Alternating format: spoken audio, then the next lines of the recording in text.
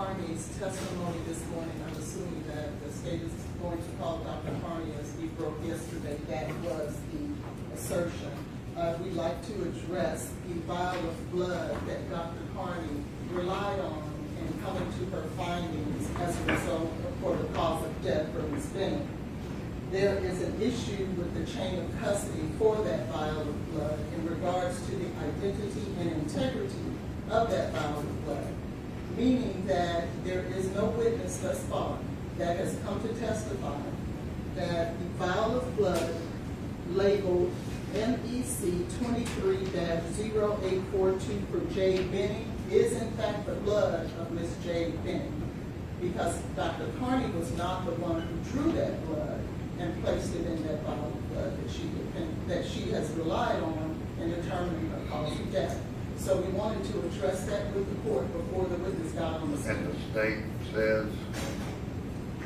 Your Honor, Dr. Carney contacted BUMC and specifically submitted a request from the medical examiner's office to retain that particular blood sample, and she was specific that it be that blood sample. I mean, a nurse at Vanderbilt drew it, but we don't. How about who delivered it? It was sent to NMS, and it currently is at the Davidson County Medical Examiner's office. Dr. Carney. So you're going to use Dr. Carney to give the court reasonable assurance that that's what it is? Yes, as well as Dr. Olashuga, who testified in the medical records, which are introduced as an exhibit. What do the medical records, I've not read them all, do they indicate something about the chain of custody? Yes, Your Honor. Dr. Olashuga testified that. Right, I heard him. If I may, Your Honor. Do the medical records add anything else? It does have a lab specimen ID number, Your Honor. Has a what? Lab specimen ID number is in the medical records. I mean, there's something in the medical records that say, a report that says ME picked it up, or? Well, it was sent out to NMS Labs. Okay, I don't know who that is.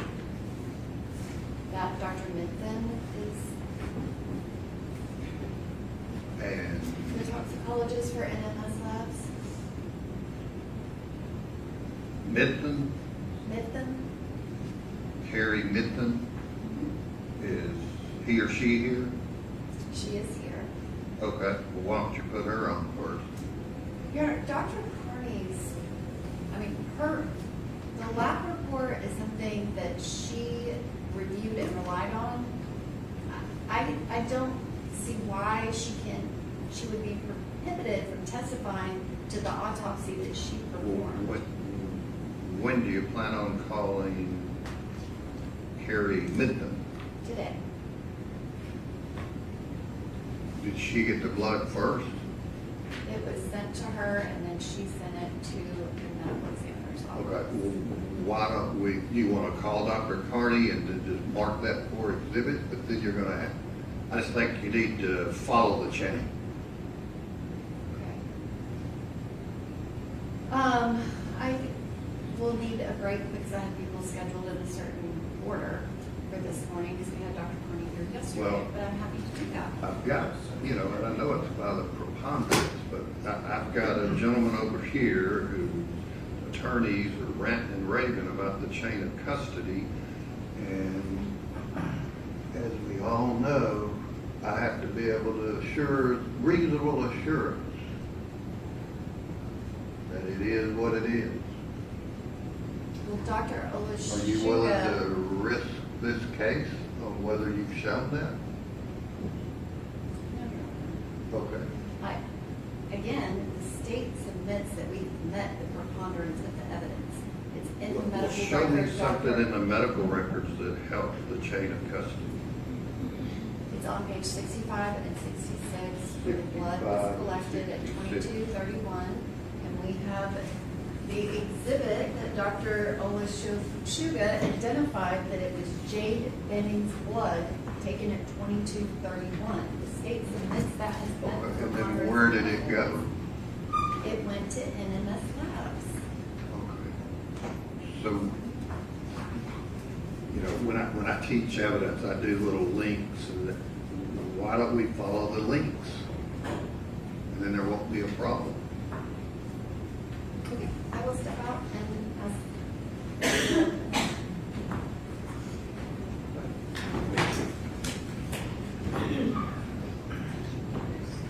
Yeah.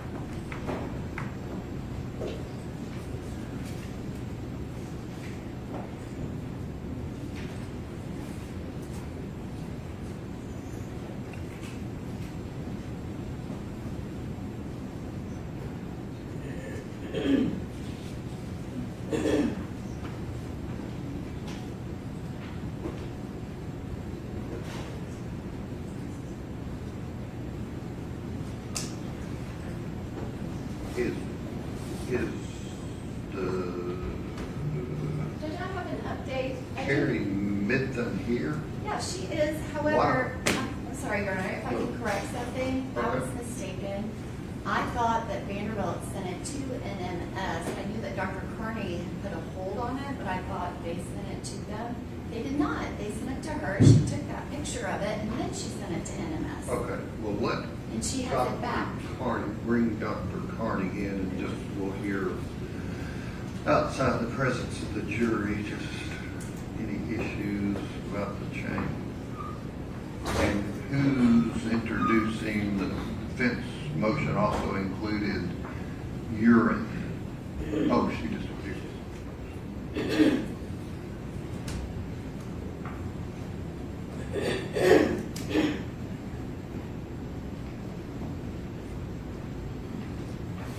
And General Norman, the defense motion also included urine.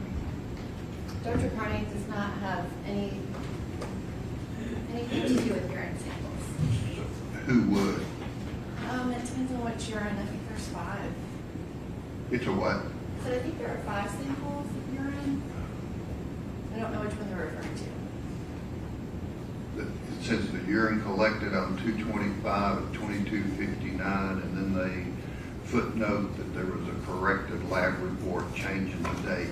Are people going to testify about that? No. I need to know exactly which work order you're referring to, but the one where the date I haven't changed. seen any changed reports, so I'm just, are you going to try to introduce the urine? The one where they changed the collection date, no. Okay. So there's some other urine collected by who? Yes, Detective Reese collected a urine sample from Vanderbilt Okay. Hospital. So the number one on their motion about change is not going to be an issue, right? Correct. Okay. Doctor, if you'll step up just a moment about this issue about the blood. Do you swear to tell the truth, so help you God? I do. You got that.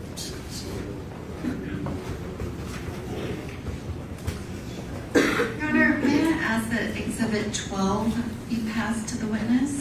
Okay.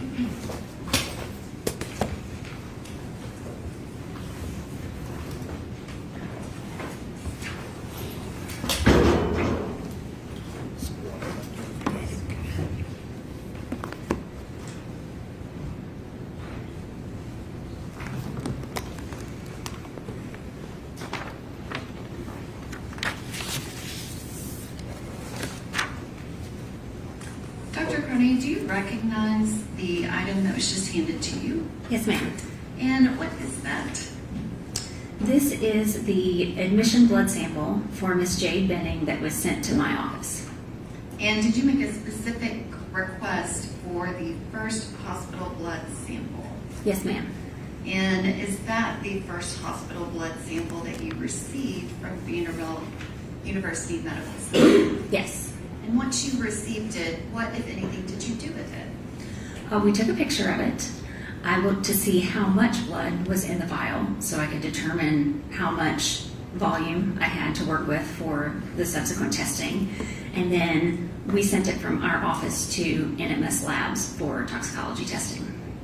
And did you receive a report from NMS Labs on that toxicology testing? Yes, ma'am. And did you incorporate that report into your final autopsy report? Yes. And in preparation for trial, did you have your office take additional photos of that same tube of blood that is pictured in Exhibit 12? Yes, it was, I requested NMS Labs send it back to my office after the testing, and then we took pictures again. Your Honor, I have 3 photographs. If I can Oh, okay. flip.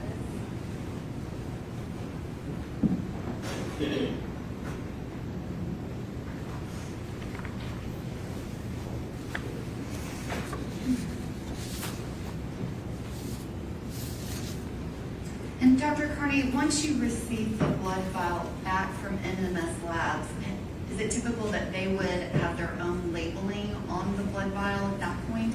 Yes. And do those photographs accurately depict the blood vial as it appears now? Yes. And where is that blood vial? It is actually in the cooler at my office. And our biological samples, they are stored in a cooler, correct? Yes. This is not an item that we could come and put into evidence as an exhibit. Correct. And the NMS laboratory stickers, does it reference a specific work order of 23126-889? Yes, ma'am. And does that match the lab report that you received back from NMS Labs? Yes, it does. And Dr. Carney, you have testified as an expert witness in forensic pathology many times. Have you ever had the occasion when a medical examiner was not available to testify in court? Have you ever reviewed a prior autopsy, created your own expert opinion, and then gone and testified even though you didn't do the initial autopsy yourself? Yes, ma'am. And is that kind of a standardized practice? Yes. Okay. Your Honor, I'm going to wait until we have a jury to admit those photographs, but that is the state's presentation of evidence as it relates to the chain of custody of the blood sample of Jade Benning that was collected at 2231 at Vanderbilt University Medical Center. Any questions on behalf of the defendant? Yes, sir.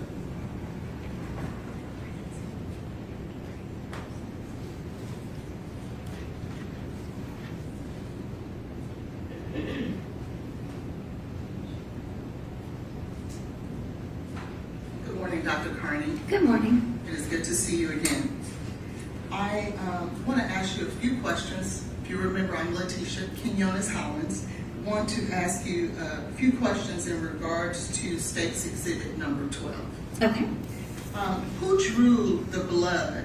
Who drew that vial of blood in State's Exhibit number 12 on 2/25/23 at 22:31? I don't know the actual person who drew it, but it was drawn, at the hospital when she came into the emergency department. And so it was not you who drew that blood? No. Okay. Who then took the blood that was drawn purportedly from Miss Benning? What did they do with it at that point? I would appear they sent it to the chemistry lab because that's where my transport service, they picked it up from the chemistry lab. Okay. Who took it to the chemistry lab? I don't know. And when it got to the chemistry lab, can you tell me what day it got to the chemistry lab? I would assume it got to the chemistry lab very quickly after so that they could run whatever tests the doctor ordered. But can you tell us the date that it got to the chemistry lab? I don't have that right here. And on what date and at what time was it picked up from the chemistry lab to bring to you? I have that here.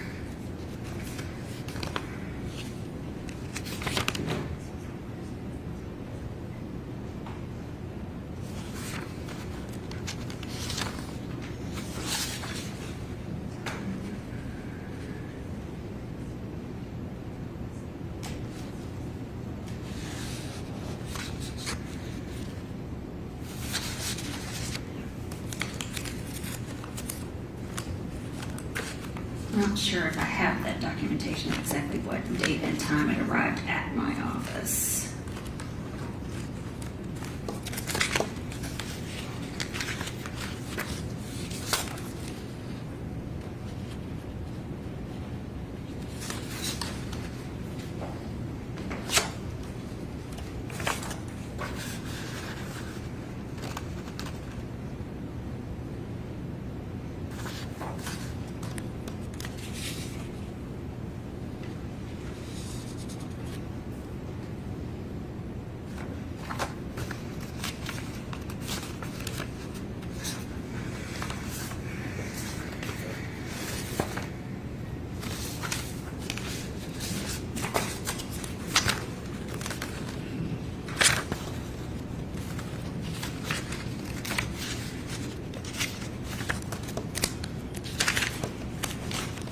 I don't see that here. Yeah, I don't see that here. Who would have It would probably be, there is a logbook at my office. And it would be in the logbook when it actually arrived. And I don't have a copy of that in my records here. it? Can you get someone to find that out? Sure. Any other questions? Yes. And I understand once you get the log, you'll be able to tell us when it arrived at your office. But can you tell us when exactly it was picked up from Vanderbilt? Well, it should have been the same day. It comes directly from the hospital to our office. But is there anyone that you can tell us who can actually testify to that? I'll have to look at the logbook and see if I can find out who transported it. Who put the labeling Jade Benning with the medical number of MEC 23-0842 on this vial of blood?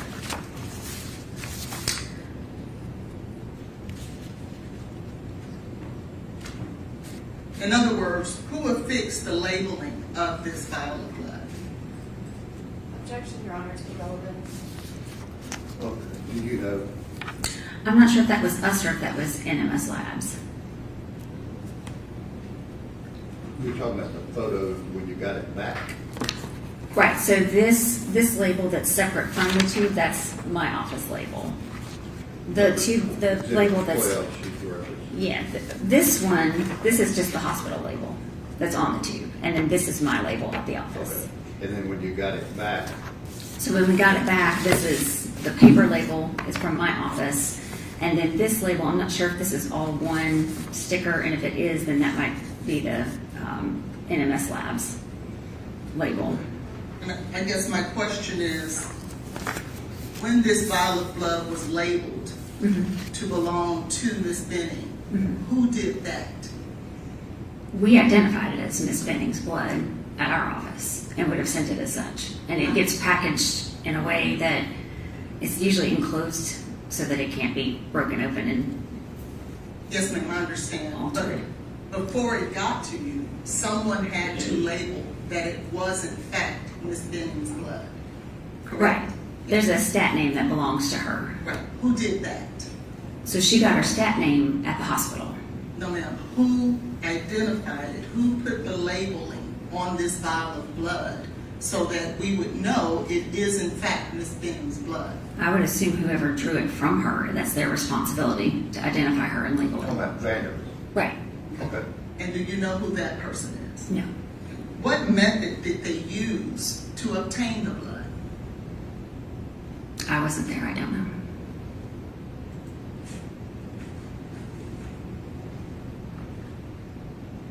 And how much blood did they actually draw from the beginning, from Miss Benning? I don't know how much there was from the beginning. I know how much there was when it came to me because that's in the report.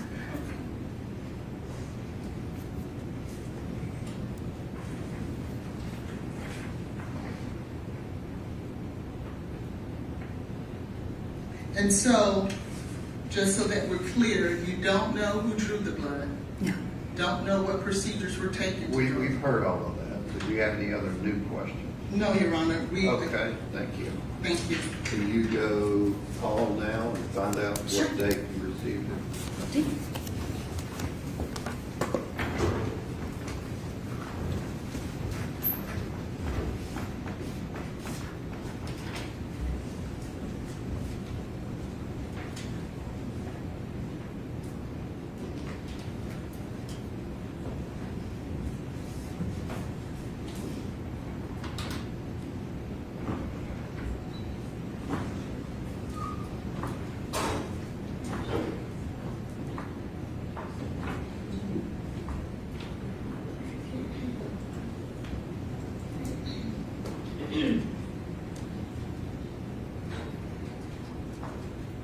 And, yes, Your Honor, would you like for me to call Dr. Midden while we're waiting for that blood? you can do that, just for this Just part. for efficiency's sake. Yeah, step out there, Keith. Carrie Minton. Yes.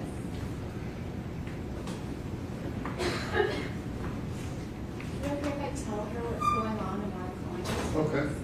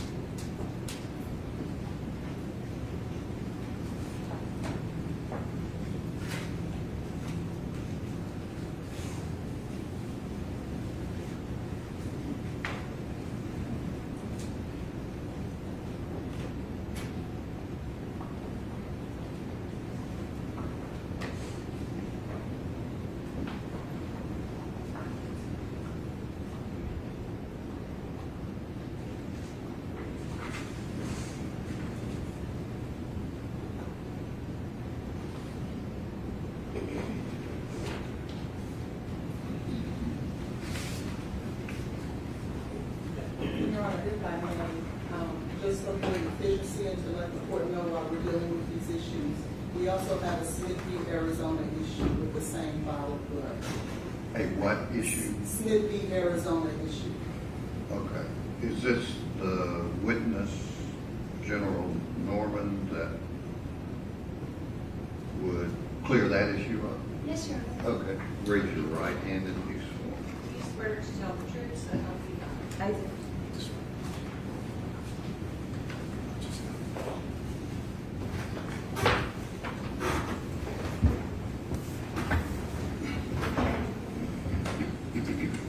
Good morning, Dr. Mithun. Could you please state your full name for the record? Carrie Midthun. And could you spell your first and last name for the court reporter? Sure. First name is Kari. Last name Midthun.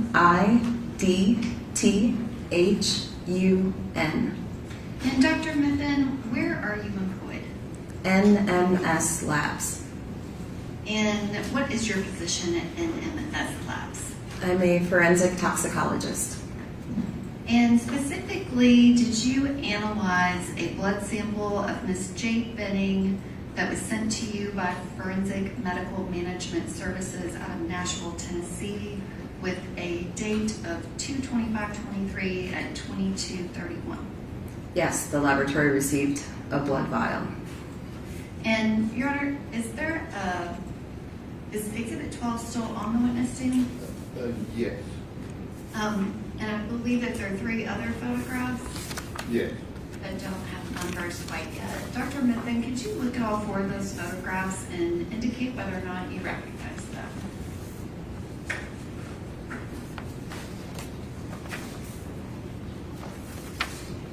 Yes.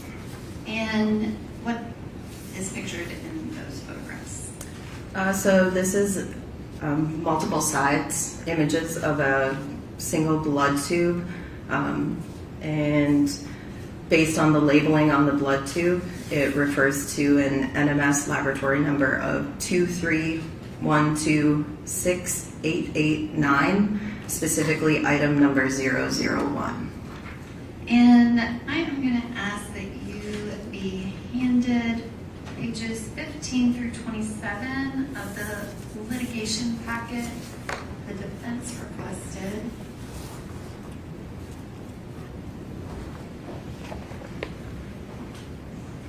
Thank you.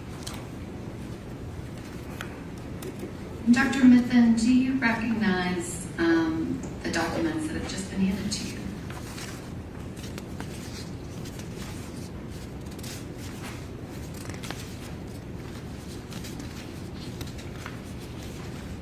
Yes. And are you able to identify when the blood vial was received by your office and who sent it to you? So based on the information here, we have the outer picture, which is the FedEx package label from a package that was captured and received on April 4th, 2023. And then in addition to that, we also have information on here. One second. We have our NMS login verification form, which indicates that a receipt date of April 4th, 2023, also with a receipt from FedEx.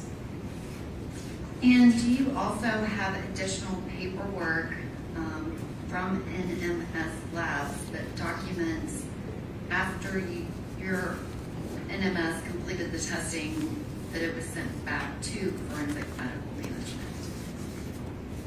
There is a specimen return form also included in this packet, yes. And on page 23, is there also a copy of the FedEx shipping label? Yes, there is, yes. And that indicates that it was sent from NMS back to Forensic Medical Management Service at 850 RS Gas Boulevard. Yes. And the last 2 pages of that portion of the litigation packet, does it indicate the FedEx number, the date and time of the blood vial, a description of the type of blood vial that was received, the testing, as well as the Federal Express information for how it was received and how it was returned? It doesn't have the return information on the login verification form, but all of the receipt information and our standard inventory of the sample received and all of the labels on the tube are all included on that login verification form, yes. Okay, and we do have the FedEx label where it was shipped back, is that correct? Yes, that was page 23 of what you provided me. Thank you. Your Honor, I asked that those 12 pages of the litigation packet be made an exhibit, not for to go back to the jury. I will also do that for the jury, but I would just like for it to be an exhibit to this portion of the hearing if possible. Okay, I could look at it, then if you're gonna make it, if she testifies before the jury, then we mark it then. Okay. Dr. Mithun, can you describe, did you complete the original analysis of the sample related to this blood sample? The original review and analysis, no, I did not. Did you subsequently complete your own review and analysis of the samples related to this blood sample? Yes, I did a complete and full independent analysis and review. And did you form your own expert opinion? Yes. And can you describe what was your expert opinion? So in reviewing all of the data, all of the information provided for that case, the sample confirmed positive for the presence of cocaine and metabolite. And then there was a separate sample also submitted, which also had some findings. And did you create a report that documented your expert opinion based on your analysis? I did, yes. And can you describe at NMS, how is that done when you do a re-review on a separate review of a sample analysis and have your own expert opinion? What's the process of reporting that? So a request is made to have the report re-reviewed, oftentimes just because the original analyst isn't available or due to timing. And so the request was made that I personally and independently review the report. I look at all of the data fresh, treat the case as if I have never looked at any part of it before. It's brand new to me. I review all of the paperwork generated for that case from scratch, and then generate the independent report based on my own review of the data and report the findings. In doing so, because it is the second report issued for that case, it is labeled as a corrected report. That is only due to accreditation standards. We need to highlight that this is a different report from the original. And so that is the reasoning behind that corrected label at the top. And I'm going to ask that this witness be handed a copy of Dr. Carney's autopsy report as well as a copy of her 3/19/26 corrected report.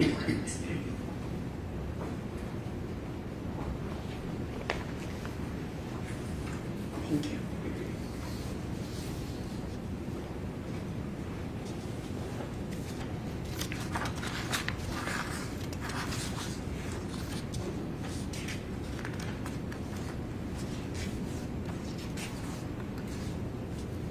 And Dr. Benton, are you able to say that you reviewed the exact same sample that was originally the sample that was analyzed by Megan Hessler with NMS and the original report sent to Dr. Carney's office? I do review the report as the final step of my process, just to verify if there are any other differences between our reports, because I would need to note that. But in generating my report, I maintain that separate and independent from my findings until the very end, so that my conclusions are not biased on anything I saw previously there. So you only reviewed her report for reference to see if you needed to notate any differences in your own expert opinion? Correct. I look at the data and everything separately and independently. But can you compare the two reports and the specimens that are the basis of the reports as well as the work order number and state that those are in fact the same sample? Yes, they are. And does your report include a specimen receipt date? It does. And what is that date? On the bottom of page 1, it notes the specimens were received on April 4th, 2023. And that's the exact date that's in the paperwork that is part of the litigation packet that you just testified to. Correct. Thank you, Dr. Mithman. And one question, and I don't know if Joe Norman needs to follow up or not, but I think you said your results, cocaine, metabolite, but you said something about a second sample? There were multiple items submitted under that work order or that request. So I've been asked about item number 1 specifically, which was the blood tube. What's item number 2?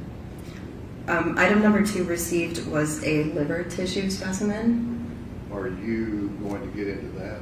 I am not going to ask her about that. I will ask Dr. Carney questions about that, but Okay. So this witness didn't do any analysis of that sample? no, I don't believe so. I mean, I've reviewed it and created the report, which has the findings. Oh, I'm sorry. Did you review that sample as well? Yes. Okay, I'm sorry. It's all part of the same I thought you report and work said that you order. only did the blood, which if you only did with the blood, that's fine. The request was to re-review The whole the case. entirety, so she did do that. Are you going to ask this doctor about the liver sample? I'm going to ask if she analyzed it, yes. Okay, and so was it the same, you did a new analysis on that as well? An independent review, yes, of all the data generated for the entire case, all items received for it. Okay. And what was the individual's name, Megan, that did the initial? Megan Hessler, How do you spell that? first name or last name? Last. Hessler. Hessler. Okay. Any questions on behalf of Mr. Jade? Yes, Your Honor.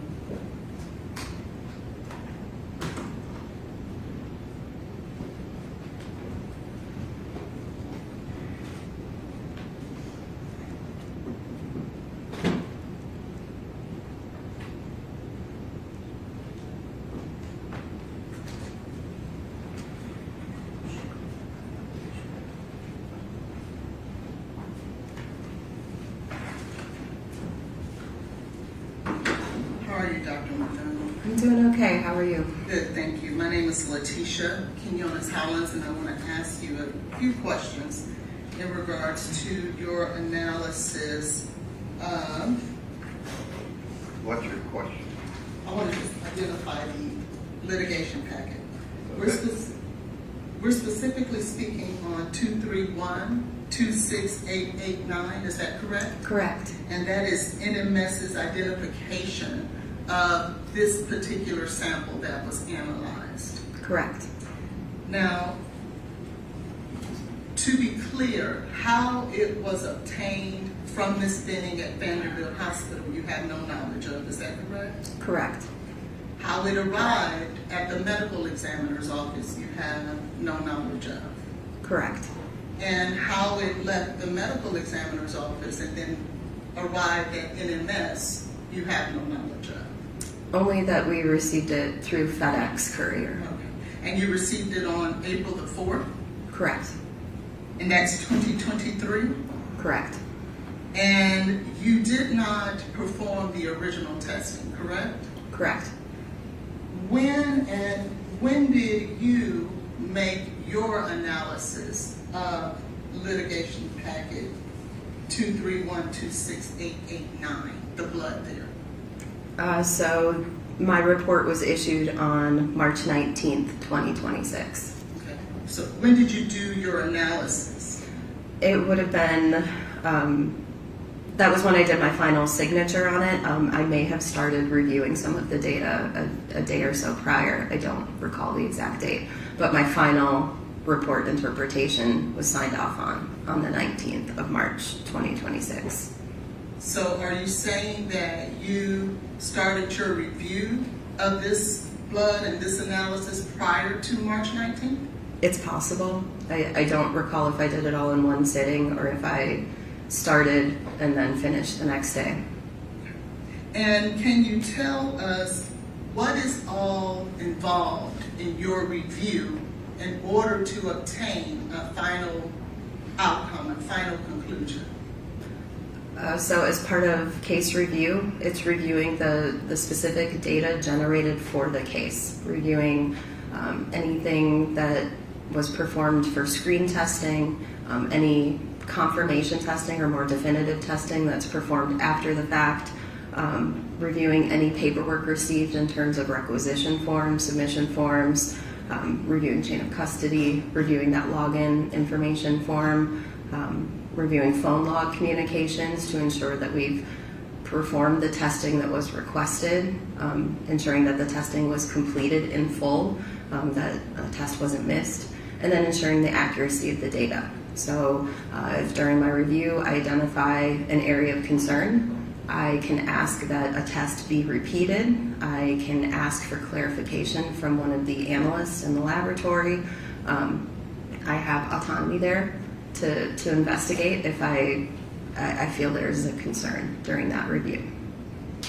When you did your review of the blood in this case, did you actually have the blood itself to do any review or reruns of tests?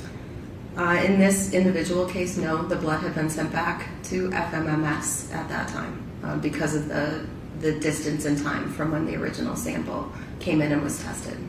So when you did your review, it had nothing to do specifically with the vial of blood itself? I would say that's not true. I'm looking at the data that was generated from that specific blood vial. So it does directly relate to that blood vial. But you yourself didn't run any tests? I did not. And when you reviewed the review, is it Dr. Hessler or? Ms. Hessler. Ms. Hessler. Did you find that there were any failed runs? For that specific case, there were some repeat testing runs that were required just due to concentrations and some of the information that was showing on the initial results. So there were repeat runs required.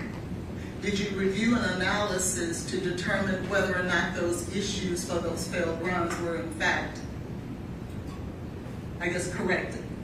Yes, everything was run in terms of standard operating procedures. So if there was a control issue, that issue was evaluated. If the run needed to be repeated for the control issue, it was repeated for the control issue.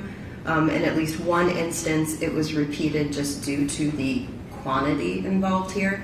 The quantity exceeded our instrument capability for the test at that time, and so it needed to be repeated on a dilution in order to be within our analytical range possible for that test.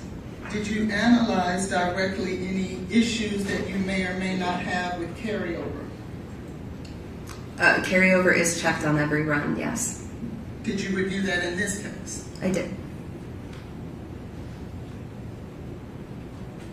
And did you review the actual raw data, or did you just review the data that was printed on a screen or a document? So the raw data is automatically uploaded to our secure storage or data storage. So I am reviewing the data that was generated off of the instrument in my review. So you are reviewing the raw data? I'm not at the instrument, which would be the raw data coming straight off of the instrument itself, but that is uploaded to a secure storage, which I have access to. So I'm reviewing the data files that the instrument directly generated. Okay, so you're reviewing then just documents and records? Yes. When were you asked to review this document so that you can adopt it as a corrected test? The request was made in March of 2026. And how many pages of this run, I guess, is that the proper term? Of the litigation packet that detailed all of the data that is encompassed in this? How many pages was that for you to review? I have no idea. It's a lot. So on top of just the case, these runs are performed with quality control samples, with calibration samples to help determine a quantitation. So each run can be hundreds of pages long, and this sample had several runs because of the repeat testing. So I'm not exactly sure how large that file was. It was likely hundreds of pages, if not over 1,000 pages. Would you trust me if I tell you that it was 1,912 pages? That would not surprise me. And how long does it take to review all of this data? Which part of the process? The whole entire thing, because in order, and correct me if I'm wrong, in order for you to adopt the findings of Ms. Hessler, you have to look at everything, don't you? Correct. You have to look at really the raw data too, correct? Yes. And you have to look at all the pipettes and all the different things that is utilized in order to assure that the information and the conclusions that you are coming to are in fact true. That information is documented on the paperwork that I am reviewing. I may not necessarily look at every single pipette unless I see an issue or a discrepancy, then go back and start digging in to determine where that issue occurred. By the time I, as a case reviewer, see each individual piece of data, it has gone through multiple levels of review in the laboratory as well. So there's the analyst who's performing the run. There's an analyst who determines that the run finished and was acceptable, that the quality control samples look correct, they are acceptable. There is an independent technical review of that run after that original analyst signs off. All of that is performed for every single run at minimum. So you have at least 2 or 3 people looking at it at the individual batch level.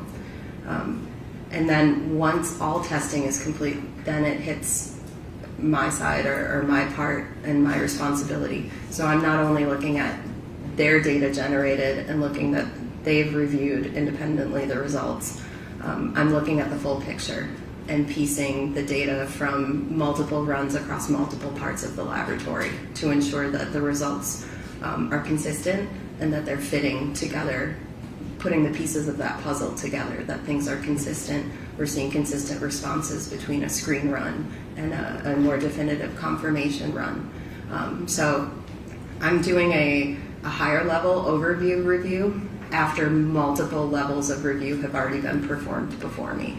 Okay. And so then you did not participate at all in any of those runs that you just described? Correct. I'm not directly involved in the handling of the sample or the chain of custody. And so you then would have to trust that whoever did those runs, whoever completed those testings, whoever performed the quality control, whoever actually performed the pipetting of everything to check the carryover, you have to trust that what those individuals said is in fact true. I mean, it said and also shown through the data. There are a number of checks and balances that we do throughout all of our testing.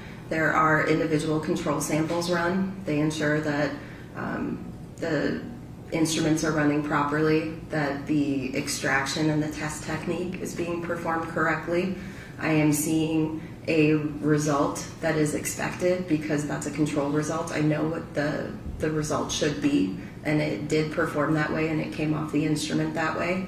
And then we have the calibrators, which are known quantities of the drug, so that we have a very accurate quantitation and numeric value for those samples. There's something called an internal standard added to every sample. That also ensures that the extraction is performed correctly. So there are multiple levels of checks and balances throughout this entire system. It's part of our accreditation requirements that we are performing this per our standard operating procedures. So if I see that something has gone awry, if I see that there's a concern, I will call it out. But if standard operating procedures are being performed, then all of those steps are being completed accurately. And I do trust what the analysts are doing because my data is showing me that things are operating correctly. And who puts that data and those types of things that you just listed? Who puts that into the system? When you say system, do you mean the computer generated system, or You have to, I guess, quantify things or qualify things. There's someone who's actually doing that, right? I mean, so it's part of validating those test methods and ensuring that those test methods are accurate. So there is a very long process to really test and prove that the test you're creating is an accurate and reliable test.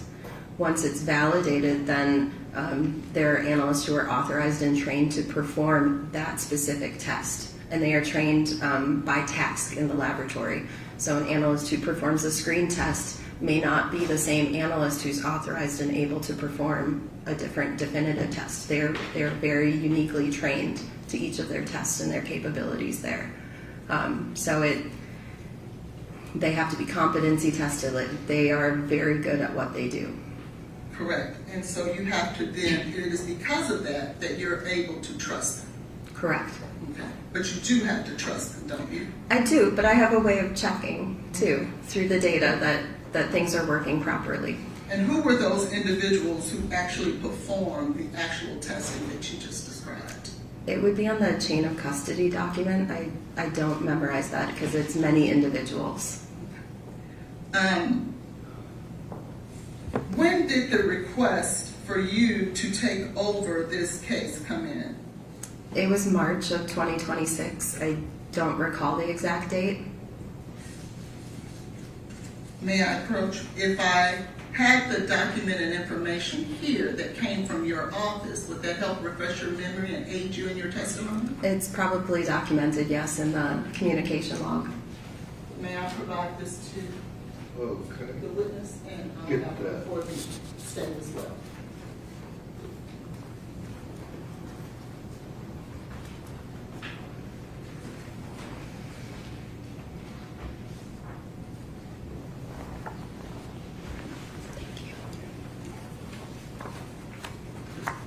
And I'll mark that for identification purposes only, Defendant's Exhibit 1.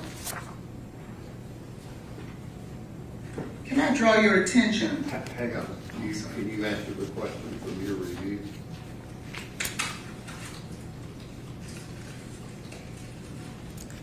It states it was on March 19th. Can I draw your attention to page 41? Yes. Entry March 12th of 2026. Yes. Do you see there where someone from your office received an email from Eric Evans providing a subpoena for MMR, which I'm assuming would be Miss Hessler, used to be Miss Ringel, I believe, correct? Correct. Okay. Requesting that she appear for trial on June 22nd of 26. Yes. And will you notice the next entry where there is a request from ADA Jan Norman to have you assigned to the case? Correct. And then do you see the next entry where it says updated report signed by you? Is that right? Yes. On the March 19th entry there, what time is stated right there? It says 1500. On March 19th? Oh, on the communication log? On the or communication, I'm where sorry. General Norman is making the request that you be assigned to the case. It says 2:02 At 2:02 p.m., correct? p.m. Yes. What time did you sign this report? It says 1500, so 3 p.m. So it is your testimony that all that you just described, and what date is your report signed? March 19th. It is your testimony that you reviewed this entire case that included the vial of blood and liver tissue from the baby, from the fetus, as well as a homogeneous container in less than 55 minutes? Yes. Is that possible, Dr. Malone? Yes. From our experience and training, we are trained to do this review, this case review. I review thousands of cases a year. So I am trained to very specifically be able to look through, determine the data, look at the accuracy of the data, review and suss out that the runs were performed properly, that I see no concerns or issues. So it is certainly possible. It was 2 samples. I was aware of these cases and have been aware of these cases for quite some time due to the length of preparation. So I can't recall if I had looked at some of the data previously or not, but it's certainly possible there as well. So I did and was able to go back in and re-review it in approximately an hour. Well, and that may be just the date and time stamp of the message from the communication technician that wrote that in the communication log. I don't know when the actual communication request came in. They may have given me a heads up earlier. This is just when she recorded it in the communication log. So to be fair there, it's unclear if that timing is exact to a phone call or email or just when they logged it into the system that we received this request. isn't the purpose of this communication history report based on the accreditation of NMS is to ensure that the integrity and that the chain of custody and everything that is required with all of these testings is in fact logged every time you touch a sample or have anything to do with the sample. Isn't that the purpose of these documents? Yes. And so are you testifying that there could have been a situation where NMS was communicating about a particular sample and didn't document it? No. It's them officially documenting it on this program that goes in the long-term communication log. Our client services department uses a different system called D365. And so they will receive their phone calls and communications and it's logged in through D365. But then they have to do a separate independent notation to put it into this permanent communication log. So it is logged in other locations. I don't know when they physically received the request from the DA's office. I can only see when they marked it in this communication log. And to be fair, when I'm writing communications, such as when we met earlier this year, I didn't write my notes until after our meeting. So my date and time stamp wouldn't have been completely accurate to the date and time of our meeting because I couldn't write it until after we had finished speaking. Correct, but the request from General Norman didn't come in until March 19th. So how could it have been done previously? It may have come in earlier in the day than 2 p.m. is what I'm saying. That timestamp may not be completely accurate to the physical request that she made. And so then it is your testimony that NMS, when they purport to us that this is all the communications that pertain to this particular vial and all the quality control with maintaining those communications may not be completely accurate. I can't see what's in that D365. I can only see what's on this program. So I don't know if and when a communication was received. I don't believe I saw the email specifically requesting it. Who would we contact to get that information to see whether or not that there are other communications that will help us make a determination as to the quality and integrity of your review of this blood? I would say, Objection, Your Honor, to relevance. I don't understand your question. I want to ensure that your review matches the standards that are required for us to rely on here in court today. well, I believe they do. A request was made, it was documented, the request was made, and that information was provided to me. And so relatively quickly, I was able to prioritize this and go in and review that case and try and independently get that review done as quickly as possible due to the urgency of the case. And I was able to get that out the same day, which I think speaks to the quality and efficiency of what we were able to do there. Okay, then share with us exactly what you did once you got that review and when you got the request. The request came in at some point on March 19th, 2026. I do not know the exact time. I do not recall.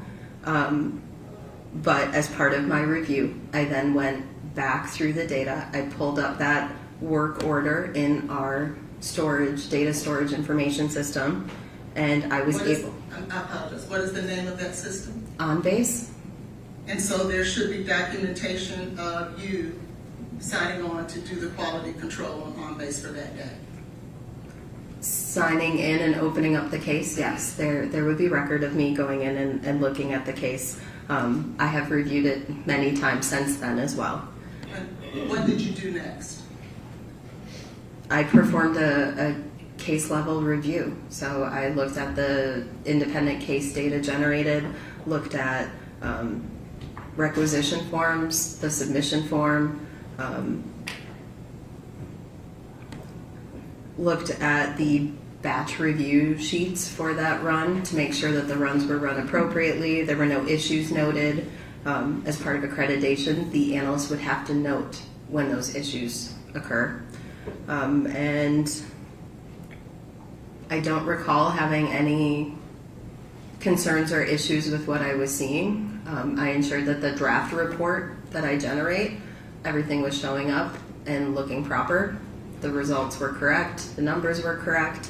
And when I was finished, I move over to our laboratory information system and I say that I have reviewed and okayed the release of this report. How many samples were in this particular batch? I don't recall off the top of my head. And in order for us to trust your ultimate findings, you would have to be, or have to approve each sample that was ran for this particular batch. So I'm doing a case level review, not a batch level review. What's the difference? So a batch level would be looking at all of the cases on that batch or run and looking at the quality controls that were run, the calibration samples that were run, looking at the internal standard in each sample and ensuring that that ran appropriately, or if it didn't run appropriately, what would be the correct action for that sample or QC sample. It may be to re-inject it, it may be to repeat the run, depending on what an issue is. On a case level review, I am looking at the individual case data. And so you're saying you did not then do the internal standard, the re-injections, the quality control for each sample. You did a case data review. For this specific sample, not every sample in the batch, just this specific sample, and then I will go back and look at the information important for that batch. So there are summary sheets that are created for the batch, which will summarize an internal standard. It will summarize how the calibrators and QCs performed. I can look at all of that information in one quick spot. I can also see any notes that the analyst who was at the bench made that day. If they noted that there was an issue, that would all be noted. If a supervisor looked at that run and saw an issue or had to approve something, that would be noted on that summary sheet as well. So I'm looking at the independent case data, and then I can look at the full picture of the run from the summaries and the snapshots provided. If something concerns me on that summary page, I can go in and look at the individual QC data pages and all of that. But I don't have to if everything's being run appropriately and I don't see a cause for concern, because I know it's already gone through so many levels of review before it reached me. But before you can actually rely on the findings of this test, the person who is analyzing this must do exactly what you just detailed, right? They must look at every sample in order to determine that the batch is good, correct? Yes. And you looked at the summary, not each individual one. I can say I did not physically look at every single QC for these samples. And in order to come to a reliable decision, you do have to make sure that each individual QC is done correctly, correct? In order to accept the batch, yes, they do look for the acceptability of the quality control samples. Depending on what the issue is, they will note it and perform the proper standard operating procedure response for it. And you did not do that. I am not authorized to be performing that at the bench, and that would have been done at the time of analysis. So no, I did not do that. And that is necessary in order for us to rely on the findings. The findings are reliable. They've been accepted. They've been peer-reviewed multiple times, technically reviewed multiple times. They met all of our acceptance criteria in order to accept that run. So the findings are accurate and acceptable. Right, I'm not questioning that. What I'm stating is that that person has to do those individual QCs in order to get the reliable findings. To review them. Yes. Yes. And that's what you yourself did not do. Every single QC for every single run, no, I did not do every single one. I may have looked at some of them. I don't recall. I have prepped for a number of reports for today, so I do not recall exactly which QCs I looked at for exactly which samples.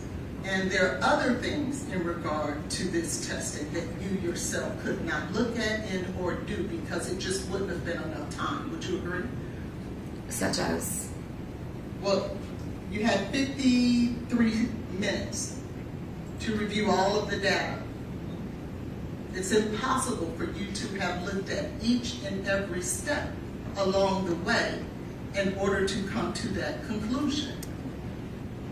Each QC? Yes. Correct. That I was doing the case data, looking at the summaries. If I had a question on one, I would go in and look at it. So when you narrow it down to that, I had enough time to look at all of the individual case data for those samples.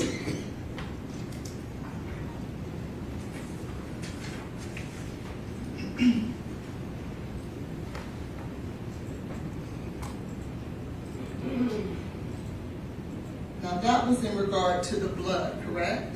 Correct. The same thing had to be performed for the liver tissue as well, correct? Correct. And all of those things in regards to the blood and the liver is required in order for us to rely on the conclusions that are made in this toxicology report. Correct.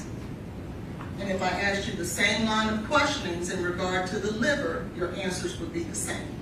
Yes, I do the same type of review, regardless of the specimen or the tube type. And so, as it relates to the blood and the liver, and NMS Work Order 231268889, you relied on the summaries for the individuals who performed this testing as opposed to each individual QC for the blood and each individual QC for the liver. I don't recall if I looked at individual QC files for the case, but as part of my standard review, I look at the case data, I check the batch information, and then I will investigate if I see a concern. I will investigate and start looking at the QCs and some of the standards, the calibrators. So I just don't physically recall, based on the number of runs performed for the case and how many cases I was preparing for, exactly which files I looked at for which case. Thank you. Mm-hmm. Any other questions?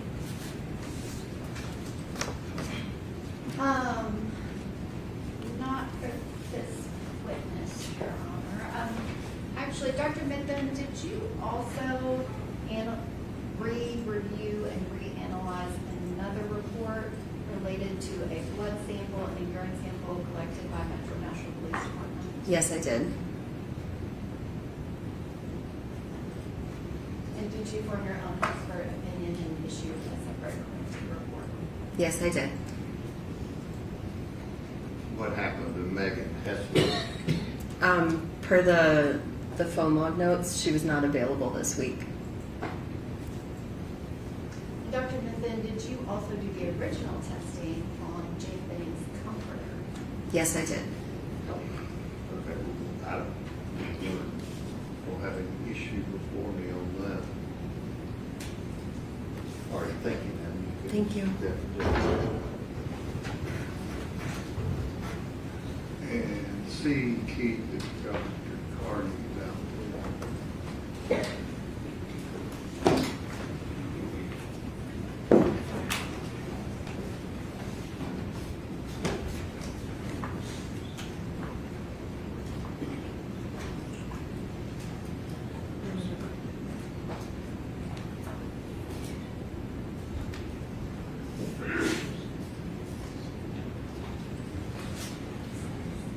Your Honor, may I hand your court officer the exhibit sticker to label that exhibit?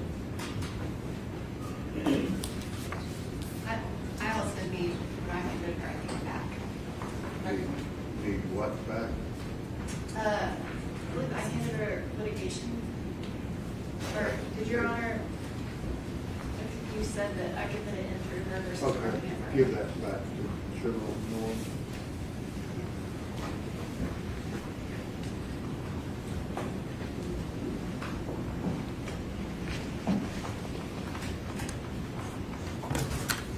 Just leave those there like this. Just give those to the clerk, we'll see if we need some more. What did you find out? So I found out that the log book that we keep for all specimens that come in is only kept for about a year or two, so it's not there. What I do have is the paper where both Miss Benning's body and her blood arrived at our office. They arrived on March 7th, 2023 at 2:56 a.m. Your Honor, I also have an Hang on just a second.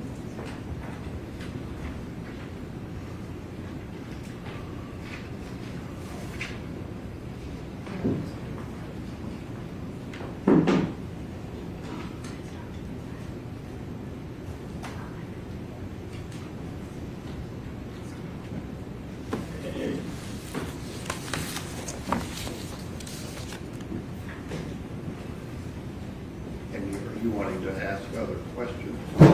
I actually just wanted to put on the record, I didn't know if Your Honor wanted to review it. As part of Exhibit 11, page 1326, there is a death tracking form that's part of the medical record, and it documents that she was transported to the medical examiner's office. Okay. And you're saying, doctor, the blood came with the body? Yes. Okay. Any other questions of Dr. Carney? I have a few. Pete, all right. Dr. Carney, how many times was that blood vial taken out of the storage at Vanderbilt? Do you know the answer to that question? No, ma'am. Do you know whether or not that vial was ever removed for any reason? No. Do you know all the testing that was performed on that vial of blood at Vanderbilt? No. Do you know whether or not that vial of blood was stored in a particular refrigerator at Vanderbilt? I don't know which one. And do you know if it was stored in a refrigerator at all at Vanderbilt? I do not. Will you agree with me that the tubing that is normally required to maintain the integrity of a blood sample was not utilized in this particular case? I can't agree with that because I don't know what you're referring to. Meaning, are there different types of, like gray top tube, blue top tube, yellow top tube that are utilized to preserve the enzymes in a particular blood? You mean to preserve the drugs? Yes, to preserve the drugs. Yes, there are different types of tubes. Now, when they drew this particular vial of blood, I don't know that it was for toxicology testing. It was for other types of testing they were performing as they were trying to save her life. Sure, I understand. And so then the tubing that was utilized in this particular case is just a clear plastic tube. It's a clear top tube, yes. And it had no preservatives in it. Correct. And those preservatives are necessary in order to preserve and maintain the integrity of the matrix, in this case, which is blood. What exactly are we trying to preserve? Why are the tubes with the colors, let's use a gray top tube. Why do they use that? So we use a gray top tube because it has sodium fluoride in it, and that will inactivate those esterases in the blood so that cocaine is not broken down after death. And so that wasn't done here. No. And those are utilized to maintain the integrity of it, is it not? Well, I don't know if it's so much integrity. The blood is still in the tube. It's safely in the tube. There's nothing wrong with the integrity of that. It's just that the esterases can continue to break down the drug, the cocaine. And cocaine is extremely volatile, isn't it? Well, I mean, it's one of the only drug. It's the only drug I'm aware of that can be broken down after death. But we can also test for the breakdown products, so we don't lose that information. But best practice would have been to place it in the tube with those proper preservatives. Well, that's what we do at Autopsy, yes. But again, at this time, that wasn't the purpose, I think, for this particular tube of blood. Thank you. Any other questions? All right, thank you, ma'am. You'll wait about that.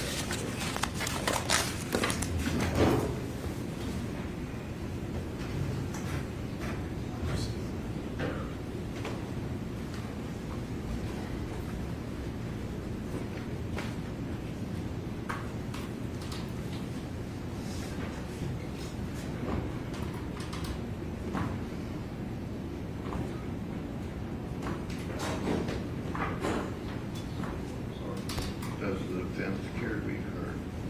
Yes, Your Honor, we would re-raise our objections in regards to the chain of custody in this case. This blood is purported to have been drawn from Ms. Benning on 2/25 of 23 at 10:31 p.m. However, there has been no witness to attest that that is in fact accurate. In addition to that, there has been no witness to establish what was done with that vial of blood from 2/25/23 at 10:31 p.m. until the time it reached Vanderbilt on March the 7th at 2:53 a.m. That would be 10 days that we don't have any idea where it was, how it was stored, who touched it, and for what purpose. That evidence has not been established here today, and as a result of that, the defense will challenge the chain of custody as it relates to that particular vial of blood. In addition to that, in regards to Dr. Methuen, she has testified that she had to rely on the summaries of those individuals who actually performed the QCs for each sample in that batch run of 231-26889. She stated that in order to trust and rely on the findings that are purported in this toxicology report, that those testings and all the quality controls that performed would have had to be accurate. She has testified that she did not do that for each sample, and therefore, as a Is the result... first report testimonial? Yes, Your Honor. How so? It's testimonial because in order for Mr. Taylor to be able to trust that this is in fact an How about accurate... the lab didn't know anything about Mr. Taylor or whether there would be any charges? Could you repeat that, please? What's the lab doing in MNS? NMS... What's their primary purpose of testing the blood? is to... Was it to determine whether there was a crime? No, they're testing whether or not there was cocaine in the blood. in order to be a crime. Well, I don't know that the mere fact cocaine is in the blood makes it a crime. Right. Neither do they. So what is their primary purpose? Their primary purpose is, in our opinion, is to test the blood to determine whether or not there's cocaine. Because if you look at the toxicology report for 2312, That had nothing to do with the criminal prosecution. the whole reason that it was sent there in the first place is because Dr. Carney was contacted. They're trying to determine what happened to this lady, right? Correct. So what does that have to do with potential criminal prosecution? So if we need to do that, I can ask Dr. Carney to get back on the stand, and she will tell you that she was contacted and spoke with Dr. Reese. I'm talking about the first test. This is the first test. The first test that you're complaining about Megan Hassler running. Yes. That first test was in regards to this particular case. Does the state care to be heard? Your Honor, the standard is very clear. An expert cannot come in and just testify to work that another expert did. Dr. Mithen did her own independent analysis. She formed her own expert opinion. She issued a report based on that opinion. And that is done frequently in our courts. There is nothing unusual about this, and there is nothing prohibited from it. Well, the case law their side talks about a surrogate witness. She is not a surrogate witness. She is her own witness. She did everything herself. The fact that someone else did it once before her has nothing to do with it. All right, in terms of the chain of custody issue and the blood, we have to go back to Dr. Olashoga, who he was unclear what Exhibit 12 was, which makes sense because it hadn't even been, that photo hadn't even been made when he was involved in the case, but he did say that the blood was taken from who they labeled as the stat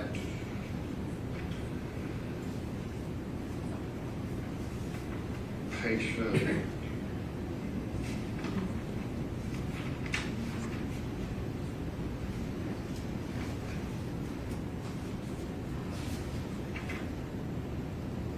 And that, the date, etc. That the blood was taken. The hospital records show that. I mean, the state doesn't have to show every runner that touched it or every person that touched it in the chain, but to give the court reasonable assurance that we're talking about the same vial of blood. The defense attorney cross-examine until the jury goes to sleep about whether or not this landed us here today an accurate result. But in the court's opinion, and the case law sets out the language, identity, intangible, the identity and authenticity of the piece of evidence does not have to be proven beyond all possibility. Without all possibility of tampering need not be included. Just reasonable assurance that this is the same blood.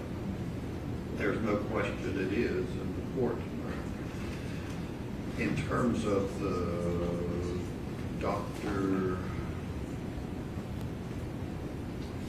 Mithun and whether she can testify about her findings, she's gone into great detail about hers is a higher level of overview. Extra analysis is performed. And again, she's here as a witness to be cross-examined. It's not a surrogate situation like Smith versus Arizona. It's more like the Hutchison case here in the state of Tennessee found that the medical examiner's report wasn't even testimonial because of the primary purpose for that being done. Here, they're trying to determine whether there is any kind of substance that would cause the death, just like a medical examiner would be doing. But in terms of violating Mr. Taylor's right to cross-examine witnesses, there is a witness here. Apparently, Ms.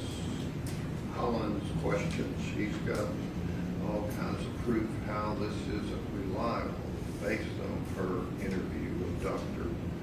Bethune.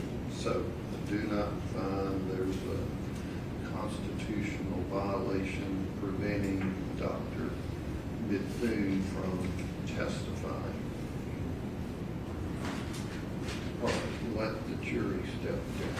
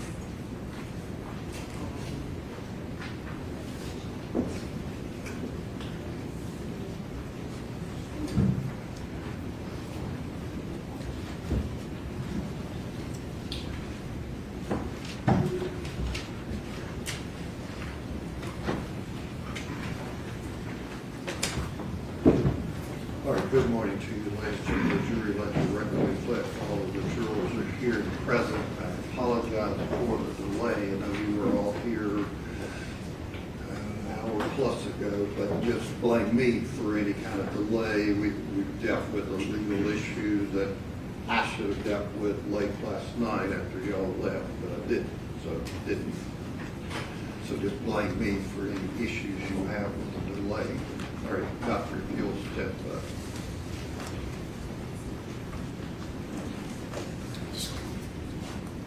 Raise your right hand and be sworn. Do you swear to tell the truth, so help you God? Do.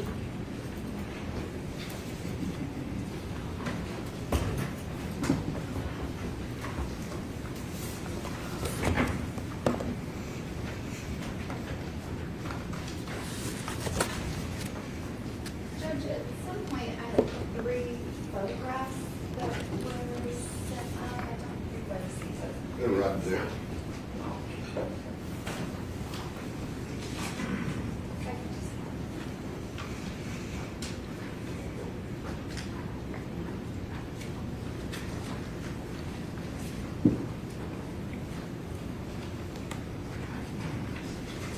Good morning, Dr. Carney. Good morning.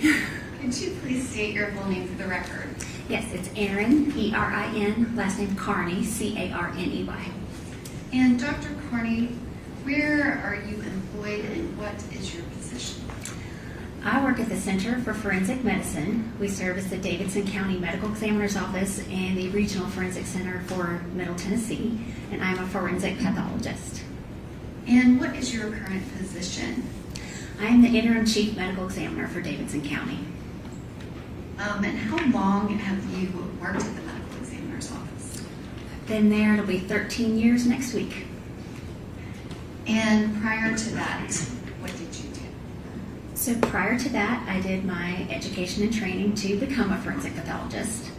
I earned my Bachelor of Science degree in biology with a concentration in biochemistry and cellular and molecular biology at the University of Tennessee, Knoxville. I attended Vanderbilt University School of Medicine, where I earned my Doctor of Medicine degree. I completed residency in anatomic and clinical pathology at the Johns Hopkins Hospital and a forensic pathology fellowship at the State of Maryland Office of the Chief Medical Examiner.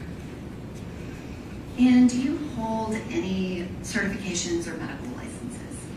So I have medical licenses in the states of Tennessee, Texas, and Kansas, and I am board certified in anatomic, clinical, and forensic pathology. And can you describe, do you do any teaching in the field?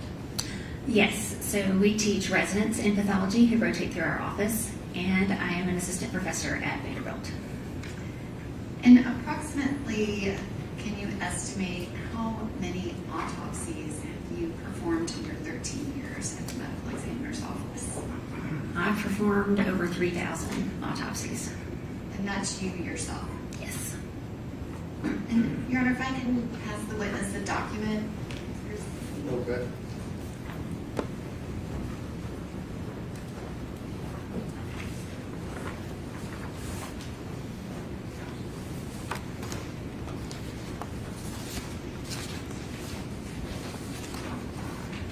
Dr. Carney, do you recognize that document? Yes, ma'am. And is that a copy of your CV?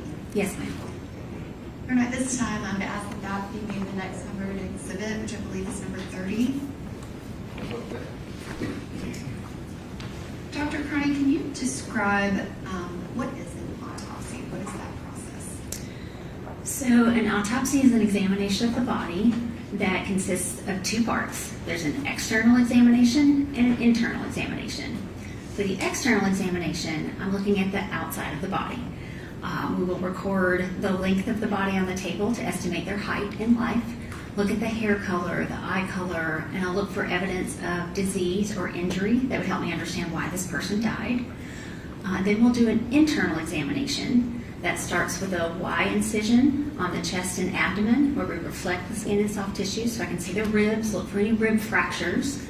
We'll cut through those ribs and take off that sternum and ribs, the chest plate, if you will, so I can see the internal organs and look for any bleeding or fluids around those organs, maybe that shouldn't be there.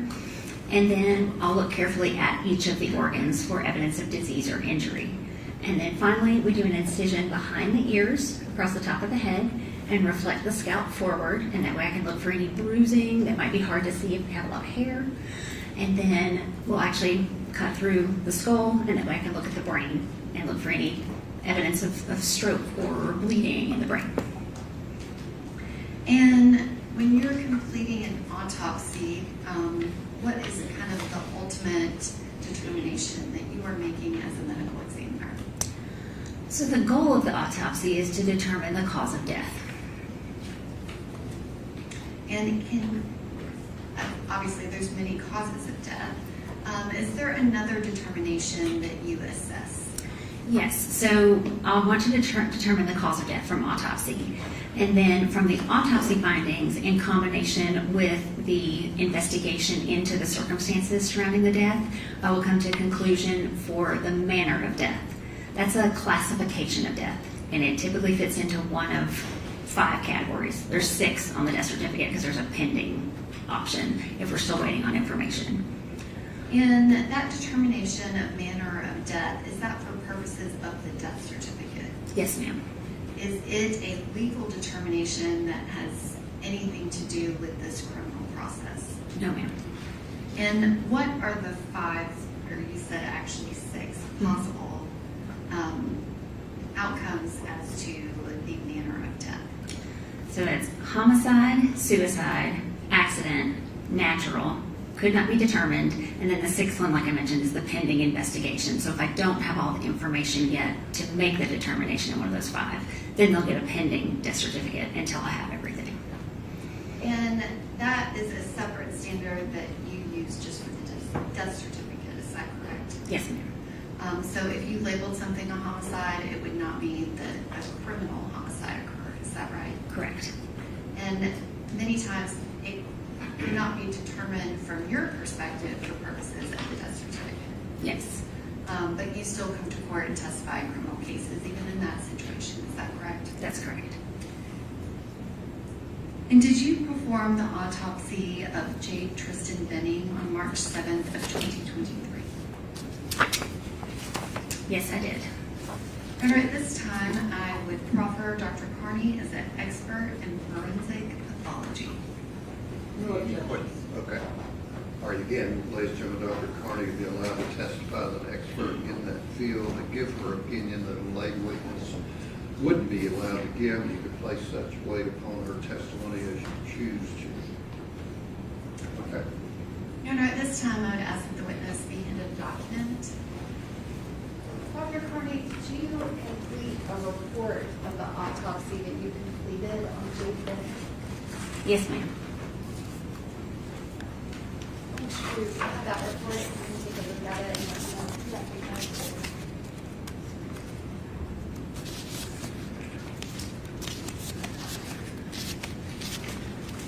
Yes, this is my autopsy report with the attached toxicology report.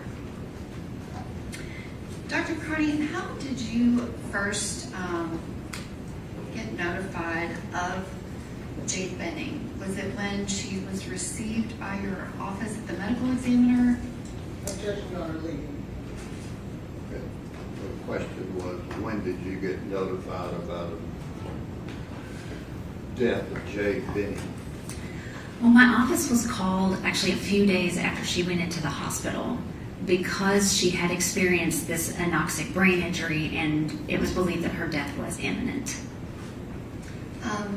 Is that a typical thing that happens? Yes. And once you were contacted, did you engage in discussions with people at Vanderbilt? Yes. And specifically, who were you speaking to at Vanderbilt? I had a lot of dialogue with the toxicologist at Vanderbilt because initially Ms. Benning's reason for her brain to be deprived of oxygen, the reason that her heart stopped, was unknown. And so there was a lot of testing and trying to determine why this happened. And so we were in discussion trying to determine what might be her cause of death and what I might need to test for or look for when she came to my office. And did you actually make requests related to Jade Benning before her body ever arrived at your office?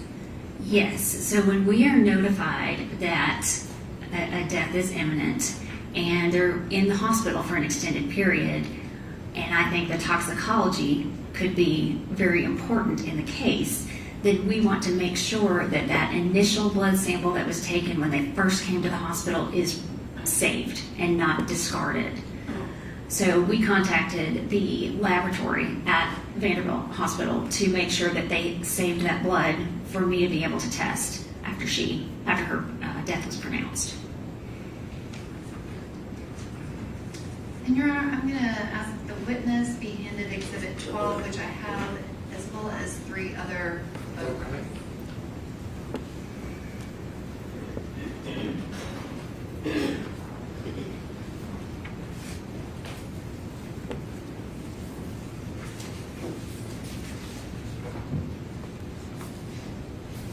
Dr. Carney, do you recognize the image in Exhibit 12? Yes, ma'am. And can you describe what is that in that image? So this is the hospital blood, the sample that I mentioned that was taken when she first arrived at the hospital that we asked them to save in the laboratory for us to pick up after she passed away. And this is that blood sample. Your Honor, may I display this exhibit to the jury? I have it digitally. Okay. And that exhibit has been talked about before. The photo, who made that? Who made this photo? The photographer at my office took this picture. This was when the blood sample was transported to the medical examiner's office. And Dr. Carney, does this have the specific date and time the blood sample was collected from Ms. Jade Benning? Yes, ma'am. So you can see on the label it says 2/25/23 at 22:31, so 10:31 that evening. And is there a Vanderbilt University medical record number also on that same label? Yes. And I guess, can you describe, does it have Ms. Benning's date of birth? Yes. So her date of birth is listed there at the top of the sample. It's upside down in this picture, but yes. And the labeling underneath it, can you describe what that is? So whenever an individual comes to my office, they are given their own unique medical examiner case number. So the MEC number 23-0842 is Ms. Benning's specific case number. And then the date underneath it is the date that she died. Your Honor, at this time, I would ask that Exhibit 12, which was previously marked only for identification, be entered as Exhibit 12. Okay. Yeah, may I object and may I approach? Okay. All right.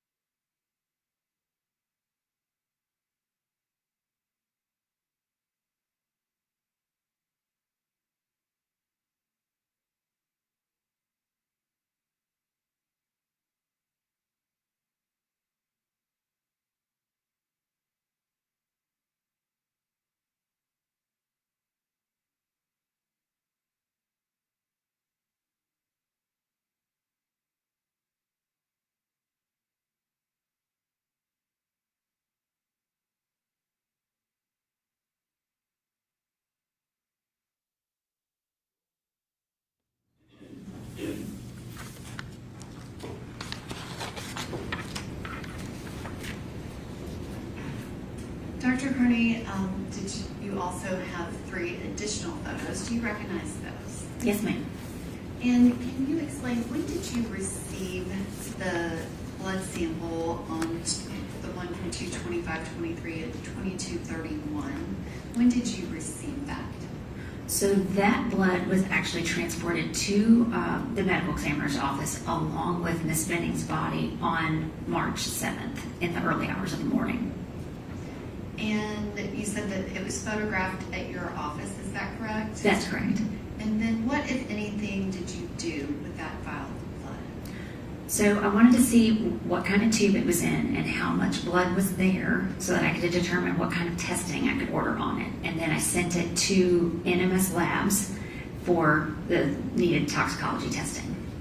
And can you explain what you mean by you wanted to see what type of tube it was in?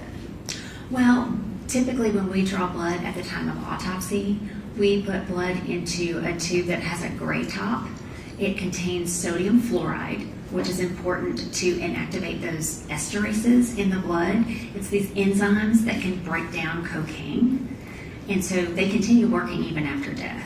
And so I wanted to see what kind of tube it was. This is actually a clear top tube, so those esterases are still able to break down the cocaine. But just so I'm aware, and that way I order the correct testing so that I can not only see if there's cocaine there, but if there's those breakdown products that have probably been formed over the time that it's been in this tube in the hospital.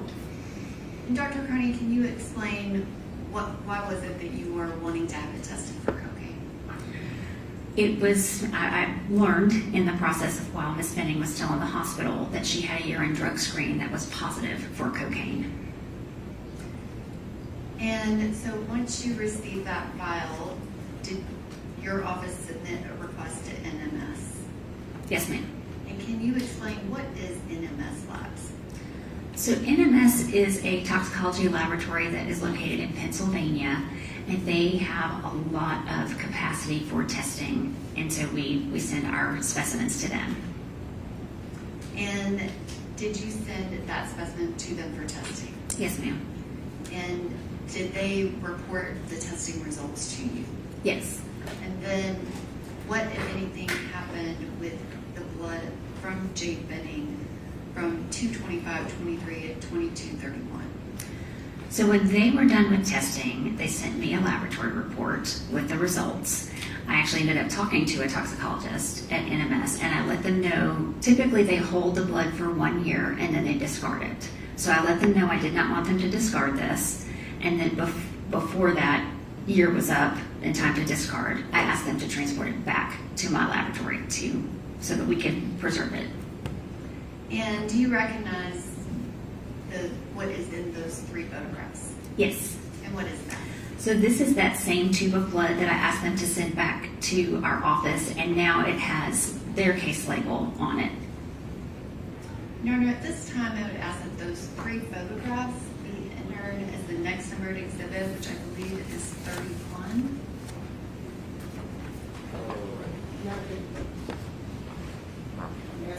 Sure.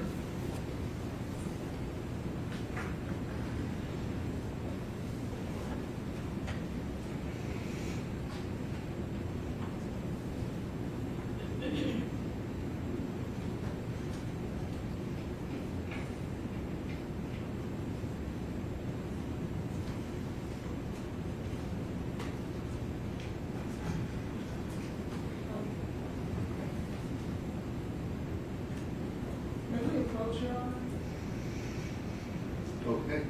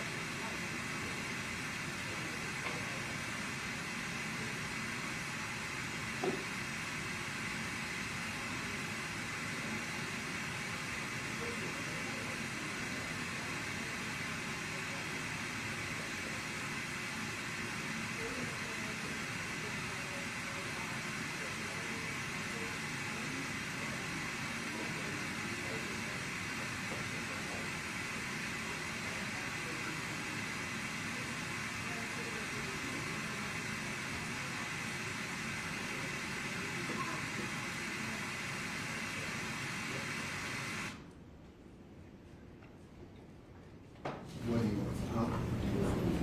Okay. All right, show those 31. And Your Honor, may I have permission to publish the photographs for exhibit 31 to the jury? Okay, you need these? Yep. Okay. Dr. Carney, can you see the image that is on the screen? Yes, ma'am. And can you describe what's in the image and how you were able to identify it? So if you see on the tube, it has the case ID, which is her unique medical examiner case number and her name. And then the label at the bottom is one that we printed at my office to take the picture. And the next image, which is 31B, can you describe what is shown here? So here we have a barcode and we have a series of numbers. That 231-26889 number, that is the unique work order number that is attached to her laboratory report, her results.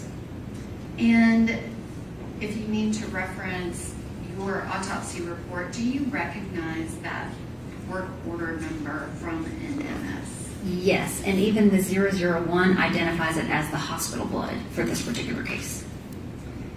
And can you, just for the record, read out what the work order number is and verify that it is the same in your autopsy report? Yes, ma'am. 231-26889, which is the work order on the report as well.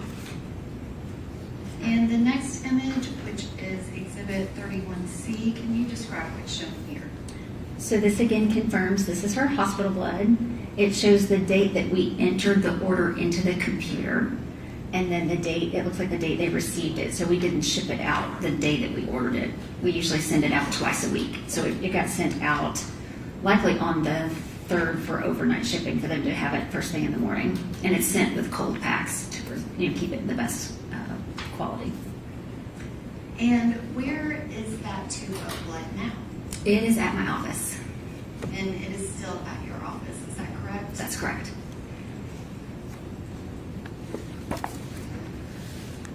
Dr. Carney, when the blood was sent out, did you receive a report from NMS Labs? I did.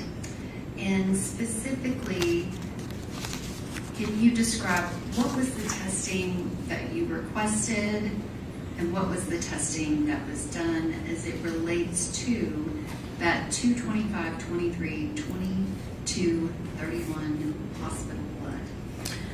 So I ordered a cocaine and products panel so I could catch not only the cocaine, but any breakdown products that may have formed while it was sitting in that tube.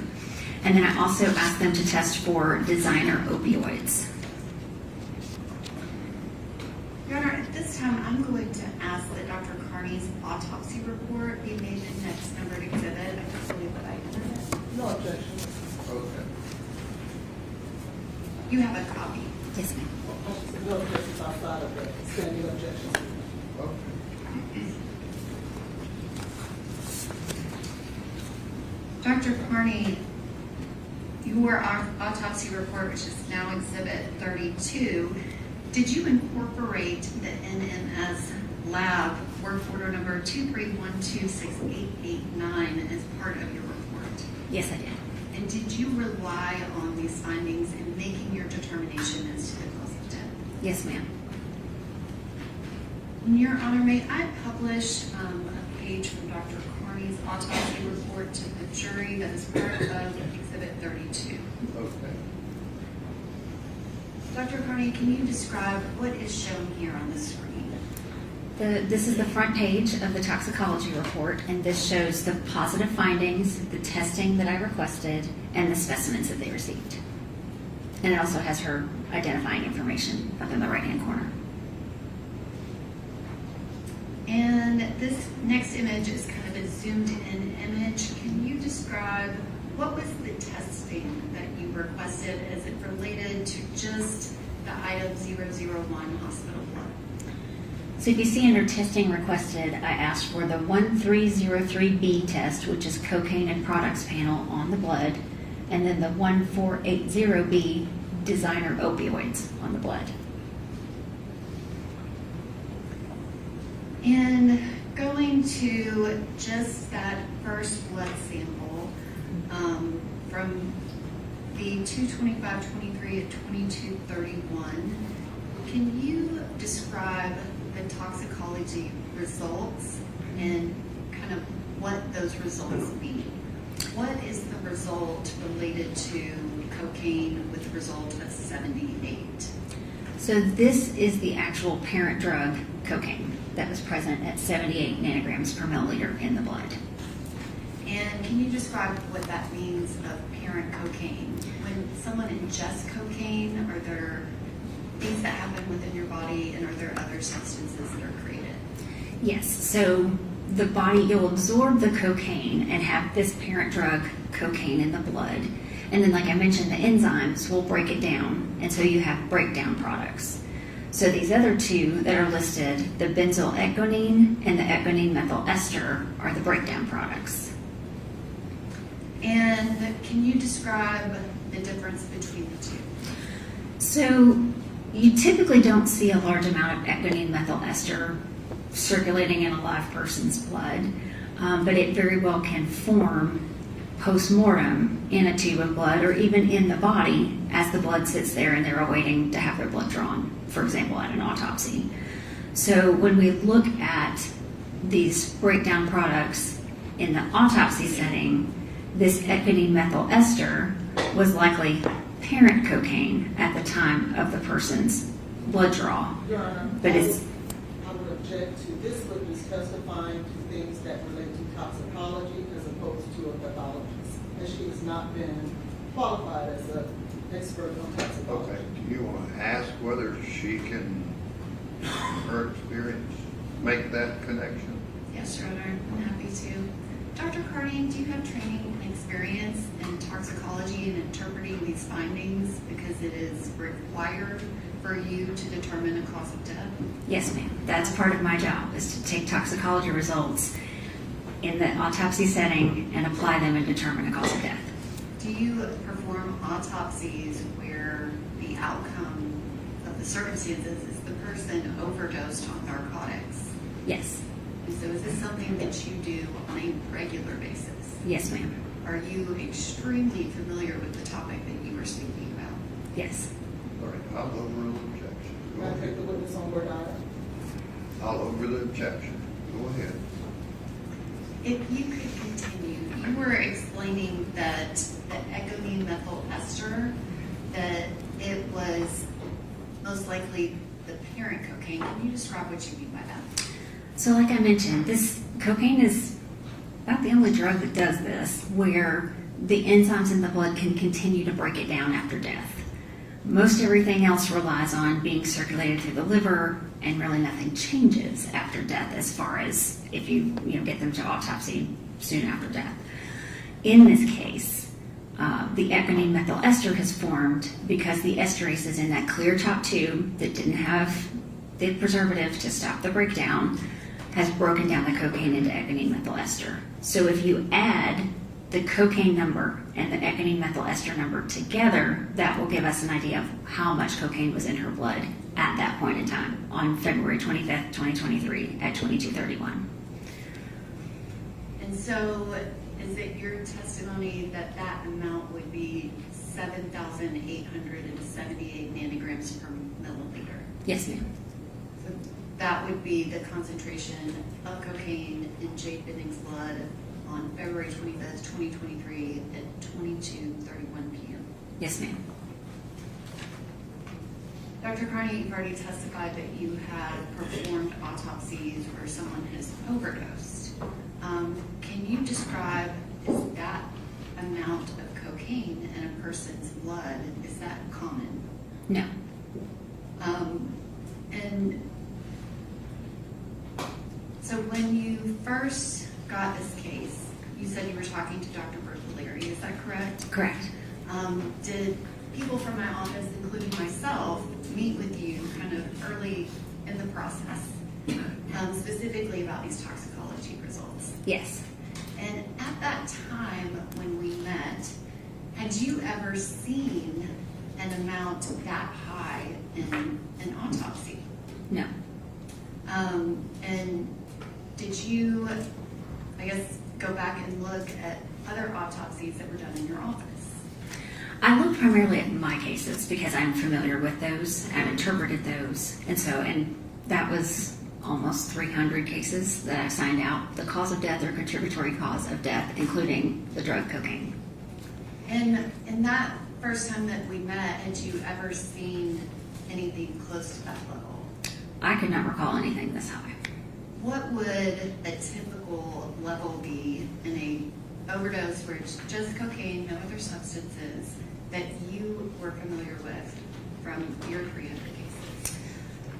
So I went back over the acute cocaine intoxications, and they're pretty much all under 1,000 nanograms per milliliter.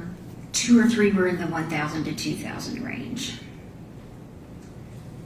And since that first meeting that we have, did you do another review looking for anything that compared to this particular result? I did go back through looking at all of my acute cocaine intoxications, really trying to look at those carefully. I even looked at dozens of the ones that had cocaine plus other drugs involved. And did you find anything that was similar to that amount of 78 nanograms per milliliter? I found one. And can you describe what was the result in the one case that you found? The cocaine level was 10,000 nanograms per milliliter in the blood. And going back to the ones that you had done that you initially reviewed where 1,000 was the highest, can you describe what were the findings in your autopsies of the method of ingestion? So a lot of these we do have scene investigations. They look for drug paraphernalia, and in many of those you would find evidence that the person smoked it, or perhaps we would call it nasal insufflation or snorting it, or intravenous injection if they were able to put it in a syringe and inject it into the veins. Had you ever, I guess, done an autopsy before where oral ingestion was the method? It's very uncommon, and I did not recall cocaine ingestion being a common drug method of administration. And that one case that you found that the medical examiner's office an autopsy was performed, what was the method, or can you just describe the circumstances of that particular case? That one was believed to be ingestion. It was someone who had been taken into custody, was believed to have swallowed something while in intake at the detention center, and then died during the booking process. And when you say died during the booking process, what was the amount of time? And you said they ingested it. How did they ingest it? Swallowed. So is an oral ingestion, do you know an approximate time frame? I don't, but it did not sound like it was a very long period of time. So something that happened fairly quickly, comparatively speaking. Yes, ma'am. And in that autopsy, I guess, are you familiar with autopsies where there's been other oral ingestions of cocaine? I did have another one with oral ingestion of cocaine, but it was mixed with another drug. And we knew that it was oral ingestion because I found the bag with the crystalline substance that had broken open that was still in the stomach. And typically, what is the result going to be for cocaine in a case like that where someone swallowed a balloon? Have you looked at any data related to that? Yes. So in the literature, it shows that those are the cases where they swallow cocaine in an attempt to transport it somewhere internally, not to use it for its effects, or they swallow it to avoid perhaps being caught with it. In those cases, the cocaine level is high. Is it as high as the 7878 or the 10,000 in the other case? Yes. And specifically that case with the 10,000, in that autopsy, was there a bag found? No. And can you describe what would the bag potentially have to do with what the cocaine level would ultimately be? Well, if you have a bag or some sort of protective covering, then that's going to delay the time because then the acid in your stomach has to kind of break through that bag in order to get to the drug. So it should delay it. And can you describe what information did you have about the method of ingestion related to Jade Benning and the subsequent cocaine testing? I found from the police investigation there was concern that she may have ingested it by drinking it. And are you familiar with the additional testing from NMS labs, specifically of the substance on the comforter? Yes. Objection, Your Honor. What's your objection? The line of questioning that she's going into in regards to any findings on that comforter at this stage. Okay, do you care to be heard? Yes, Your Honor. I'm asking her for... She factored in something from further test of the comforter. Correct, Your Honor. Okay. All right, let the lawyer look at it.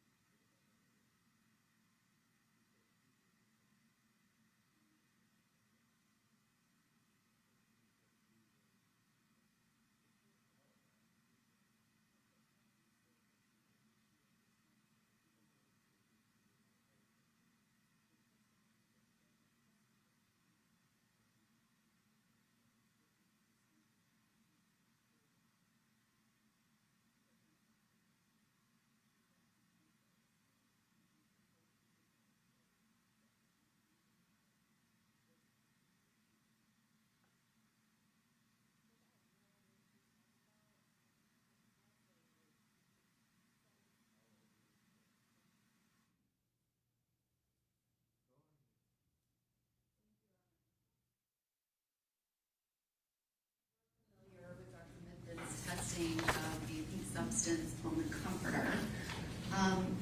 Can you describe when you're making your determination for cause of death, are you considering other testing that's done, things from the scene? What do you consider?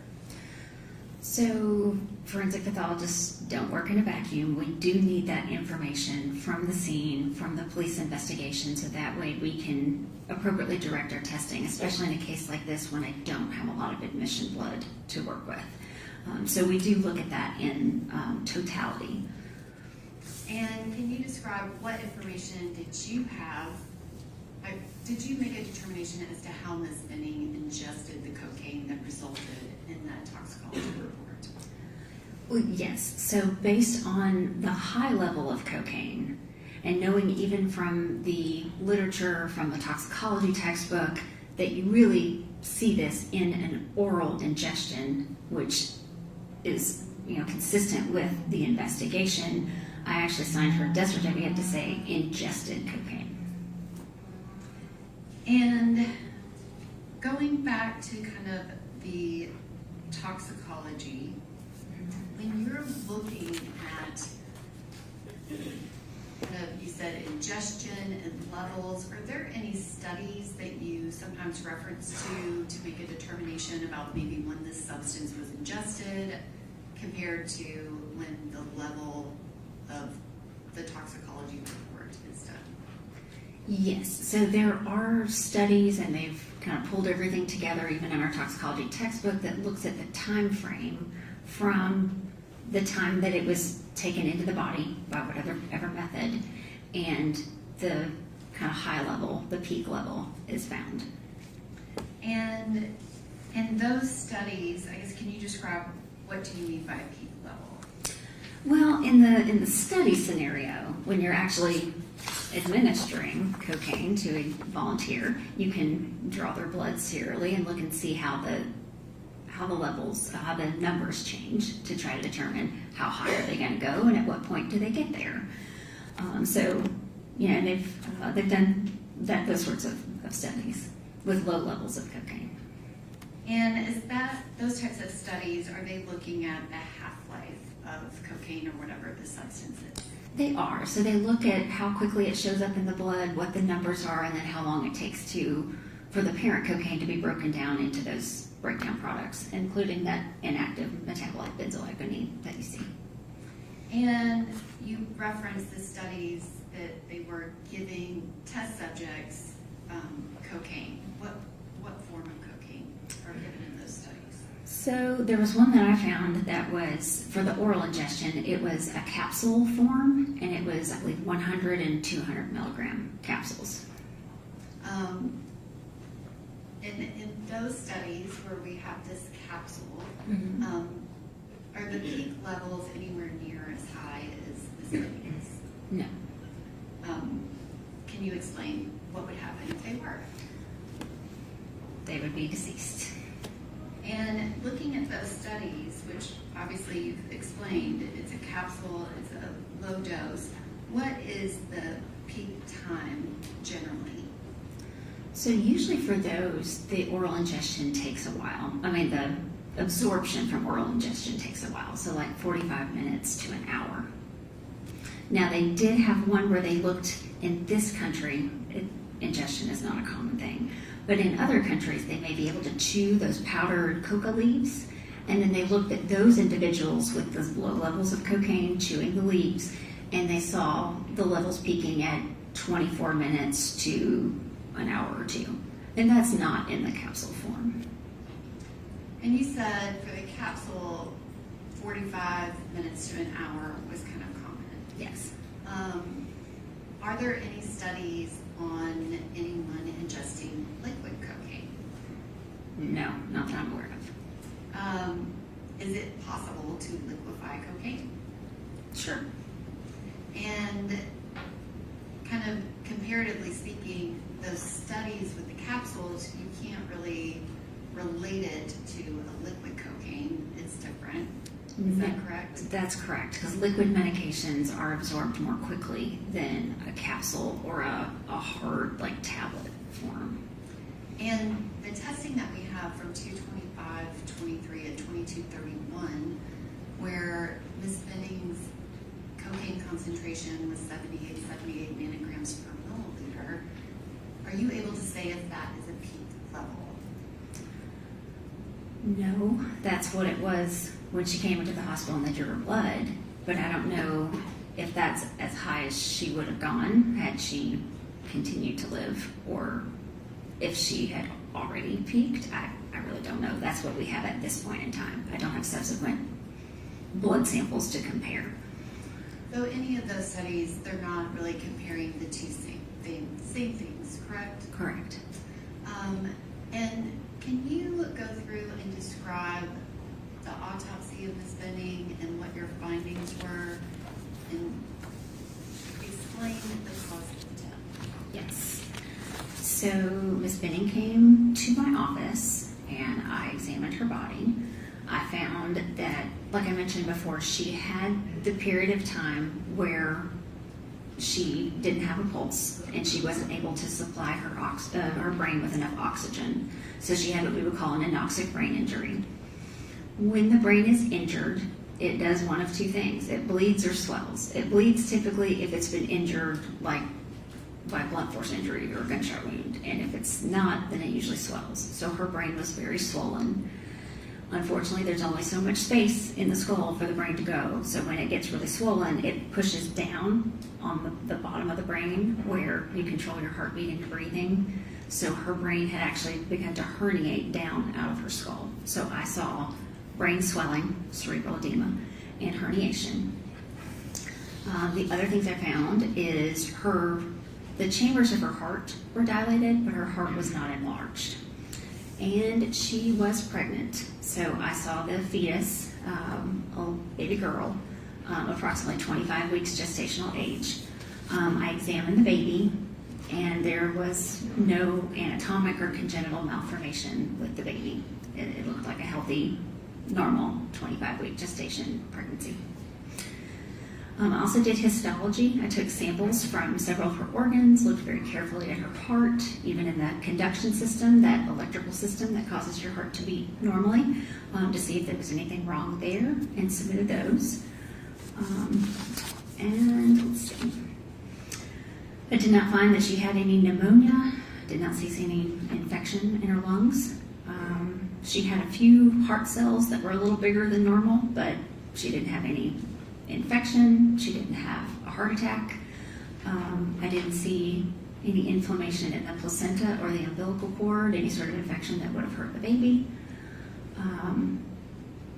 So at the end of all that, and I have these toxicology results, the cause of death I determined was acute cocaine toxicity. And can you describe, the toxicology results of Ms. Benning? Can you describe, once she ingested that liquid cocaine, what would happen to her body?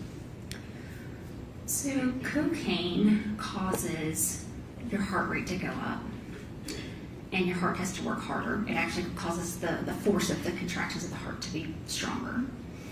It also, unfortunately, clamps down on the blood vessels. It causes them to spasm or constrict. So your heart's working harder, but you're not able to supply it with oxygen as well. And really, it's affecting all of your blood vessels. So it's going to make it harder for you to supply all of your organs and tissues with the oxygen that you need. In some cases where people have used cocaine, they may actually have a heart attack. It can also cause an abnormal rhythm of the heart, particularly if it's high. And that abnormal rhythm, if it can't sustain life, then the person will become unconscious and lose their pulse.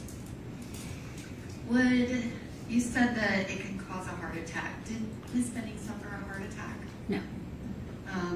And you said that there was no problem with her heart. She had a healthy heart. Is that right? Right. Well, the chambers were dilated, but the heart itself was not enlarged, and she has no history of any sort of heart problems, congestive heart failure, anything to make me think that that was an issue for her. Is that something that is common in pregnant women? It can happen, especially postpartum. They can have issues like that.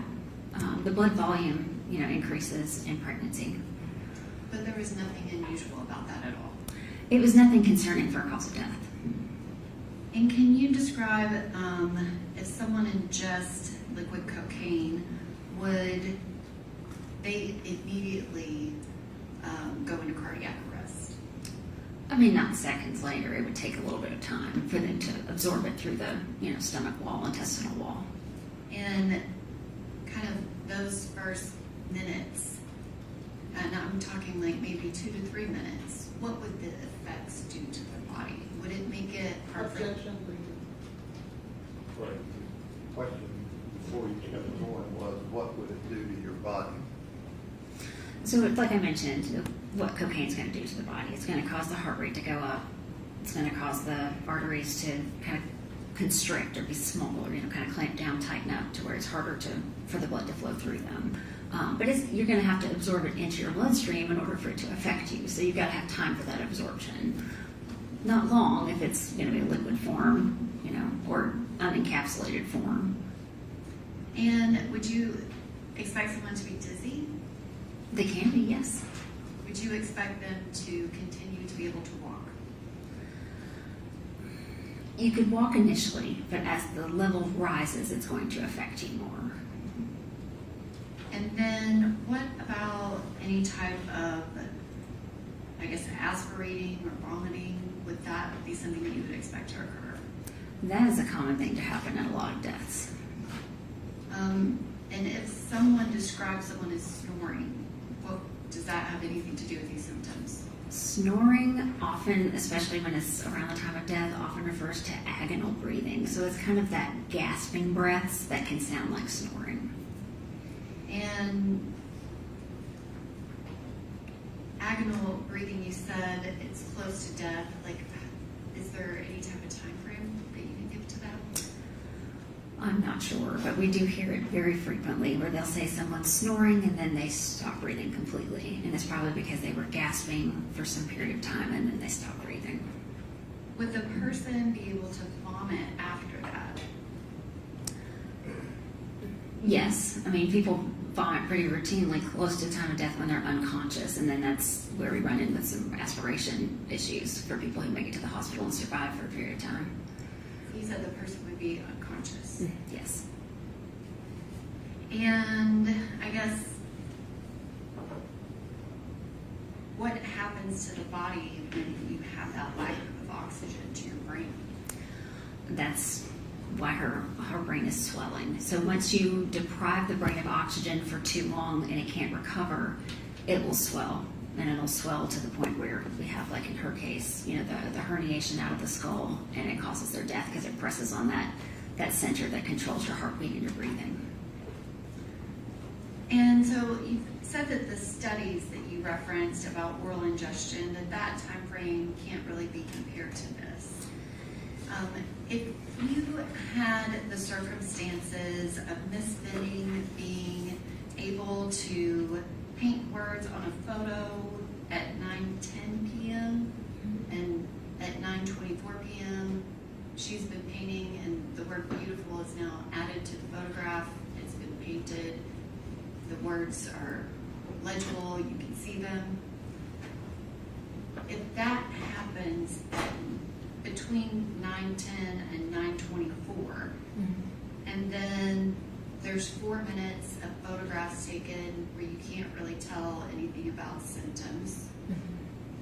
But then 19 minutes from that kind of first painting, she's added words at 9:24, and then at 9:29 p.m., there's a phone call where someone describes Ms. Benning as being able to talk at the beginning of the 6-minute call, but by the end of the 6-minute call, her words do not form and make any sense. And then she is found by EMTs within 20 minutes of that, and she is pulseless. That time frame, is that consistent with her ingesting that cocaine within 30 minutes of her being found pulseless? Yes, ma'am.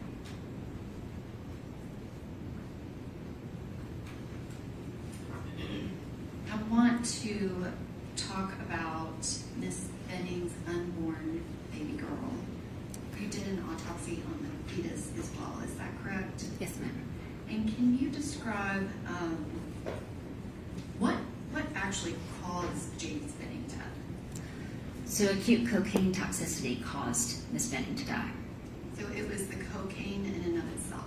Yes. And she was pregnant. Yes. Is there anything about cocaine and pregnant women that is, I guess, something that you know about? Yes. So cocaine is one of the only drugs that we know can cause pregnancy loss because it can cause placental abruption, where the placenta pulls away from the uterine wall. That disrupts the blood flow from mom to baby, so now baby's not getting the oxygen that it needs through the blood, and then baby dies. And did Miss Benning suffer placental abruption? No. And I guess why is that? Well, she died of the cocaine toxicity, and so the abruption maybe didn't have time to occur, or just didn't occur in this case.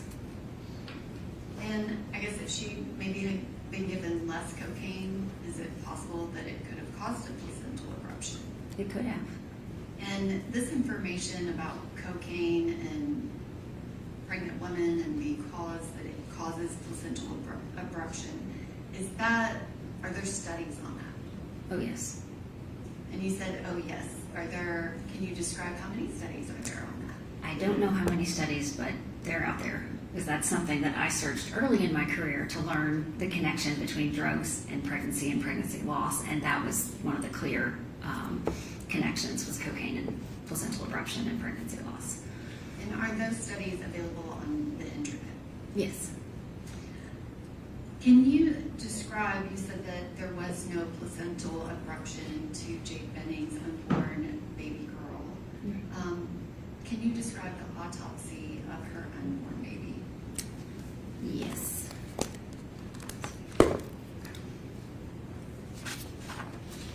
All right. So the baby.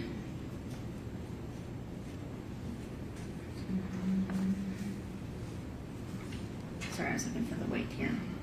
We have an 830-gram female fetus, and then I have all the measurements listed. We take the weight and the measurements to compare it to a chart to see how far along the pregnancy was, and it fit with a 25-week gestation pregnancy. She was in the uterus, the baby surrounded by amniotic fluid. The amniotic fluid was yellow, but there were green particles in it concerning for meconium, which you typically see when the child is distressed. So the child was under some sort of stress, which means they basically had their first bowel movement in utero into that amniotic fluid. Then I measured the placenta. I saw a 3-vessel umbilical cord, which is normal.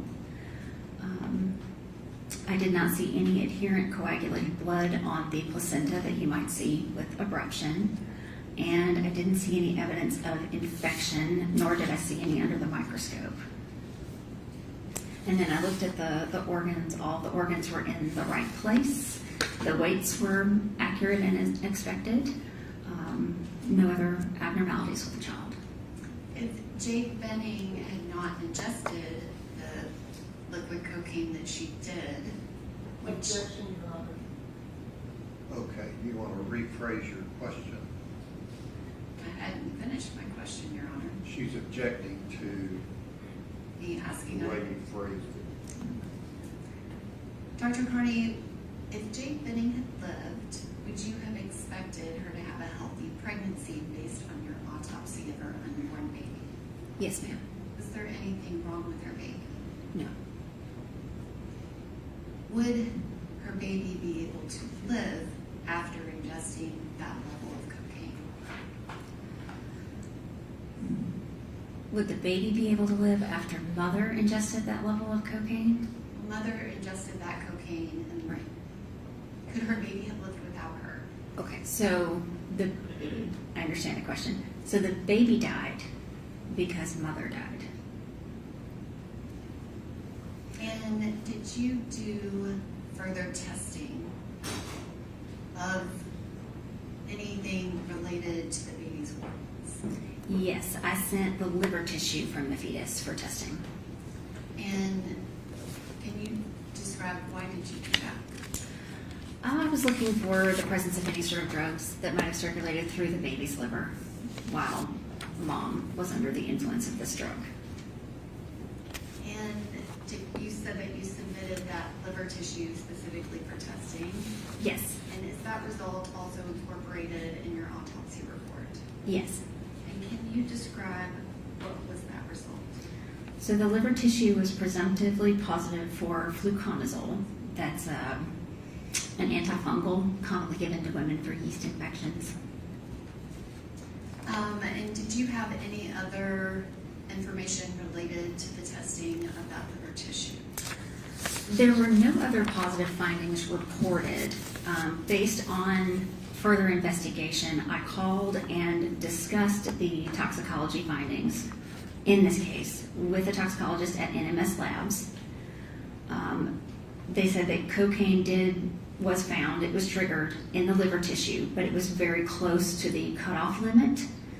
So they said if we sent it for confirmation, it might not show as positive because it was so close to the reporting limit, but it was there. And in forensic pathology, we're often interested if a drug is even present. So that's why I asked.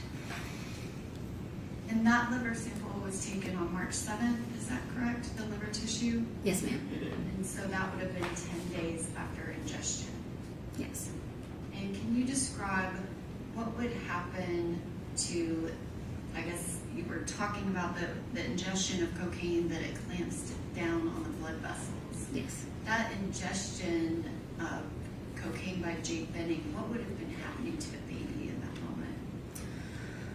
Well, everything that's in mom's blood goes into baby's circulation as well. So clearly the cocaine in her blood did make it into the baby and was still in the liver even 10 days later.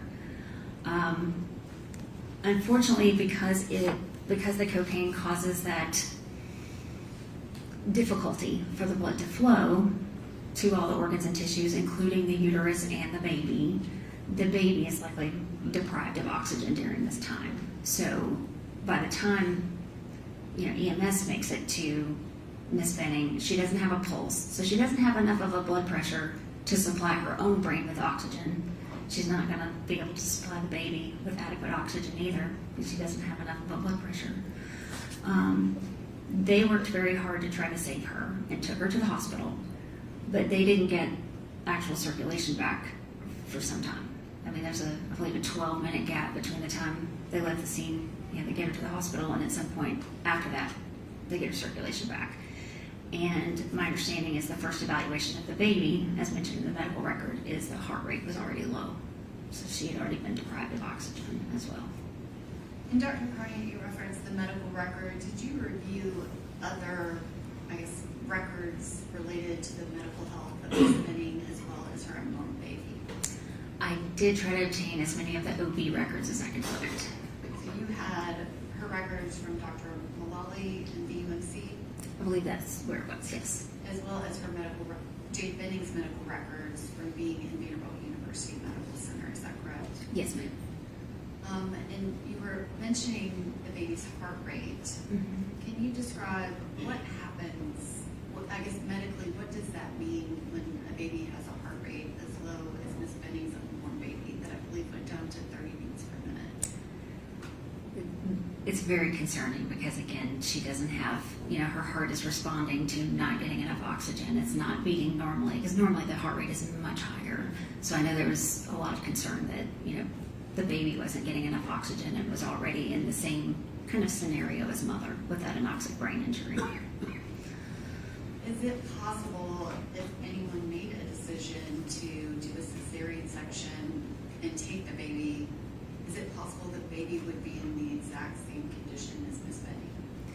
Yes, and then you have also the added challenge of, at that point when she first went into the hospital, the baby was only about 24 weeks, even 25 at autopsy. So at that point, the lungs aren't very well developed, and it's really difficult to oxygenate those little ones and for them to survive.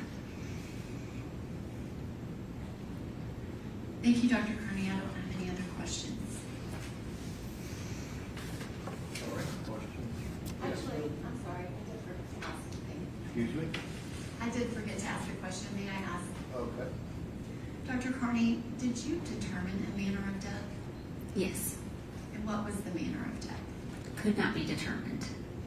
And you did not make a determination on that, correct? Correct. The circumstances surrounding her ingestion of cocaine were very concerning, that she ingested this unknowingly. Most cocaine intoxication, someone is taking the drug for wanting to get the effects, and so we would call it an accident because they didn't take it to try to kill themselves. In this case, police investigation did not show any history of illicit drug use. Everything that they found that as soon as she found out she was pregnant, she wanted to do everything she could to take care of herself and take care of that baby.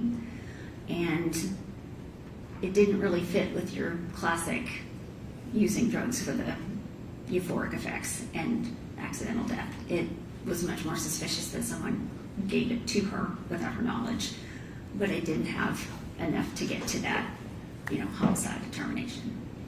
And your autopsy report, that was completed, I believe, August 11th of 2023, is that correct? That is correct. Thank you, Dr. Carney. Okay.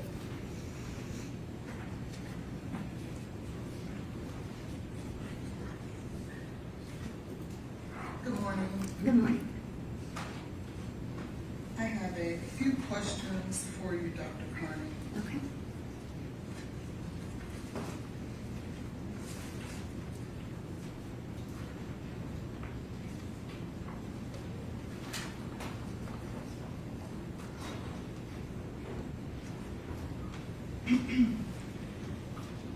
Just so the jury knows, we've met before, correct? That's correct. Okay, thank you.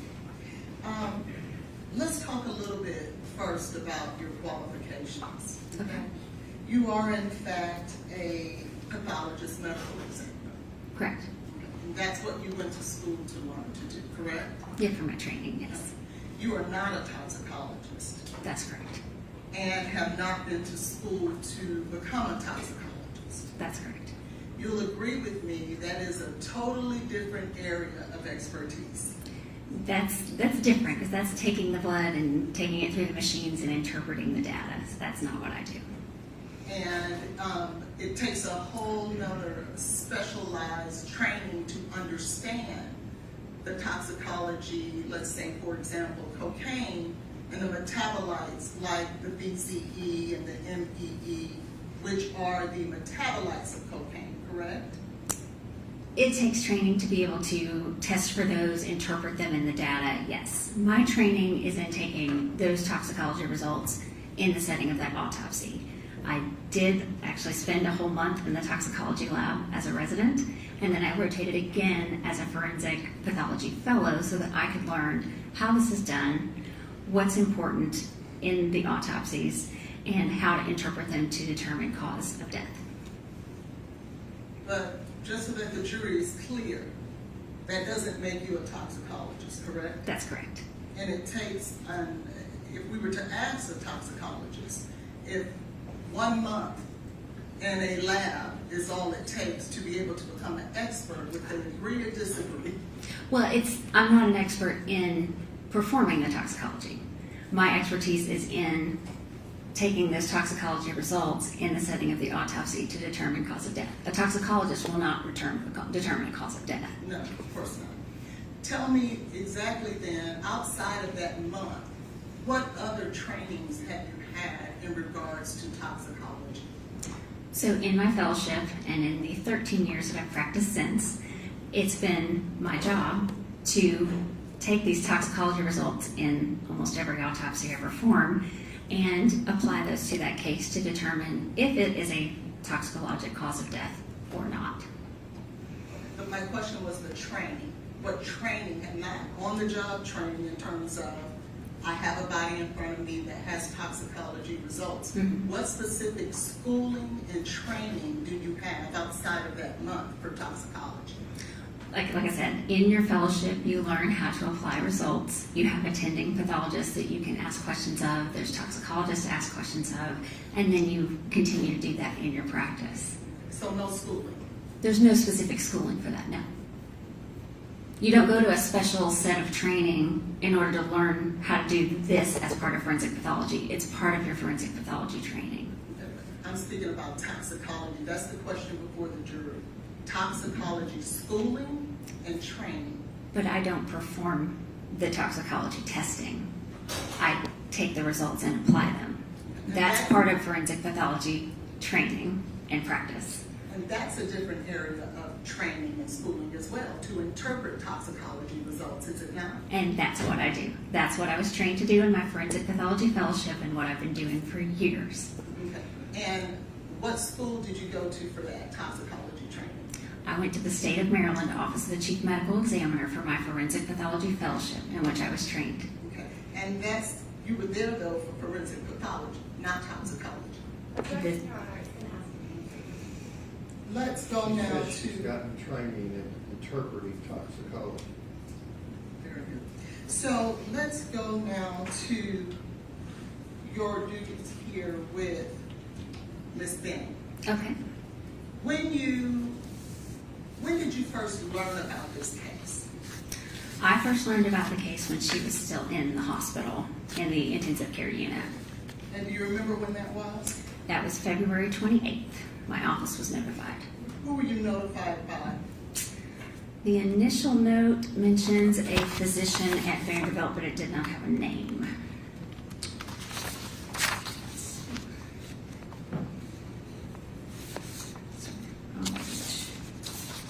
Here we go. A physician from Vanderbilt contacted the office, and then we were also called by the toxicologist at Vanderbilt.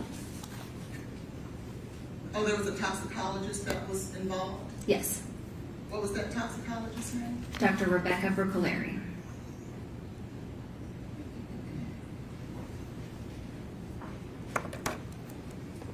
And do you remember the purpose of the call?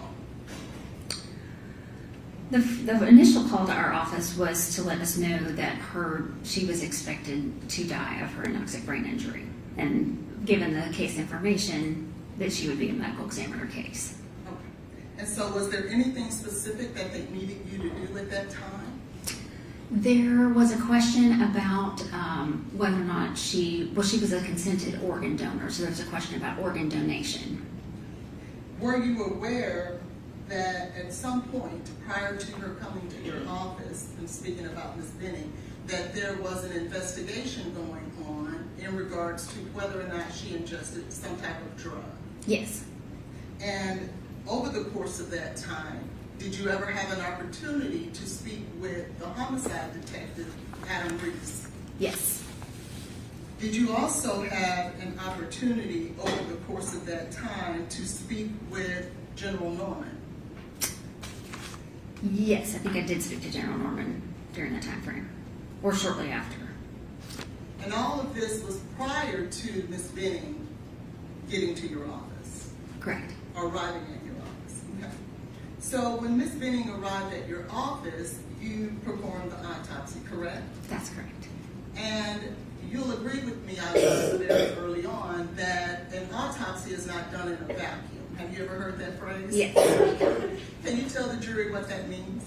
Well, it means that we need to know what the circumstances are surrounding the death, because there are some deaths that don't have specific autopsy findings, or they have very few. So we need to know how to interpret that in the setting of the circumstances surrounding death.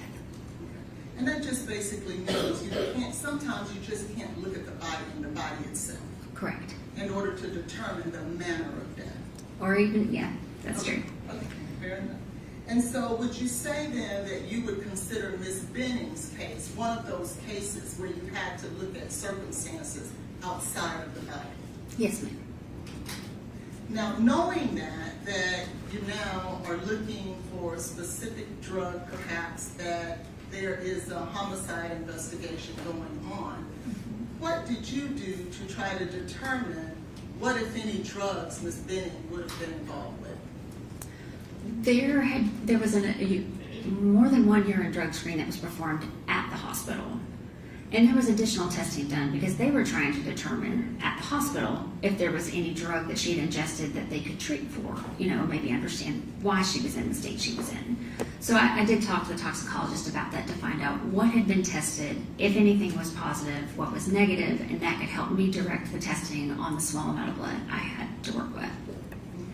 So you were looking then for particular drugs based on all of the investigations surrounding this death. Yes, ma'am. Did you take a hair sample? No. You did not? Not for toxicology testing, no. But did you take a hair sample? Because she's a suspected homicide, there might have been some sort of hair sample collected, but it was not used for toxicology.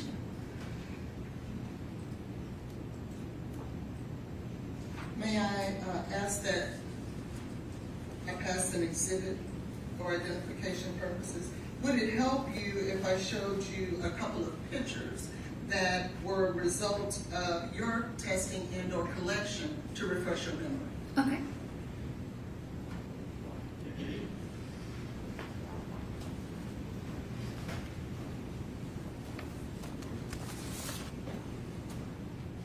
Yes. So do you remember taking a hair sample? Yes, so this is a pretty common practice with a homicide investigation that we would take a hair sample, but it was one that's not used for toxicology testing.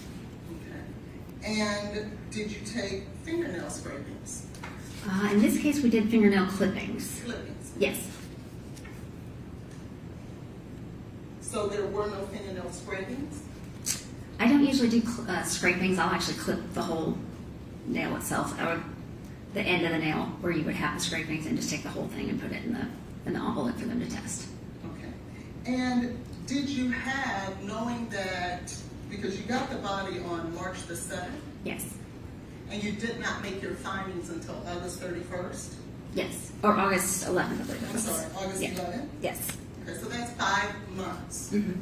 And during this 5 months, I think you stated that the matter of death was pending. Correct. So you were trying to find what involvement, if any, Ms. Benning would have had with drugs. Correct. Okay. And so then did you send that hair sample out to be tested? No. Why not? I don't normally test for hair. That's kind of for long-term things, and usually I think I've only sent hair for heavy metals testing. It's not a common thing that I test for But you illicit can, drugs. I apologize. Sure. But you can find the different types of drugs that a person may have been involved with, come in contact with, or utilized with the hair sample. Can you not? It's possible. I've not tested hair for cocaine. But you can do that, can't you? I think you can. You don't. I'm not sure. I've never done it, so I haven't checked into that.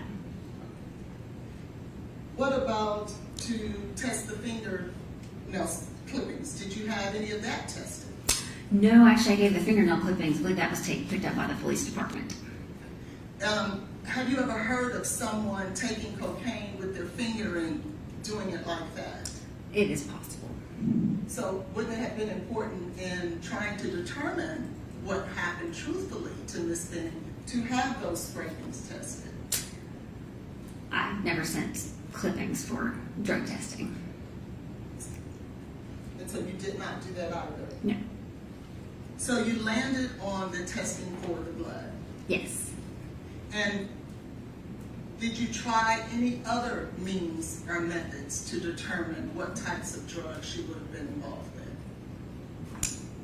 Any other means other Are than there testing? any other means that you as a pathologist can engage in to determine what type of drugs that Ms. Benning could have been involved with?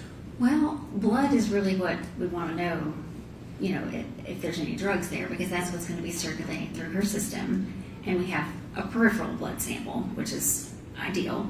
So from that, we know what drugs are circulating in her system at the time that she goes into the hospital. There was other testing done, and I did try to gather all of that in order to direct my testing. What about the vitreous fluid? Did you do that? Or can you educate the jury what the vitreous fluid is?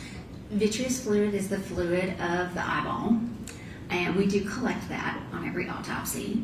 You can test that for, occasionally I will test it for drugs. Usually I want to use that to look at their electrolytes to see if they were dehydrated, if there's any chance they might have had high blood sugar, or died of, a diabetic crisis. But yes, so we do have vitreous fluid that we draw in each case. Did you draw that from Ms. Benning in your search for what type of drug she was using? I believe we did.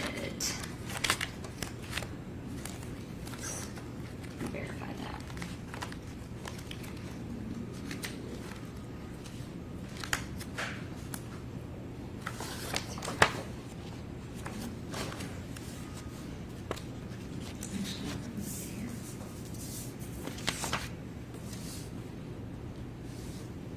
I did not send the vitreous fluid, Okay, so, but I think we did collect it. Although I wasn't concerned about her hydration levels, considering she'd been in the hospital and that had already been followed. well, you don't have to look with this. Right. Will you agree with me that you can do drug testing with vitreous fluid? You can. And sometimes it's the best way to test for different types of substances. I don't know that I would say the best way, actually. Blood is the best. Okay. But it is in fact a way to get it done. It is a way. I have used vitreous fluid to test for a substance that normally I would use urine for, and I didn't have any urine in the case, so I used the vitreous. Now, you talked about the findings in this case in regards to the blood. Yes. And you stated that based on you adding the amount of the EME Yes. along with the cocaine, in your opinion, was the best way to come up with how much parent cocaine she would have had in her system. Correct. Can you explain that to us, please? Well, like I mentioned before, there are enzymes in the blood that can break down cocaine even after someone has died, unless you get it into that tube with the sodium fluoride, which we didn't have in this case. So there was a week, 10 days in the hospital that blood, cocaine could be broken down, and then additional time before it got to the laboratory to be tested. So there was quite a long time for the cocaine to be broken down. So that's why it's important to look at both of those. And so that we can educate the jury, the cocaine itself would be the parent cocaine, right? Right.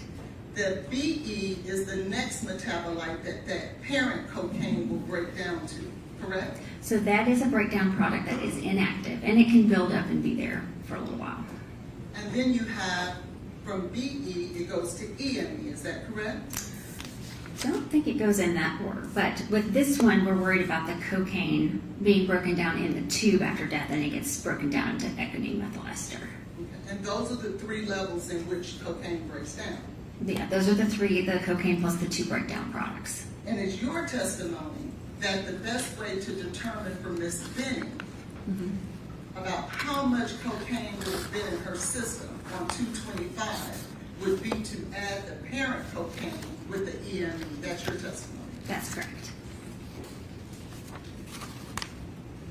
And the 7,878 nanograms per liter is a huge number. Will you agree with Per me? milliliter. Yes, it is. Okay. And it is too much, I think you stated, for the body to take. Right. It can be overwhelming for the heart. Now, you're not stating that everyone who has a level of 78 ends in death, are you? I'm not aware of someone with that level surviving. Okay, so it's your opinion that anyone who has that kind of level would be dead? It's hard sometimes to interpret in some of these illicit drug levels what's a lethal dose, because you have to find out, have they been using cocaine over time? Have they developed tolerance? Maybe they can handle higher levels. In this case, she is a naive user, so for her, this is too much for her. Now, how did you come to the conclusion she was a naive user? The investigation did not reveal any history of cocaine use. And who relayed that information to you? How did you come to that determination? That was talking to the police because they did the investigation into, anything about her. And who specifically did you speak with in regards to that conclusion? I believe I talked to Detective Reese because I specifically asked him about a history of drug use. And what did he tell you? That she was not known to partake of cocaine. Did he tell you cocaine or drugs, period? This was specific to when I was asking about the cocaine. Did you ever make a statement that you were told through the police investigation that there was no history of drug use, period? No, I don't think I said that. Because I think in the past, there might have been some marijuana edibles. Sorry. I believe she may have used marijuana in the past. So you don't think you ever said that? Let's see. Yeah, see here it says, no history with illicit drugs other than marijuana used to make edibles. So no other illicit drug use, specifically cocaine. Would it help you if I was to show you your testimony from the bond hearing to refresh your memory about whether or not that statement was ever made? Sure. And I'll put a sticky. Okay.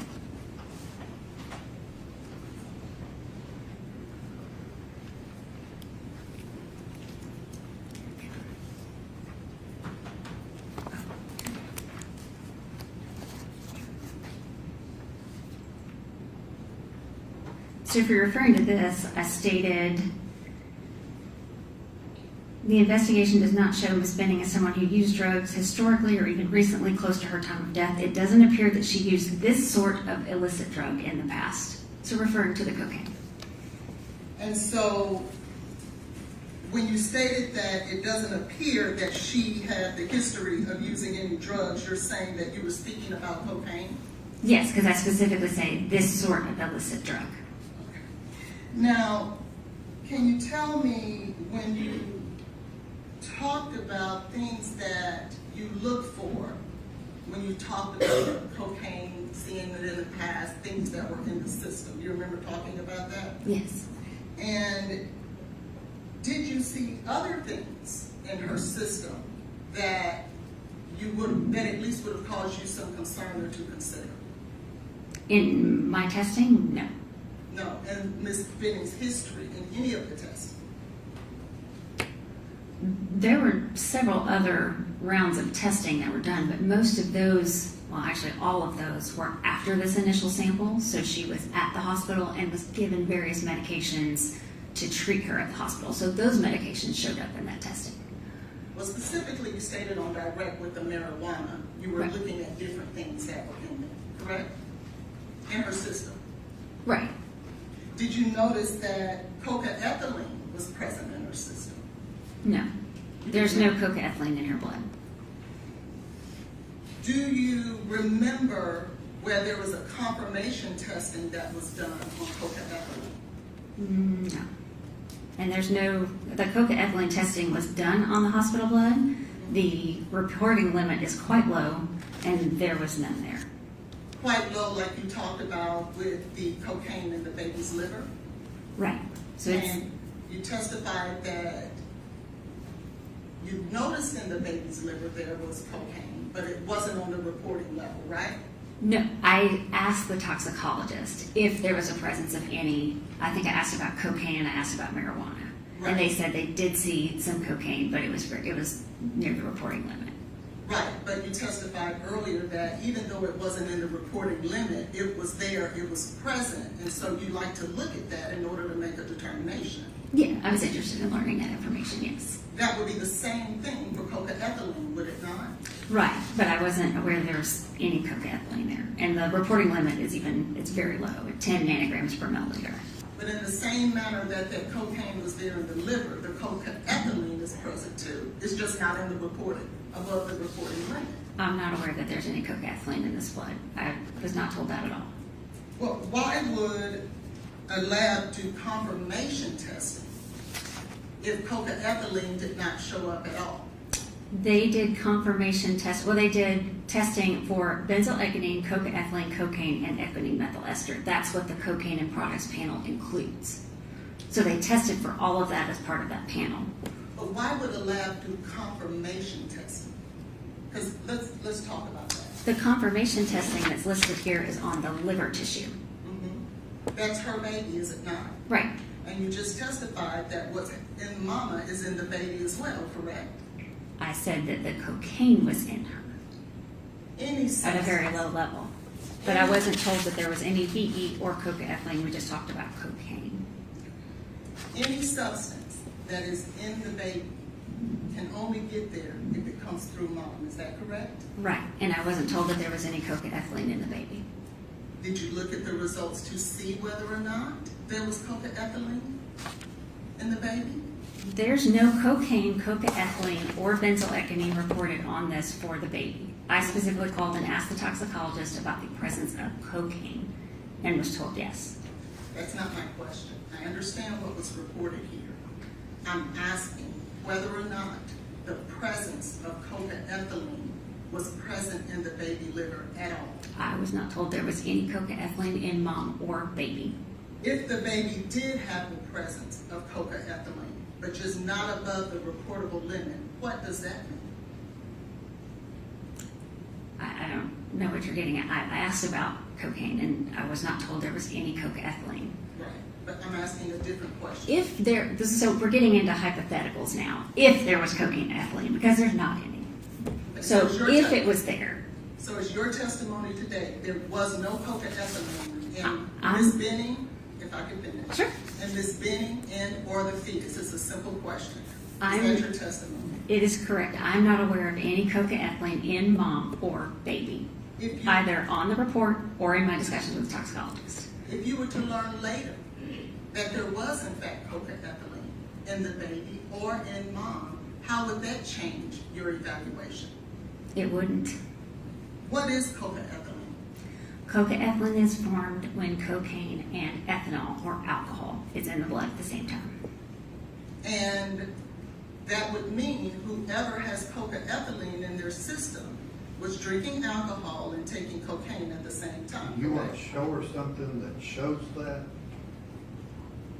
And She says she is not aware.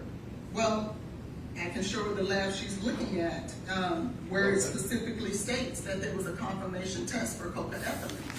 Okay, she's got that. Do you see? Yes, the confirmation test was for benzoylecgonine, cocaethylene, and cocaine, and none of them came up as positives on this page. There's a screening test that's done before a confirmation test, is it not? Correct. And if something doesn't show up on the screen test, then it doesn't pass on to the confirmation test. Would you agree? Correct. Because you could have a false positive. You want to confirm it. Right. I'm not talking about false positives. And a lab will not move from screening to confirmation unless something shows up positive, correct? Correct. And in this case, there was a confirmation test for cocaethylene. Sure. That means that during the screening process, there was a presence of cocaethylene, not what the ending results end up, but there was a presence that made them move from screening to confirmation. There was something of concern. It appears for them to further test. Now, let's talk about your conclusion in regards to Ms. Benning and the ingestion of cocaine. Okay. In order to arrive at the number of 7,878 nanograms per liters of cocaine, Milliliter. Yes. milliliters, of cocaine, can you tell us how you believe that Ms. Benning would have had to ingest that? When you look at the literature, it shows that you do not get these levels with all the other routes of administration. You really only get it with ingestion. And is your testimony that ingestion from Ms. Benning would have been through a liquid cocaine? I don't know how it was ingested. I just know it was ingested. Would you opine that it was one bolus dose or over a period of time? I don't know. I know from obviously the investigation, she doesn't have a prolonged period of symptoms. So you believe it would have been one bolus dose more likely than not? It could be, yes. How much cocaine is 7,878 nanograms per milliliters? Could you give us an example of equating what we would look, an apple, an orange, a lemon? So unfortunately with illicit drugs, there's no quality control or testing process like you have with your normal medication that you buy over the counter or from the pharmacy. So it's in a tablet dose and you know exactly how much it is. I have no way of knowing how much powder or liquid or how pure it was. I can't give you any specific size or amount. But you'll agree with me, it would be a whole lot, right? If it's a very concentrated dose, it might not be like a large size of something. So it could be very small. It could be. And then if it's very small, it could be something someone took on their own, could it not? It's possible. Will you agree with me that most overdoses are a result of an accidental overdose? Yes. And in our hypothetical just previous that we talked about that because of the concentration, it could be very small, then it also could be an accidental overdose of someone who took a small dose. You mean like a small amount that turned out to be more than they thought? Like we just talked about yesterday. Yes.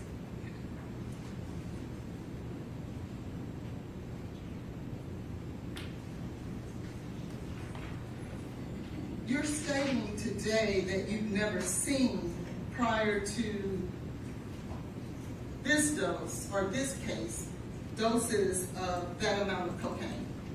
Yeah, I only found the one. Okay, so there was one you've seen before. There was one, yes. Okay, just making sure. Let's talk a little bit about the heart cells. Okay. Ms. Benning had enlarged heart cells, not major, but they were a little larger than normal, were they not? Correct. She had focal myocyte hypertrophy in the left ventricle. Okay, and what does that mean? It's a small focus where the heart cells are a little bit bigger than normal. And an occasional, hypothetically, an occasional cocaine user would have enlarged heart cells similar to what you described, would they not? You know, I'm not sure about that. I've seen chronic cocaine users who have developed high blood pressure and thickened left ventricles, but I don't know about the occasional, if it affects the cells on the, it's possible. It is possible. It's possible. Now, did you learn at some point that Ms. Benning tested positive also for fentanyl? Yes. And you familiar with the opioid crisis in our country today? Yes. Objection, Your Honor, to the relevance. What's your next question? And you'll agree with me specifically during this time that Nashville itself had an issue with fentanyl overdosing. Objection, Your Honor, to the relevance. Do you care to be heard? Yes, this goes to our defensive theory, Your Honor. Do you have any studies that show in Nashville how many fentanyl overdoses there were? I don't have them handy, but it's definitely been on the rise over the last several years and it's been followed. And there is currently an issue with what they call a fourth wave of the opioid crisis, where there's a mix of fentanyl and a psychostimulant such as cocaine. Would you agree with that? Yes. Fentanyl is often mixed with other drugs. And that would be something similar and analogous to exactly, well, let me back that up. If someone was to overdose on fentanyl and cocaine, that would be consistent with the current rave of the opioid crisis today. Yes. Given that Ms. Benning had fentanyl as well as cocaine in her system, Objection, Your Honor. Counsel is mischaracterizing. Is what? She's mischaracterizing. Okay. Do you want to ask her where that came from her opinion? no, I wanted to ask her whether or not, You can do whatever redirect you if want. What is Ms. your question? if Ms. Benning had fentanyl and cocaine in her system, certainly that fentanyl could have contributed to her death, couldn't it? It could. However, the fentanyl that I've learned about that was found in that testing was after she was given fentanyl at the hospital in course of her treatment. were you aware that she tested positive for fentanyl prior to being administered fentanyl in the hospital? Objection, Your Honor. Counsel is misstating the evidence. Your Honor, no, I'm not. You know, can you help them understand when it was given? And So fentanyl was ordered at the hospital and was given to her. And I believe there's been a lot of work to clarify the blood samples, but the blood sample that is positive for fentanyl is after she was given fentanyl at the hospital. okay. Are you aware that at 22:59, that there was a urine sample that tested positive for fentanyl from Ms. Benning? Are you aware of that? And again, objection, Your Honor. Counsel is misstating Okay, evidence. Dr. Olashuga Oh. testified all negative in urine results from 2259. Your Honor, we have direct evidence, and I'm Okay, asking well, her. we haven't gotten there. I mean, they're objecting to your question is not accurate. So whatever proof you want to put on that it's not, then that's fine. Hypothetically, if Ms. Benning tested positive for fentanyl prior to being administered fentanyl in the hospital, would that affect your decision as to what could have caused her death? I would want to know what the level was, and we can look at, whether or not it's fentanyl and cocaine causing her death. But everything that I've found, that urine drug screen that was positive for fentanyl was also positive for an anti-seizure medication that was given at the hospital. So I believe that fentanyl is administered by the doctors treating her, not illicit drug. I understand that. Are you aware of the metabolite 4-ANPP? Yes. And would you agree with me that that's more in tune with illicit use as opposed to a medical use? It has been in the past, but apparently that has now come up positive in fentanyl that is administered by a hospital, or by a doctor. So it doesn't really carry a lot of weight with me anymore. But it used to carry a lot. It used to, but not anymore. And I know that was negative for acetyl fentanyl, which was also tested and is more in the illicit drugs. I'm not asking about acetyl fentanyl. I'm Okay. asking about 4-ANPP. Well, I use that to kind of help in that determination. I understand. Sure. I'm speaking of 4-ANPP. Mm-hmm. There was a time where that was important to you, right? Right. And it was indicative of illicit use, was it not? Yes. And so, if Ms. Benning hypothetically tested positive for 4-ANPP prior to you changing your thought process on it, it would make you believe that there was illicit use, correct? Possibly. And can you tell us what are some of the symptoms of a fentanyl overdose?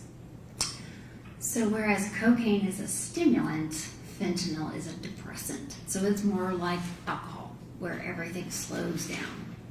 The breathing slows, the heart rate slows, and they tend to get very sleepy and then go to sleep and don't wake up. They can also have issues with edema in their lungs, where you get kind of the fluid that's getting out into the air spaces, and so they might have like the foamy fluid in their mouth and their airways. Okay, so you expect to see some foam around the mouth? Possibly, yeah. You expect for that person to become sluggish? Yes. Depression of the heart rate? Yes. Something consistent with the baby, the fetus's heart rate going down to 30? Would that be consistent with a slower heart rate? Yes. Someone then going to sleep, as you just stated? Mm-hmm. And with fentanyl overdose, that happens much quicker than a cocaine overdose. Would you agree? No. No? Well, could it happen quickly? Could. So if someone is snapping pictures and taking selfies, and within a minute they have slipped into a medical episode that is described as becoming sluggish, foaming at the mouth, labored breathing, lower heart rate, would those be things that could possibly be consistent with a fentanyl overdose? It's possible. And to be clear, as it relates to Ms. Benning's OBGYN history, was no testing done by her OBGYN to determine whether or not she had the presence of drugs in her system, correct? I don't recall seeing that. Yeah. So we don't know. I don't think there was drug testing. If you were to learn that Ms. Benning met with her drug seller or person she received drugs from on that day, February 25th of 23, would that weigh into your consideration? I mean, it's a piece of information that's good to know, but it still doesn't change what's in the blood. Thank you. Any redo it? Yes, Your Honor.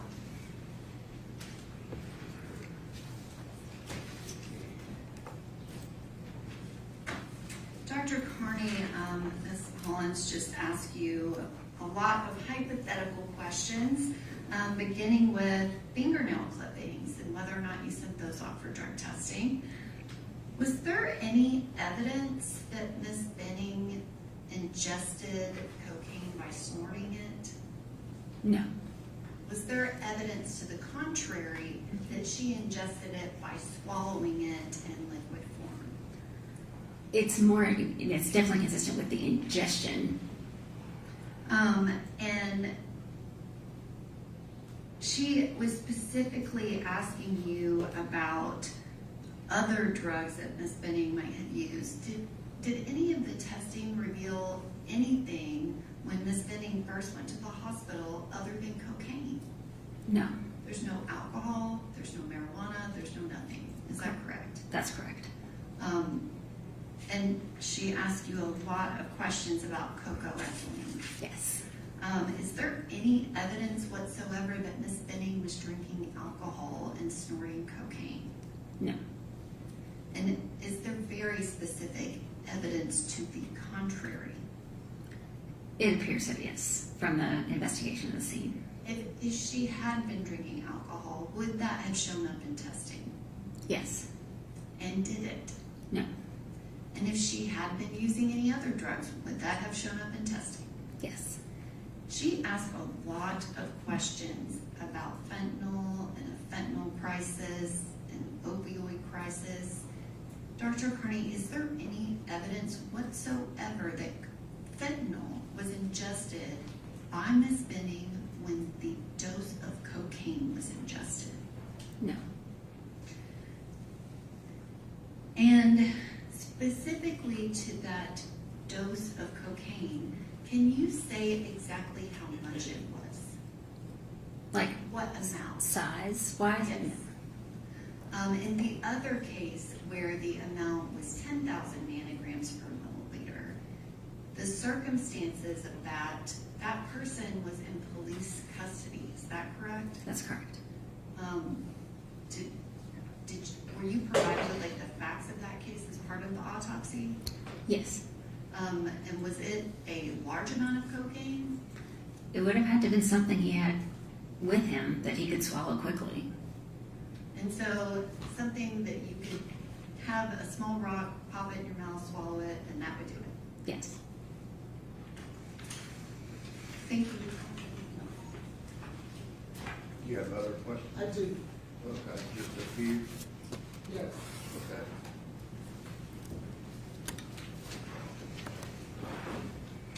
Dr. Carney, what drugs did you test for? I tested for cocaine and products as well as designer opioids. What is included in designer opioids? It's on the 3rd page of the report, and it's a lot of these designer fentanyls, and it includes 4A and PP. Now, you just stated that there's no evidence whatsoever of the presence of cocaethylene in Ms. Benning. Is that what you testified to? I have no positive findings for cocaethylene and no communication to say otherwise. Are you familiar with the lab of the Center for Forensic Science, Research and Education? Yes. Okay. And that's a lab here in Nashville? Actually, the CSFRE is a branch of NMS labs. Okay. They're associated with NMS. Is it a lab that is utilized by Vanderbilt? If they send their samples to NMS labs, yes. And are you aware that there was a sample of Ms. Benning's blood that was sent to CSFRE? Yes. Did you have a chance to look at the results of those testings? Let's see. I have some testing here. I think it was urine actually that I was I'm aware sorry. was sent. Yes, Yeah, urine. urine was sent to the research lab. Yes. And in fact, isn't it true, Dr. Carney, that her urine tested positive for cocaethylene at the CFSRE? I was not aware of any cocaethylene, no. If I may, Your Honor, if I can show the witness.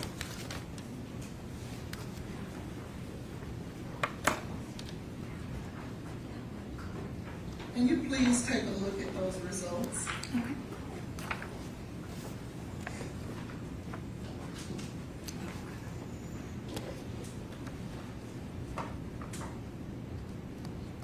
Okay. Do you see there where Ms. Benning tested positive for cocaethylene? I do see a positive for cocaethylene here. So the statement, conclusion, or testimony that there is nothing, nowhere else to suggest Ms. Benning tested positive for cocaethylene isn't true, is it?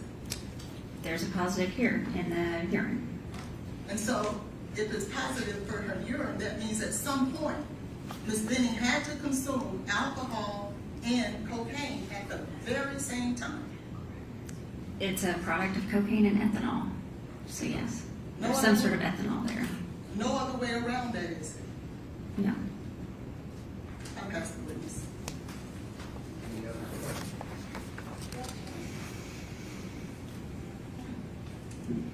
Dr. Carney, there were only 2 samples that were obtained from Ms. Benning, a urine sample and a blood sample, prior to her receiving treatment at the UMC. Is that correct? I believe that is, well, let's see. I know the blood sample is prior to. The urine here, if this is the first urine sample, it's positive for drugs that she was given as part of her treatment.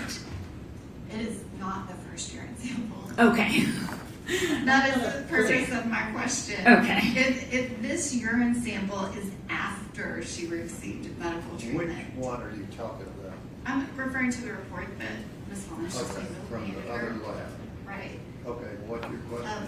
Ms. Hollins was asking questions like that was a urine sample that was taken in the beginning. If that urine sample is from after Ms. Benning received treatment, Right. there's a positive for cocaethylene, but there's also a positive for fentanyl type products, correct? Correct. And that is consistent. I guess, can you describe it? Are all of those substances consistent with her receiving medical treatment at Vanderbilt Hospital? Yes, so there's the cocaine and the ones that are associated with cocaine, and then the one positive cocaethylene, and then everything else looks like it was from her treatment. And are you familiar with CFSRE labs? Yes, I'm familiar with them. And do they do kind of specialty testing? Yes. And their levels are lower than other labs, correct? I would not be surprised, considering there's not even a number on here. It's just a positive. And I guess the toxicologist that performed this test might have more information about that level and why that finding was there. Yes. You reviewed multiple results of lab work related to Ms. Benning. Was cocaethylene in anything else? No. Thank you. Any other questions? Yes.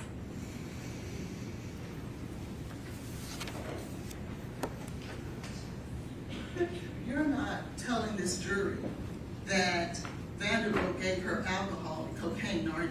No. Okay. So regardless of when the urine was taken, she had it in her system, didn't she? There's a positive there. I don't know what level, but And if the original urine that was taken from Ms. Benning was notated at 2259 on 225, and her first administration of fentanyl was not until after midnight that night, that means that that urine testing was prior to her getting fentanyl. Would you agree? so she had a seizure disorder? Because she has an anti-seizure drug in here that was given at the hospital. I'm not talking about seizures. Then I don't think that we can say that this is prior to treatment. This is after treatment. She very clearly has other drugs in here that were from treatment. I don't think you're hitting my question. I'm not speaking Objection, about Your Honor, that. it's been asked and answered. Okay, what is your question? My question is, if her urine was taken at 10:59 p.m. from Vanderbilt, and fentanyl was not administered until after midnight, if that urine tested positive for fentanyl, that would Objection, be... Your Honor. Counsel is misstating the evidence. That report is I'm not not. related to that sample. She can just answer the question. The evidence is going to come out Did as you it have is. multiple urine samples? So there are urine samples, and they're clearly after she's received treatment. And I believe this has been all worked out as far as the timing. So the fentanyl from this is from her treatment. And you're right, it has been worked out. Right. Because So this is originally- not illicit fentanyl. What This is- is treatment fentanyl. Originally, up until as late as a few... Objection, Your What Honor. is your question? Counsel Why is did she stop misstating me the from asking? evidence. I can't answer. I can't ask. What is your question? For the first year and a half to 2 You gotta years, start out with that. What is your question? the original urine was at 9. It was taken at 22:59. Is that correct? That's what it states.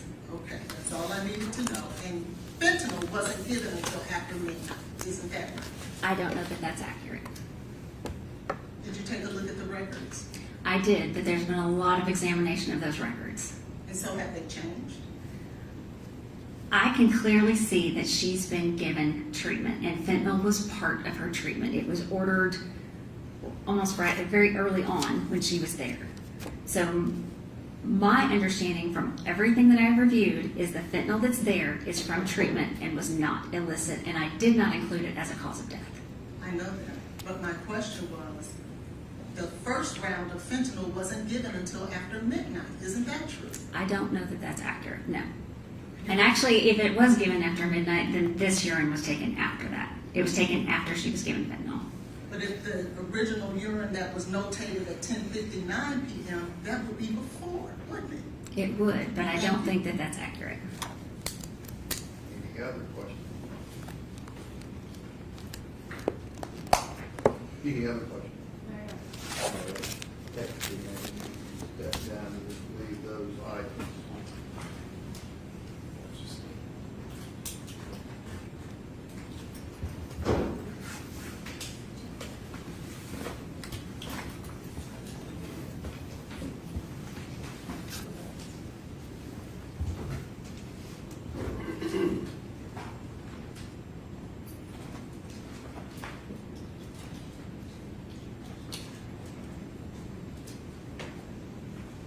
All right, ladies and gentlemen, the jury will break for lunch till 1:40.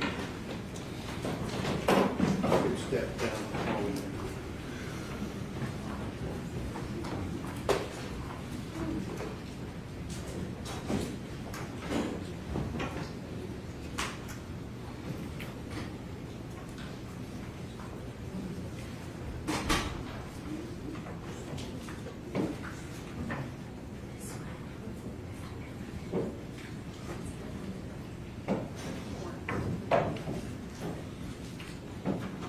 Who was the next witness be? I think we need to call Detective Reese based off of this morning, Your Honor, but we will only be calling him for purposes of establishing the chain of custody of the urine sample that he collected at Vanderbilt. Okay. Is Dr. O'Leary going to testify? I don't think that's gonna be necessary because we're gonna have other toxicologists, but I do have her available if I want to call her. Is Dr. Krotrulski going to testify? Yes. And Your Honor, while we're talking about it, we will call Dr. Brooklyn if they do not.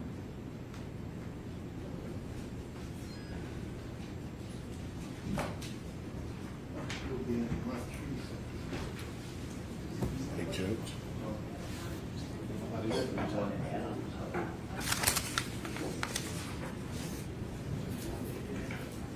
go to the lunch recess.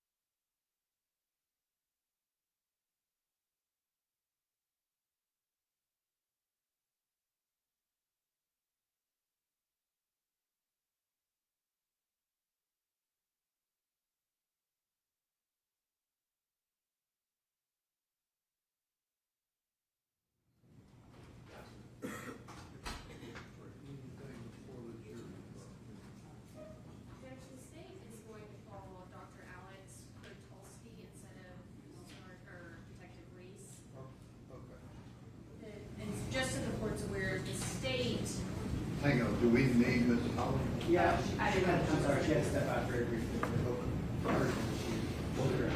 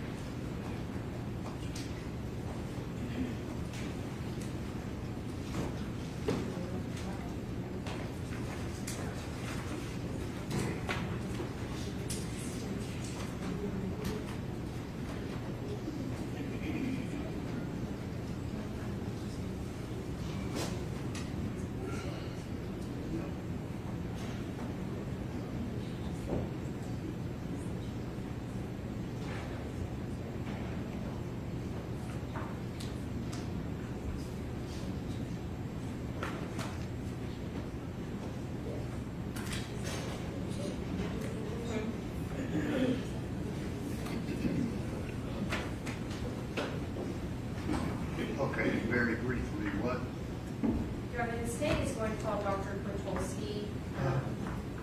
Ms. Hollins crossed Dr. Carney on his 2/25/2023 urine at 22:59. She says was incorrect and the time change is wrong. CFSRE never tested that urine that was later changed, and the state has a duty to correct the misrepresentation of the evidence and what the CFSRE reports Okay. show.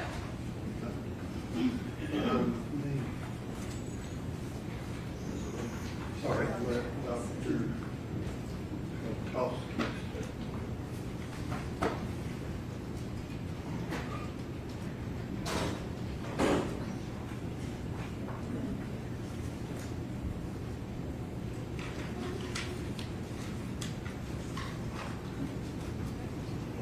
You let the jury step in.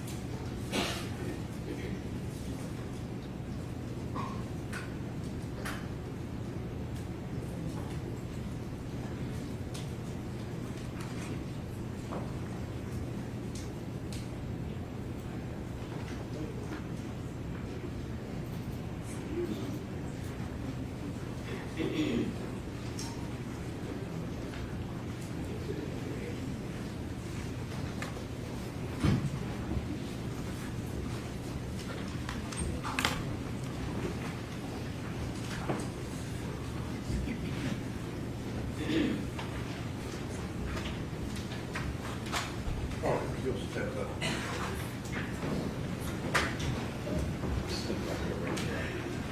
You swear the testimony without the truth, Yes, I do.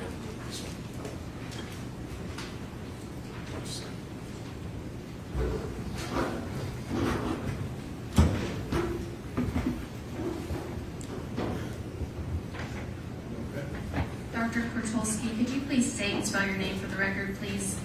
Yes, my name is Alex, A-L-E-X, Kwiatkowski, K-R-O-T-U-L-S-K-I. And what is your profession?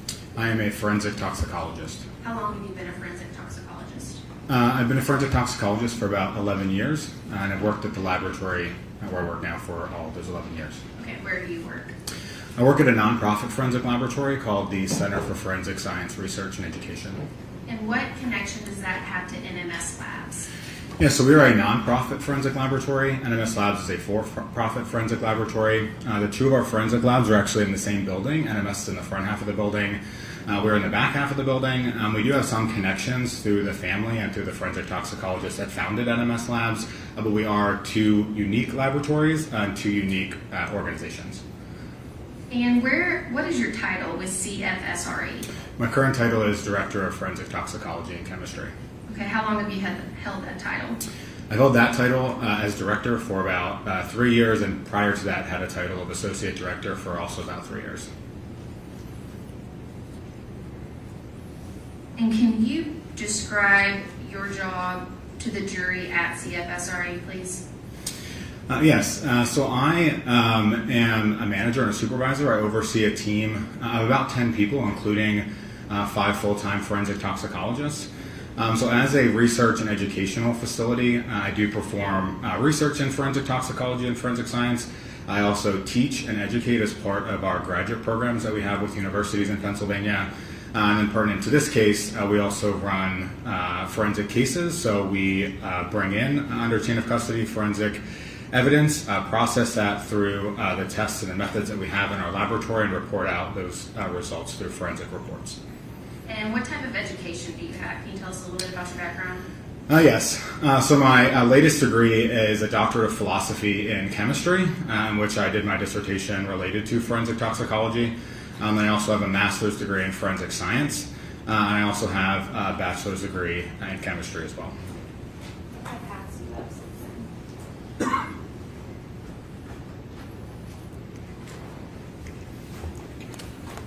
Dr. Bertolsky, what is that?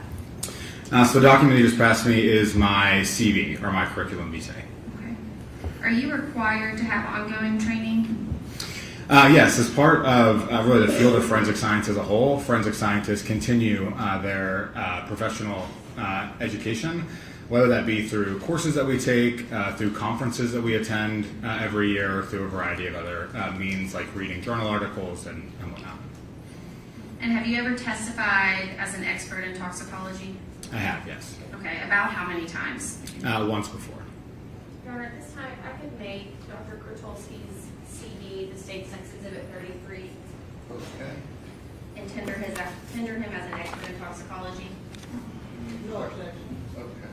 All right, again, ladies and gentlemen, Dr. Toxicology will be allowed to give his opinion as an expert in that field and place such weight as you choose to apply. Okay.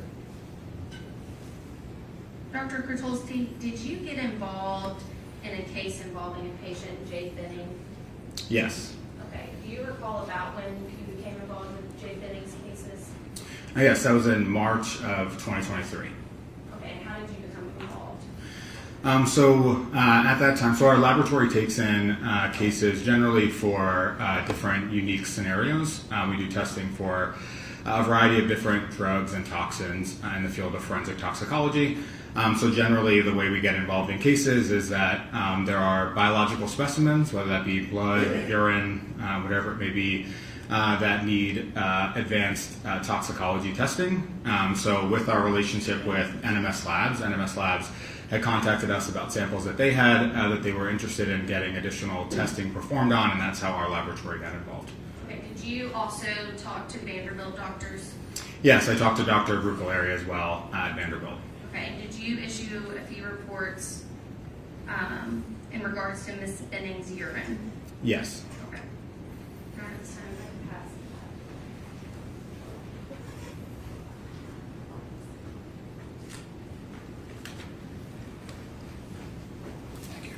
And Dr. Bertolsky, What did I just hand you? You handed me 2 different reports. One report for a urine sample that we tested, and one report for a blood sample that we tested. Oh, I'm sorry.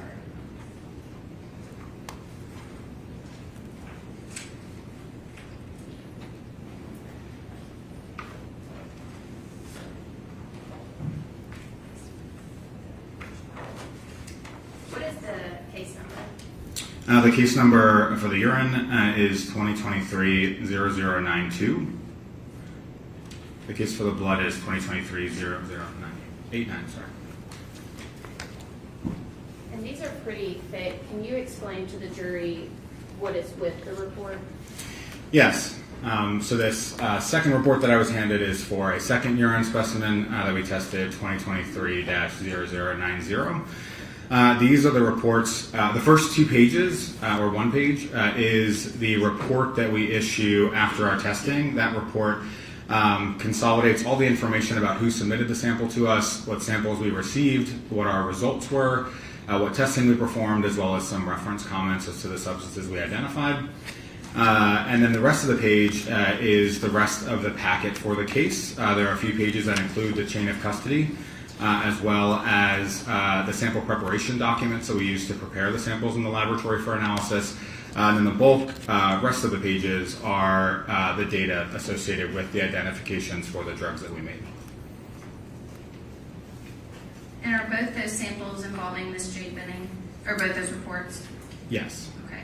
And do you commonly refer to them as litigation packets? Yes, yes. Okay. Your Honor, at this time, I would like to mark those 2 reports as the State's Next Exhibit 34 and 35, please. No objection. Okay. Which you want to delineate? 34, Your Honor, that could be 0092, and 35 be 0090. They're Different their date. report numbers. No, sir. Okay. Your Honor, if I could publish it for the witness, we have it on a PowerPoint. Okay. Dr. Pathologist, can you walk the jury through this first page and what we're looking at and what kind of identifying information is on this page? Yes. At the top, you can see that this is the toxicology report that we issued. That's the logo for our laboratory, as well as the date that we issued it. So it was issued in July 18th, 2023. This report was issued to Dr. Rebecca Brucaleri at Vanderbilt University Medical Center. On the top right there are the different case numbers associated with the case. So every agency is going to assign generally their own case number to a case. So our laboratory assigned our case number, the CFSRE case number, but then there were additional case numbers, including the NMS case number, as well as the agency's case number that we include as well. Next down under items received is the item that we received for that case number. In this case, under the description, you can see that it was 1 vial containing urine. The next section is the results and conclusions. So these are the substances that we've identified. In this case, the analytes, benzoylecgonine, norcocaine, and cocaine. Under concentration, our laboratory does at times perform quantitative testing, so there would be values for the quantitative analysis there. However, this testing that we performed was just qualitative, so it just says positive, meaning that the substance was identified and was positively present in the sample. Under methods of analysis is the instrumentation that we use for testing. Under reference comments are generally short blurbs about the substances that we've identified. So if anyone's reading the report and they see the term benzoylecgonine and they don't know what that is, they can correlate that under reference comments. And I'm so sorry, I did not mean to. Next is laboratory comments. That just says that we took the sample into our possession under chain of custody, seals and everything were in order. And also notes that when we discard the specimens. And then finally at the bottom is again the case number, the date that we're signing this, my signature, as well as another toxicologist signature at our laboratory. And Dr. Pathologist, you've already talked about how you were in communications with Vanderbilt. From your knowledge, when was this first sample taken? So in my communications with Dr. Brucaleri, it's my understanding that this was the first urine specimen collected when the individual presented to the hospital. Okay. And if medical records have previously been introduced and that first urine was at 2259 on 2/25/2023, would that be correct? Yes, that's consistent with my understanding. Okay. Can you walk the jury through your findings for this first urine of Ms. Benning? Yes. So I will go in reverse order because it will make, I think, a little bit more sense. The bottom substance there is cocaine. So cocaine is a stimulant drug. We identified parent cocaine within this urine sample, as well as norcocaine and benzoylecgonine. Those two are metabolites of cocaine. Okay. And did this specific test for EME? No, our testing does not include ecgonine methyl ester, which is another metabolite of cocaine. And can you walk the jury through how many drugs and what kind of testing this specific urine was tested against? Yes, I don't recall the exact number. Our laboratory is constantly adding drugs to our method of detection. Currently, we test for more than 1,300 substances. This time in 2023, our scope was probably around 1,100 substances. And if the substance is not listed on this report, it means it was not identified through the testing process. Okay, so we can say out of at least 1,100 drugs, the only one that was tested positive was cocaine. And its metabolites, correct. Yes. And what, if any, what is your threshold for cocaine and the metabolites for a urine sample? Yeah, our cocaine threshold is about 20 nanograms per milliliter. Sorry, I don't believe I said that correctly. Our threshold for cocaine in urine is about 20 nanograms per milliliter. That would be the same for its metabolite norcocaine. However, benzylecgonine has some different chemical properties, and our testing limit for that is about 100 nanograms per milliliter. And from your discussions with Dr. Brugaleri, what were you advised that Vanderbilt's threshold was? Yeah, so it's my understanding that in the hospital, as many hospitals do, they perform a urine drug screen. That's done by a different type of test than we perform. That's done by something called immunoassay. Whereas our testing is performed by mass spectrometry. Through my conversations with Dr. Brugaleri, it was my understanding that the cutoff for benzylecgonine in the hospital was 300 nanograms per milliliter. And again, our cutoff was 100 nanograms per milliliter. So is it consistent that if Ms. Benning's blood or urine tested in the hospital negative, but then was positive with you, is that consistent with just the different thresholds and Vanderbilt being much higher? Yeah, so when you have differences in thresholds, you can have concentrations that are between those thresholds. So one laboratory may report it negative because it's below their threshold, and another laboratory may report it positive because it's above their threshold. Both of our tests were not quantitative, though, so we don't know exactly how much benzylecgonine was in this sample. However, based on the data that we have from our test, we can see, based on some of the characteristics of the data that we look at, that it's my opinion that it looks like the amount of benzylecgonine likely was between our two thresholds, and that's why our result was positive and their result was negative.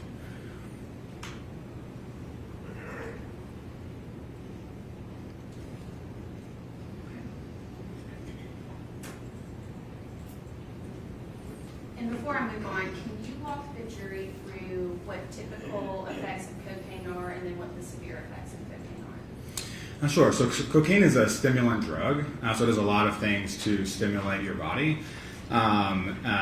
Certainly people use cocaine for its euphoria and its high feeling, but when you get to some of the sort of clinical signs and symptoms, it can do things like increase your heart rate, increase your blood pressure, increase your temperature. It can make people more talkative, more movement. It can, in higher amounts, or for some people, it can cause sort of agitation and anxiety. And in more severe cases, especially with the effects on the heart, you can have sort of detrimental cardiac effects because of that increased cardiac output. Cocaine has been associated with seizures as well as other more bad side effects, if you will, of cocaine at either chronic use or at higher amounts. And can you tell the jury what the common forms of someone taking cocaine would be?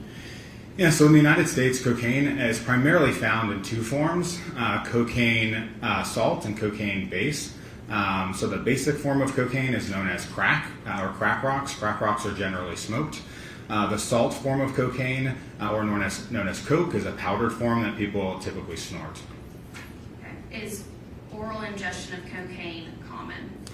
No, from my experience, oral ingestion of cocaine is not common. Okay. And for symptoms and side effects, how would oral ingestion of cocaine differ from IV, snorting, something like that? Yeah, so the manner in which drugs enter the body is really going to be dependent on potentially how quickly those drugs affect an individual and how quickly those drugs can get to the brain. So something like snorting or smoking is going to have a much quicker onset of actions, whereas if you ingest something orally and it goes to the stomach, you have to get it then absorbed into your body. Some of that drug could break down in your stomach acid. So there's different effects and how quickly the substances can affect an individual based on the route of administration. But then also there's other things that can be important about how the drug is metabolized or how it's breaking down throughout the body based on the route of administration as well. And in preparation for this trial, did you research to see if you could find any sort of studies on oral ingestion of a liquid cocaine? Yes, I did. Okay, were you able to find any studies for liquid cocaine? I did not. There are a few studies that have looked at oral cocaine administration, but typically they're through capsules or tablets, in large part because that's how a lot of substances are taken orally as capsules or tablets. I could not find any studies looking at liquid cocaine oral administration to humans. Okay. And I want to talk to you about your research that you found for capsules. Can you walk the jury through how quickly symptoms appeared in your research? So in those studies, they looked at sort of the symptomology of individuals, but then also the peak plasma levels. So plasma is sort of a form of blood in terms of the way that drugs are in the body. They collect blood and then can convert it to plasma. So they found, one of the studies found that the peak plasma concentrations were between 50 and 90 minutes. And that just means that the cocaine has gotten into the bloodstream, it's circulating around the body, and as they test serial amounts of, serial meaning replicate amounts of blood over time, that in 50 and 90 minutes it was the highest amount of cocaine, and then it started falling down. Okay, and is it your opinion that liquid cocaine would work quicker than capsules? Yes, when you have a capsule has to get into your stomach, the capsule has to be broken apart, in order for those substances to then be absorbed into the body. In a liquid form of the drug, generally, compared to a capsule or a tablet, that liquid is already ready to be absorbed, so that process can be a bit quicker. Okay, so if we have Ms. Benning, who at 9:10 is painting words on a canvas, 9:25, a photo of a new word that she has painted on a canvas, and then we have a lieu of about 4 minutes of taking photos, and then 9:29, so about 19 minutes from that 9:10 to that 9:29, there's a phone call, and it's 6 minutes long. At the beginning of the phone call, you can understand Ms. Benning for the most part, and by the end of it, you cannot understand her. During that phone call, she's saying things like, "I can't feel my legs," and then by 9:50, when EMS finds her, she's pulseless. From that 9:10 to that 9:50, is it consistent with a 30-minute window of Ms. Benning ingesting that cocaine and then feeling those side effects and becoming pulseless? So as I mentioned, you can get peak cocaine concentrations orally in about 50 to 90 minutes. So the effects certainly are presenting sooner than that. So that is consistent with that time frame and that the results or the data that's in the scientific literature.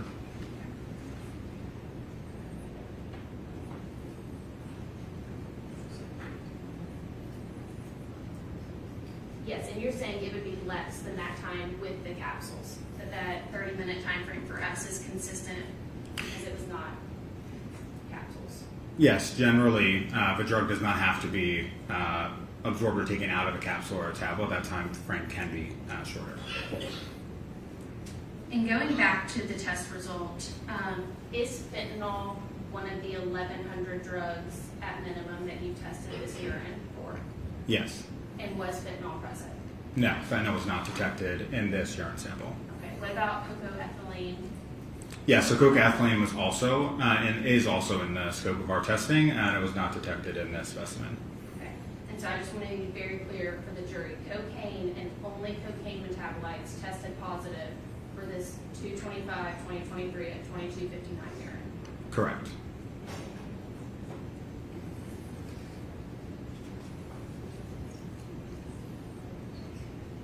And Vanderbilt's threshold was 300 and was only testing for the benzo, is that correct?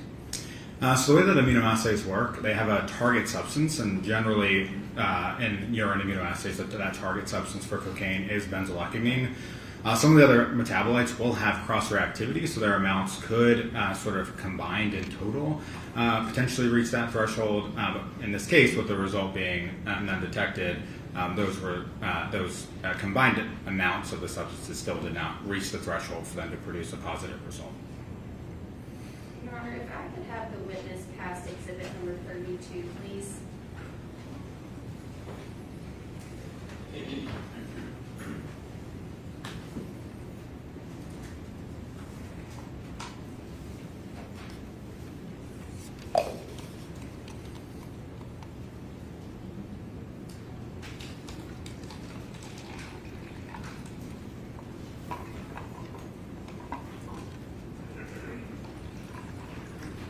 Dr. Kwiatkowski, you are being handed State's Exhibit number 32, which is Ms. Benning's autopsy report.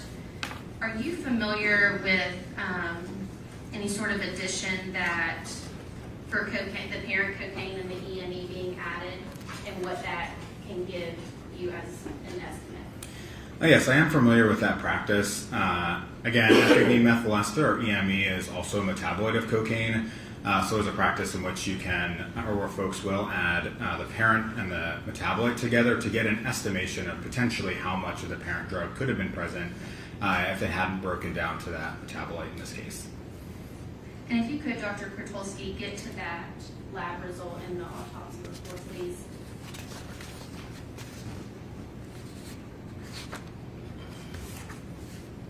And could you tell the jury what the EME and the cocaine was, and then how we would get to that number of the estimated concentration of cocaine in Ms. Benning's blood that night? Yes, so this is the NMS Labs Toxicology lab report. That reports cocaine at 78 nanograms per milliliter and the ethylene methyl ester at 7,800 nanograms per milliliter. Okay, and what would that bring us to if we were doing that addition? So if you were to do that addition of the two, it would be about 8,000 nanograms per milliliter. Okay, and is 8,000 nanograms per milliliter a high concentration of cocaine? Yes, if there was 8,000 nanograms per milliliter of cocaine in someone's system, that would definitely be considered, in my opinion, a high amount of cocaine. What is typical that you see? Do you see anywhere near 8,000 nanograms per milliliter on a daily basis? So we do quantify cocaine in blood samples, not as routinely as NMS does. I do not recall what the highest amount of cocaine we've seen in a blood sample is, but I would think that we have seen concentrations of cocaine in the thousands. I just don't know exactly what those concentrations are.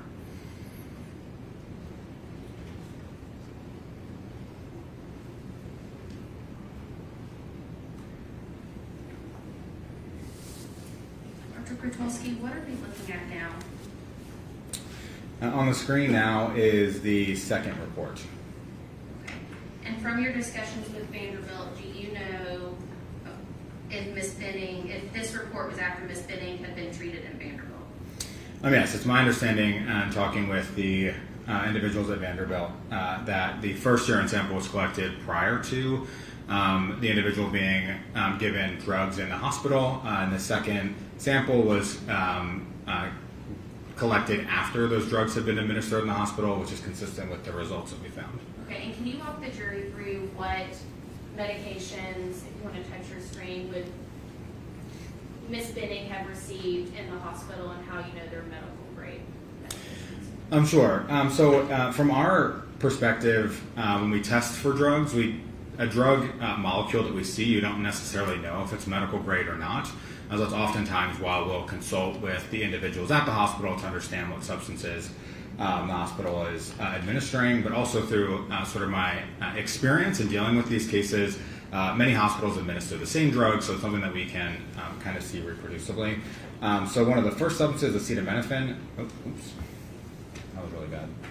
Acetaminophen is a drug that can be administered in the hospital. Acetaminophen is Tylenol. Levetiracetam, which is an anticonvulsant, also known as Keppra, can be administered in the hospital. And Dr. Kwiatkowski, I'm going to stop you right there. Are seizures a side effect of ingesting cocaine? Yes, as I previously mentioned, seizures can be associated with cocaine toxicity. Thank you. Next on the list is lorazepam. Lorazepam is a benzodiazepine, which is also, benzodiazepines can also be administered as anticonvulsants for seizures. And then fentanyl. Fentanyl is an opioid. Many people know about fentanyl because of its illicit uses in the street drug supply. However, fentanyl is actually a common opioid analgesic used in the hospital as well. And is it your understanding that Ms. Benning received fentanyl at Vanderbilt University Medical Center? Yes, that's my understanding. and that Ms. Benning had no fentanyl in her when she got to Vanderbilt Medical Center. So based on the testing that we performed, there was no fentanyl in the first urine sample that we tested. I want to draw your attention to levamisole. Can you talk to the jury about what you know about levamisole and its importance to cocaine? Yes, levamisole is, while it has uses in animal medicine, it's something that we call an adulterant. So a lot of times drugs within the street level drug supply will be adulterated and things will be added to them, a lot of times to sometimes help with side effects, but sometimes make the high that those drugs produce better. So in this case, or levamisole but in this scenario, levamisole is a substance that we see as an adulterant alongside cocaine in the street drug supply. And is levamisole a common cutting agent for cocaine? Yes, levamisole is as well as lidocaine are common cutting agents for cocaine. Okay, and what would be the explanation of why Ms. Benning's first urine, when she initially got to Vanderbilt, did not have levamisole in it? Yeah, so I've reviewed the results for the 2 urine samples, and as I mentioned previously, during our testing, aspects of the data can show us, while we don't quantify the amount of cocaine, how high or low that level is, the amount of cocaine that we detected in this second urine sample is much higher, as well as some of the other substances as well. So it is possible that because the amount of cocaine was lower in the first urine sample, the cocaine or the levamisole may not have accumulated or been excreted in the urine sample yet. So levamisole may have been there but below our detection limits, whereas in this later sample, as more cocaine is being excreted from the body and put into the urine, it's rising above and potentially then is above our threshold, and we're able to detect it in this sample.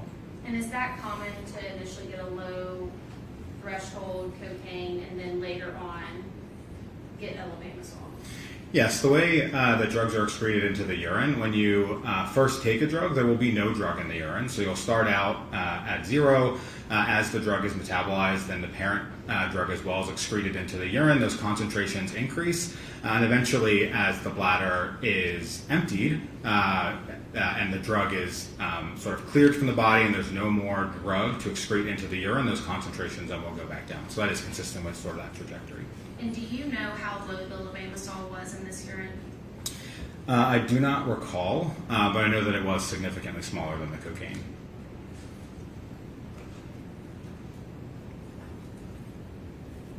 Let's talk about cocoethylene. What can you tell the jury about cocoethylene? So cocoethylene is an interesting substance in that it forms in the co-ingestion of cocaine and ethanol. Okay. Was cocoethylene present in Ms. Benning's first blood or first urine? No, it was not present, but similar to the explanation I gave for levamisole, it could be that it was present but below our detection limits, therefore we weren't able to see it because maybe it hadn't been excreted fully yet. And do you know how low this sample of cocoethylene is in Ms. Benning's urine? Yeah, so I did take a look at that, and again, comparing those responses that we get from the instrument, the amount of cocoethylene that we detected was about 1% of the amount of cocaine. So again, quite a small amount of cocoethylene compared to the amount of cocaine that we saw in this urine sample. And this 1% of cocoethylene, would that be consistent with Ms. Benning drinking alcohol and then taking a bump of cocaine? So from my experience in those scenarios, you wouldn't have that small amount of cocoethylene, although it does depend on sort of the timing of when the urine sample was collected. But generally, when we see cocoethylene with people who are co-using larger amounts of alcohol, we do see it at more appreciable amounts than the small amount that we saw in this sample. Can you dissolve cocaine in alcohol to make it a liquid cocaine? Yes, cocaine, like many drugs, are dissolvable in what we call solvents, and ethanol would be an example of a solvent.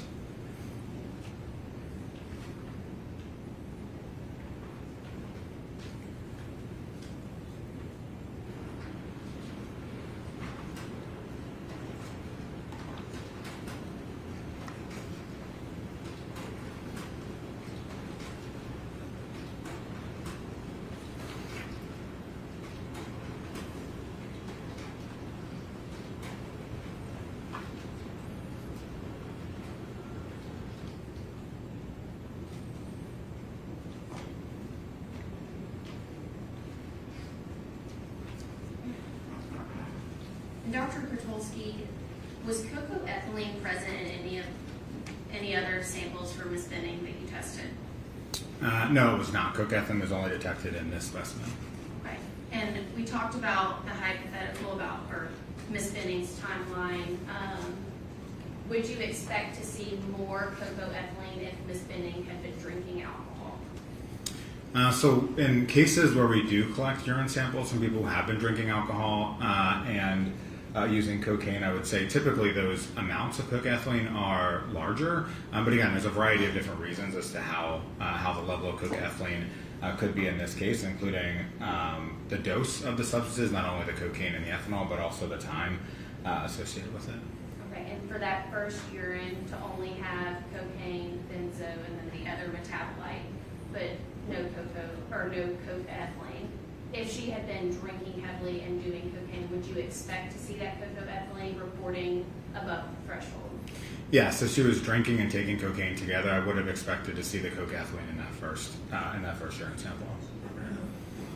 And is it your understanding that through all the other testing of Ms. Benning at Vanderbilt, that there was no alcohol present in her system? Yes, it's my understanding, and through talking with the toxicologist at NMS Labs and Dr. Brucaleri at Vanderbilt, that the ethanol testing that had been performed by the other laboratories was negative. And Dr. Kratulski, is there any other explanation other than just drinking alcohol, it being dissolved in alcohol, that you could get that cocoethylene? Yeah, so there are other ways that small amounts of ethanol can get into your system. Some other drugs that are used may have ethanol as a minor component in them. There are some things that may be used in foods that could have small amounts of ethanol in them. So there are other ways that ethanol can get into your system other than drinking beer or other forms of drinking alcohol. And is that consistent with how low Ms. Benning's cocoethylene percent is at, and then we don't see it again? Yes, I would say that would be more consistent. Right, and could it be used in cooking for like homemade cookies with vanilla extract or something like that? Could that low reporting level of cocoethylene be consistent with Ms. Benning have cooked that night? Yes, I'd say that could be consistent.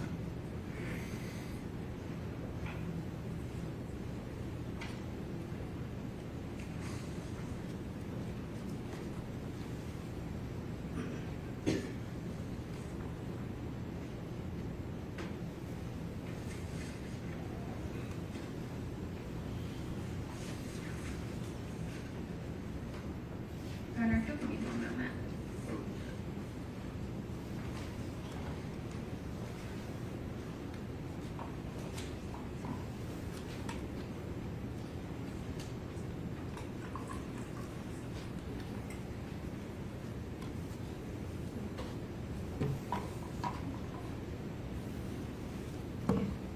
Governor, those are all my questions. Questions on behalf? Yeah. Yes.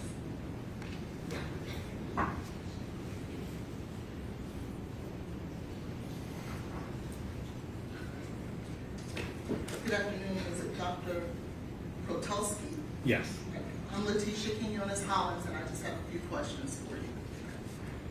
I first want to ask you about your forensic toxicology certifications. Did you have to go to school to become a forensic toxicologist? So forensic toxicologist is a job, just like an electrician would be a job, or just like a chemist would be a job.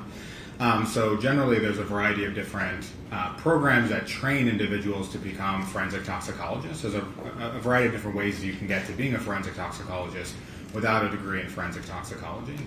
In the United States, there are no PhD programs in forensic toxicology, so many of us who have our PhDs and work in forensic toxicology get our degrees in areas like chemistry, pharmacology, sort of general toxicology, one of those other fields. So have you had training in toxicology? Yes, I have a master's degree in which I spent 2 years learning about forensic toxicology. I've done a variety of different research work related to forensic toxicology. I also have on-site training. So in addition to the time I've spent at the CFSRA, I actually did also work at NMS Labs for a short period of time and received training as part of that at NMS Labs. So I have received training both through on-the-job training as well as educational training to be a forensic toxicologist. And in order to be classified and certified as a forensic toxicology, it took many hours and a lot of time dealing with toxicology to be able to be qualified as a forensic toxicologist. Would you agree?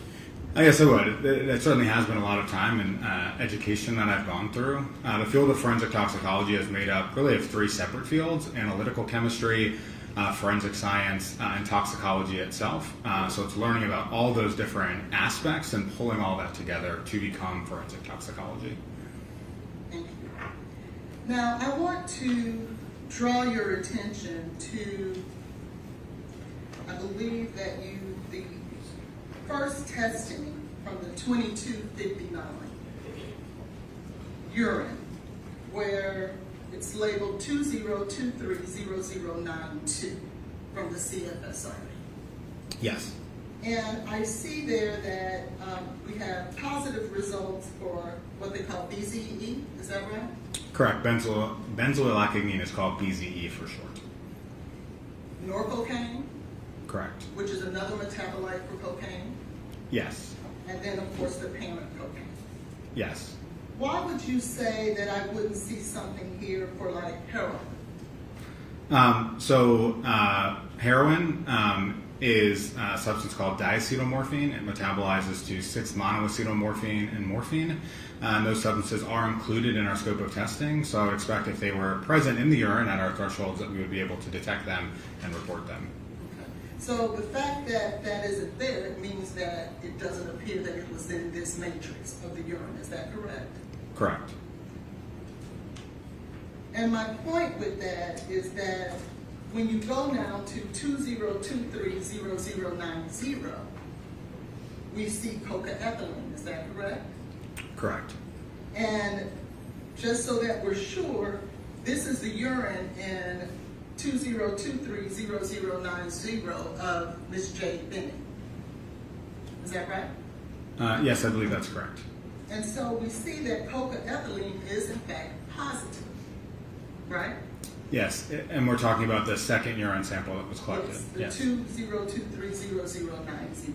Yes. Yes, okay. Now, you said the second urine sample. When was that taken from Ms. Benning?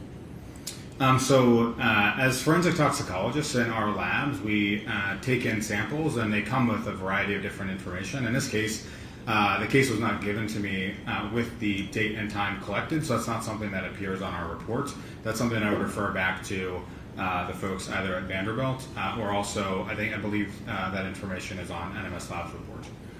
Okay. You believe that it's on NMS Lab report? I believe it's included in their report, yes. Okay, and that's NMS Lab report 896, based on where it says, I'm sorry, 899. NMS work order number is 230-78899. Is that correct? So I don't have the reports in front of me, and with all of the numbers, I'm having a little hard time following. CFSRE. Yes, if that is, I do not have that report in front of me. If that was the, yeah. This packet of yours have that. Sorry, yes, the packet that you have. Oh, yes, thank you. Yeah, so this for this report, 2023-0090, which is our CFSRE case number, that is associated with NMS work order number 23078899. So, as it relates to the urine where we see cocaethylene, you don't know what time it was taken. Is that right?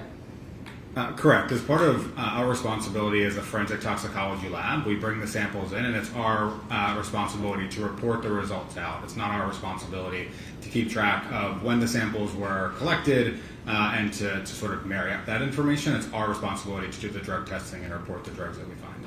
So is that a no, sir? You don't know what time it was taken? Off the top of my head, no, I don't. Okay. And so, Is there any of your records that would take that? No, so our records do not. So you would correlate back our case number with the NMS Labs case number and the agency case number and the information they had in terms of when the specimens were collected. So that's NMS Labs or Vanderbilt's information about when the samples were collected. so you can't say it wasn't taken at 2259 or that it was, as the information that you have before you at this time. Again, that's not my role. Our role is forensic toxicologist. I'm just Yeah. asking. Okay, yes. Yes. Now, irregardless of when it was taken, this is the urine of Jade Benning, right? From my understanding, yes, this is the based on the conversations I've had with Dr. Rebecca Bruccolari at Vanderbilt. Okay. And so in the same manner that you don't see, I think you called it levomisol, which is a cutting agent for cocaine, right? Yes. The same way you don't see levomisol in your initial testing of 202300092 is the same manner for which you don't see cocaethylene, right? Yes, as I explained before, in order for us to have a positive result, there needs to be enough of the drug or the metabolite in the urine sample to meet a threshold for us to detect it. So it is possible that they were present in the urine, however, below our thresholds to detect it, so therefore we would not report them as a positive result. Nonetheless, you have those two different metabolites that weren't present in your first results that are present in the second. Yes or no, sir? That is correct. However, I think it's important to note that these are not replicate samples, so we don't expect to have the same results in both urine samples.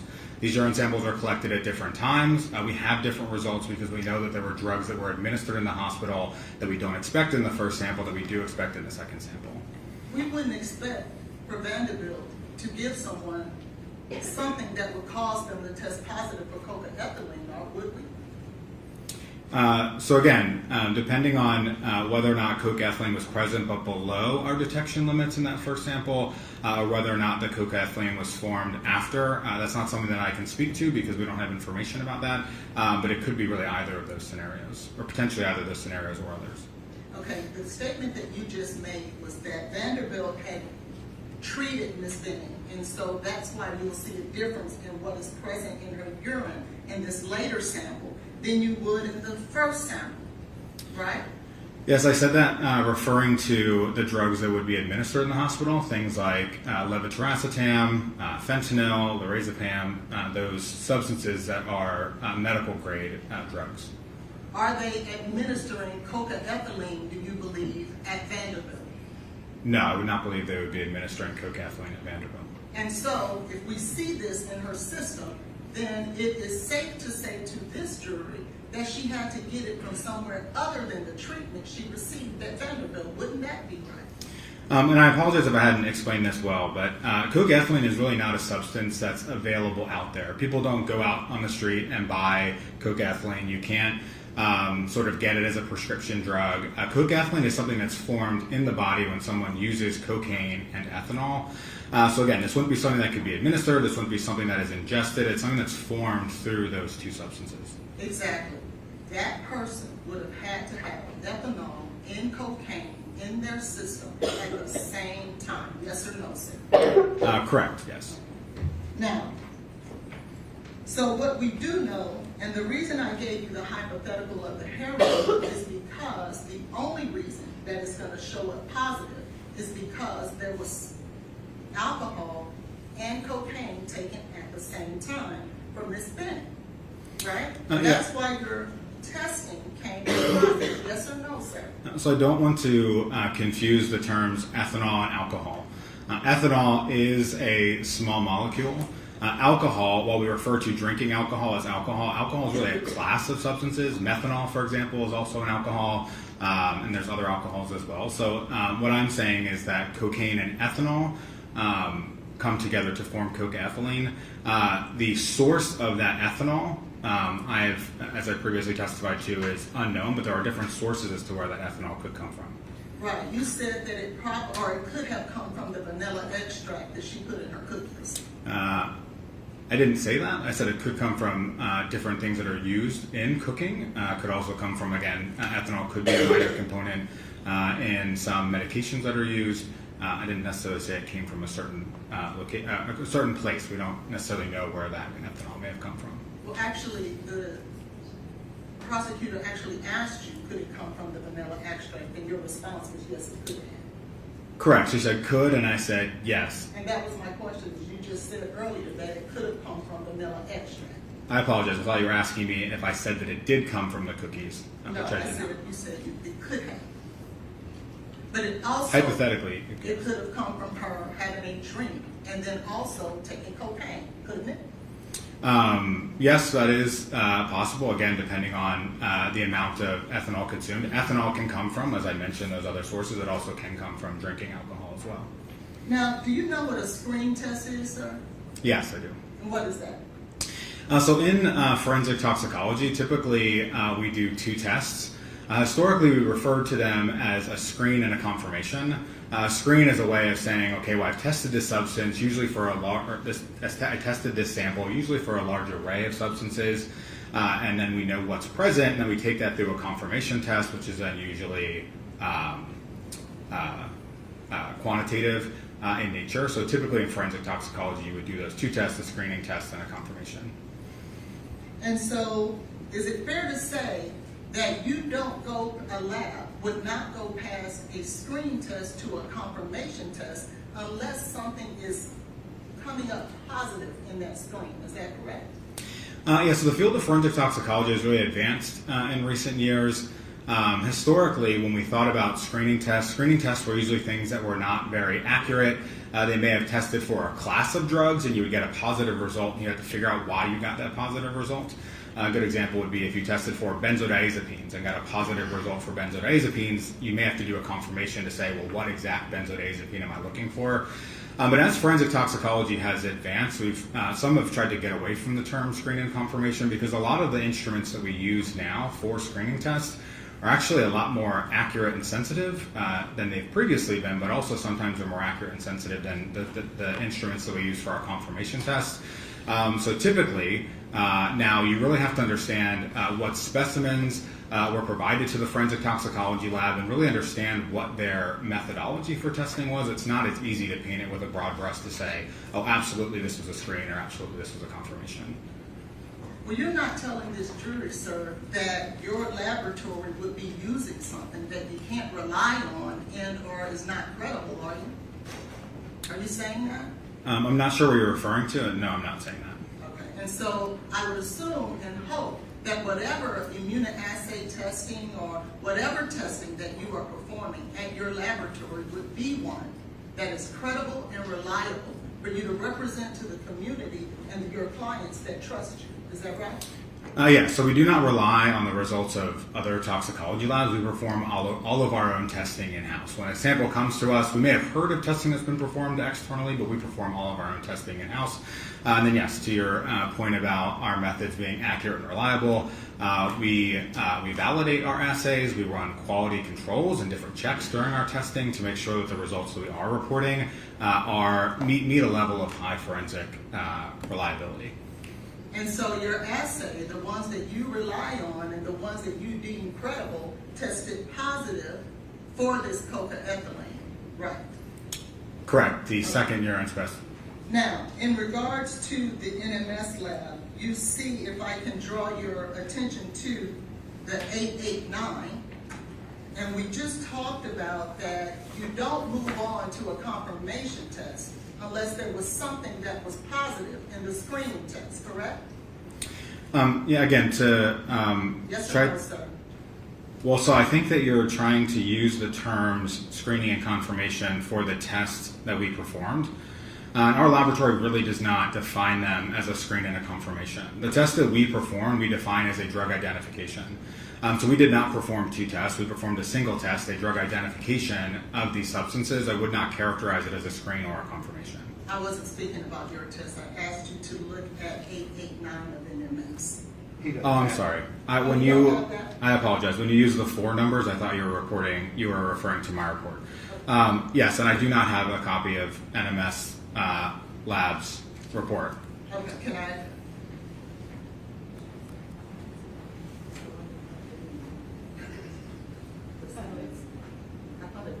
It's in the autopsy report, Dr. Oh. If you have that. I apologize. I do have that in front of me. Yes. You see there that NMS moved on to a confirmation test for cocaethylene. Do you see that? Can I just ask a clarifying question? So I'm looking at an NMS Labs toxicology report that has a work order number that ends in 6889. Correct. Is that correct? Okay. Yes, sir. And did you see a confirmation test performed for cocaethylene? So this is really getting slightly outside of the testing that we performed, again, because this is the testing that another laboratory performed. NMS Labs lists the tests that they performed, and they listed they included a cocaine and byproducts panel. So from looking at the report, it does appear that they would have looked for cocaine in those byproducts, but again, I cannot testify today to exactly what NMS Labs did. I don't have their data and their results in front of me. My testimony is really about the testing that occurred at the CFSRE. I'm not asking you about the data that they utilized. I'm asking you, with your expertise, as you being a forensic toxicologist expert, is to only share with me about looking at this toxicology report. And so that I'm clear, you're an expert in the field of Judge, I'm going to toxicology. object to ask and answer. He's already testified that You he's know not. what that lab means by screen test? So again, I mean, I would have to, I'm happy to sit here and look through the report. Certainly they will lay out what testing that they used and what testing was performed. But again, this was not within the scope of what I prepared for this testimony. I mean, I'm happy to take a look at it. Would you do that for me, please? Just to see whether or not there was a confirmation test performed for cocaethylene. Would you please do that? Again, based on the report says testing was performed for cocaine and byproducts panel. Let me.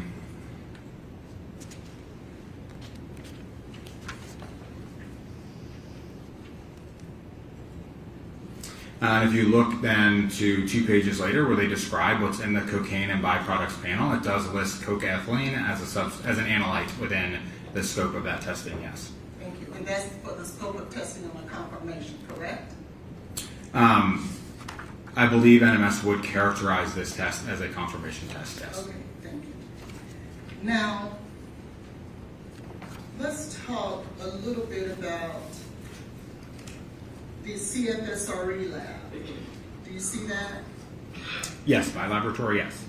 And the number in regards to You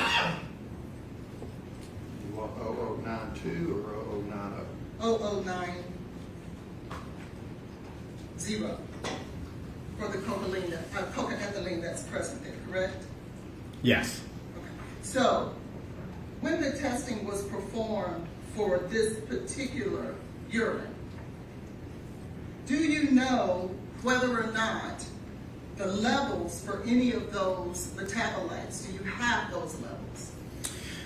No, so for our testing, our laboratory, while we obviously test for cocaine in these substances, in this case, when we received the specimen, we received our qualitative results and issued those results back. We were not asked to perform a quantitative test. We typically wouldn't just do that on our own. And there was no request for us to perform a quantitative test. So in this case, we did just perform a qualitative identification of cocaine in the metabolites. Okay, so you didn't perform a test to give us levels, is that right?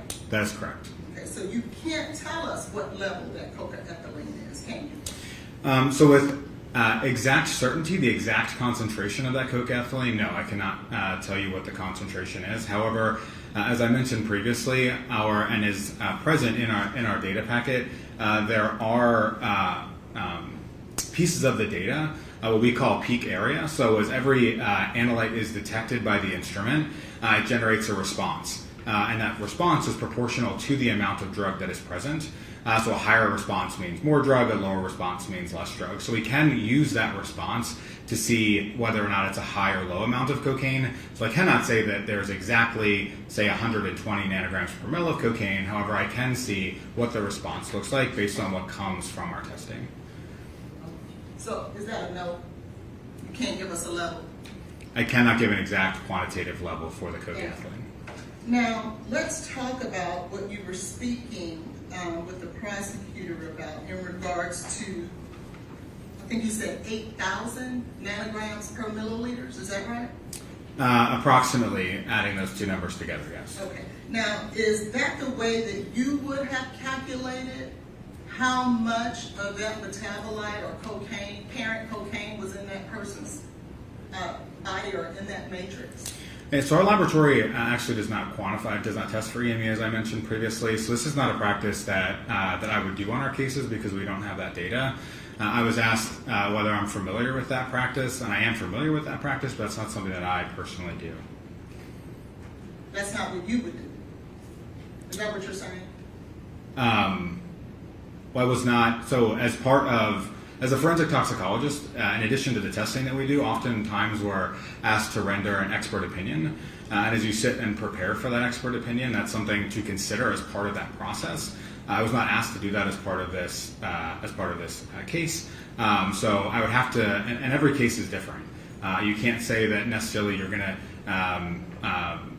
because the drugs you find in every case are different. You have to take cases and evaluate them on a case-by-case basis. So it's really hard for me to sit here and speculate what I would have done because I wasn't asked to do it. Okay, well, you're a forensic toxicologist, correct? Correct. You are the director of a toxicology lab, are you not? Yes. You've had significant training in forensic toxicology. Yes. So I'm asking you, as an expert, if you were trying, giving you a hypothetical, you're given a case, and you're trying to determine how much parent cocaine is in a matrix, in this instance, someone's blood, would you utilize the method of combining the parent cocaine and EME? So I think I would consider that, again, because that is a process that's out there. I certainly would not use that definitively. I would understand that that's a way of looking at kind of a generality, but definitely not anything definitive. Exactly, because with all of your expertise and training, that is not a method you would use. Yes, as I've stated. Now let's hypothetically utilize that method and come up with a number of 8,000 as apparent cocaine in someone's blood, okay?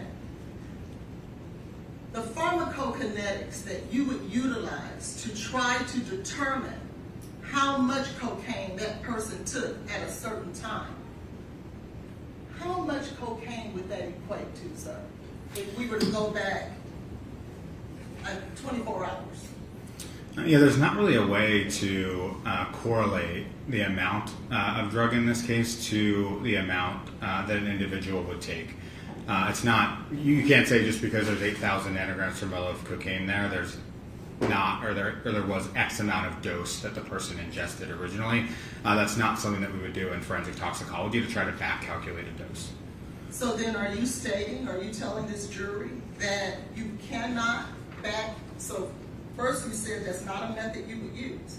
And so you're now saying that there would be no way to try to ascertain how much cocaine that person originally took. Is that what you're saying? Yeah, through the training that we have as forensic toxicologists, we generally do not train individuals on how you would calculate a dose of a drug that someone used. Certainly through someone's expert opinion and training, they may try to do that, but that's not something that we typically do in forensic toxicology, to try to calculate a dose. So what is pharmacokinetics?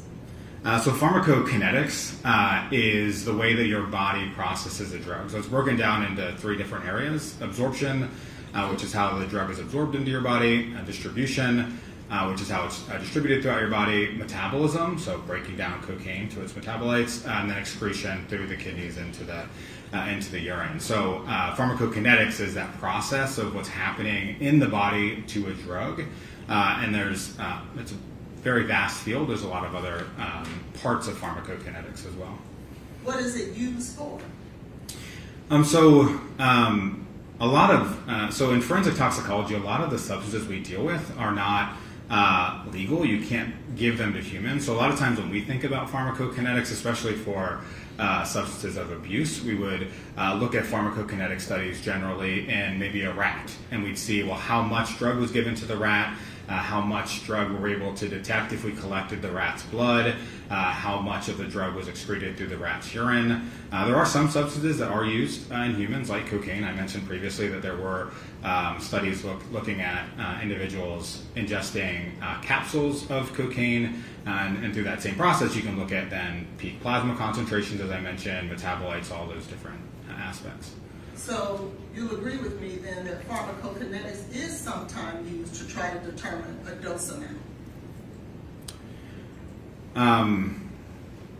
I would not say pharmacokinetics is used to determine a dose. That I don't think that would be the correct way to state that. Well, how would you state it? So I mean, the only time that this is really done in forensic toxicology is with alcohol. So you can look at, and you may be familiar with this, but you can look at, based on the amount of ethanol in someone's system, you can back extrapolate to potentially how many beers or how many shots or how many glasses of wine they took. The reason we can do that with alcohol is because of its pharmacokinetics and its linear elimination from the body. In the world of other drugs on humans, I'm really not aware of any pharmacokinetic properties or calculations that you would do to correlate those drug concentrations back to the dose. And in this case, the blood concentrations of cocaine back to an exact dose of cocaine consumed. So you're stating that it is never utilized to try to determine a dose, pharmacokinetics is never utilized in your field to try to determine a dose of cocaine? Is that your testimony, yes or no, sir? So I am not in a forensic case like this. I am not aware. As I said, ever. Is pharmacokinetics ever utilized to determine a dose of cocaine? Well, as I mentioned before, in terms of a rat study, actually this can be, there are certain research studies where they may look at in the hospital trying to see how much, if they can control the amount of urine that is collected over a certain amount of time and do quantitative testing on that urine. There are some research studies that would look at trying to then calculate back the dose of a certain drug that was consumed. So there are aspects of forensic toxicology where that may come up. But in terms of a case like this where you're looking at drugs for a legal case, that's a whole different realm from what we're talking about today. So your answer, the answer to my question is yes, it has been done. Yes, it has been done, but again, under the different premises that I mentioned. But is your testimony in a case like this, you should not do that? Is that right? It is my opinion that if I was asked to calculate the dose of cocaine consumed, that is not something that I would do. And so then, based on your testimony, there is nothing we can do to try to determine the apparent amount of cocaine that was in her system at the time of ingestion. Well, now you're asking two different things. The dose of cocaine would be the amount of cocaine outside the body that is then ingested in whatever form you want to ingest it. The amount of cocaine circulating in blood is a whole different thing from the dose. That's not the dose. That would be the circulating concentration of the cocaine. I wasn't speaking about this, sir. I was speaking about trying to determine the amount of cocaine that Ms. Benning would have had to take in order to have the numbers that we see in her blood. I'm asking you a simple yes or no for this jury. Is there a way to try to make that determination, sir? Yes or no? Yeah. So I think I'm getting confused because you're talking about the 8,000 nanogram amount, and these are really two separate things. Yes. Don't worry about the 8,000. Simply listen to my question. Let me ask it maybe in a more quicker way. Can you tell us whether she took an ounce, 2 ounces, or a kilo? There would be calculations to potentially rule out really large amounts or really small amounts. I don't think that there is not a calculation to get an exact amount in the middle. To answer the question. And so there are calculations to make an assumption.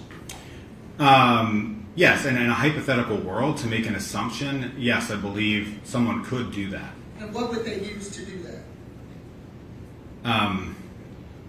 Yeah, I mean, there's a lot of factors. I mean, there's factors in terms of, right, you'd have to look at you'd probably take some sort of concentration that you're starting with from what we would detect. There'd be different parameters within the body, understanding was this a larger or a smaller individual? Did they have potentially a lot of blood, a little bit of blood? What is their different physiological parameters of them? Time is a really important thing.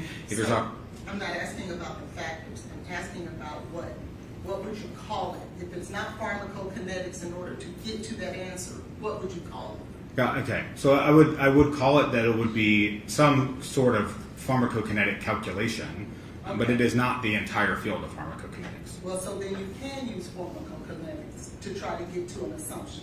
as to what amount of cocaine she took, correct? Sure, yeah, somebody could, in theory, do that. Thank you. So, in regards to that, have you done that calculation for this case?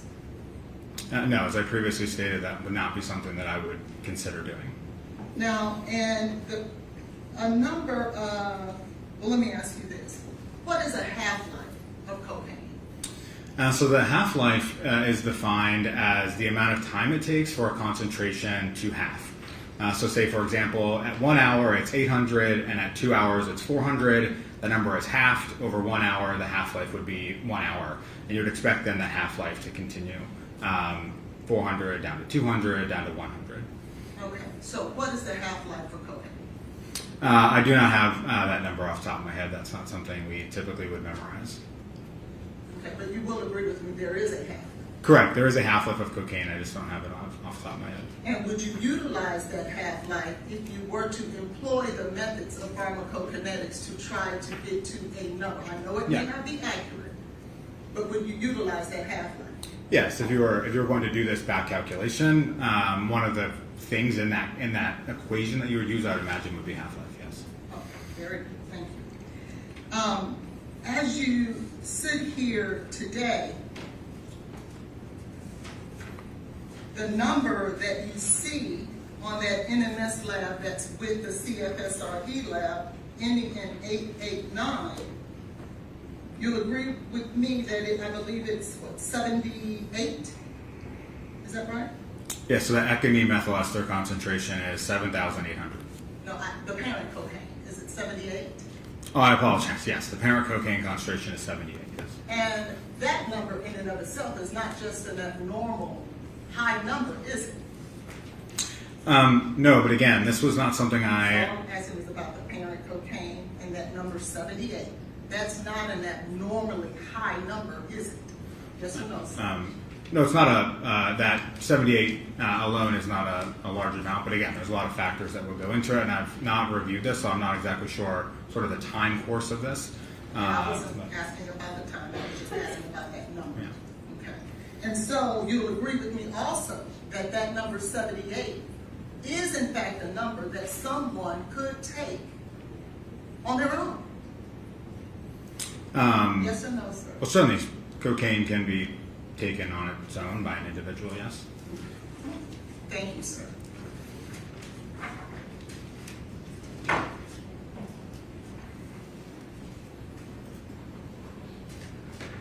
Dr. Pathologist, Dr. Carney had testified that she adds the EME to the parent cocaine to estimate the total amount of cocaine level before it began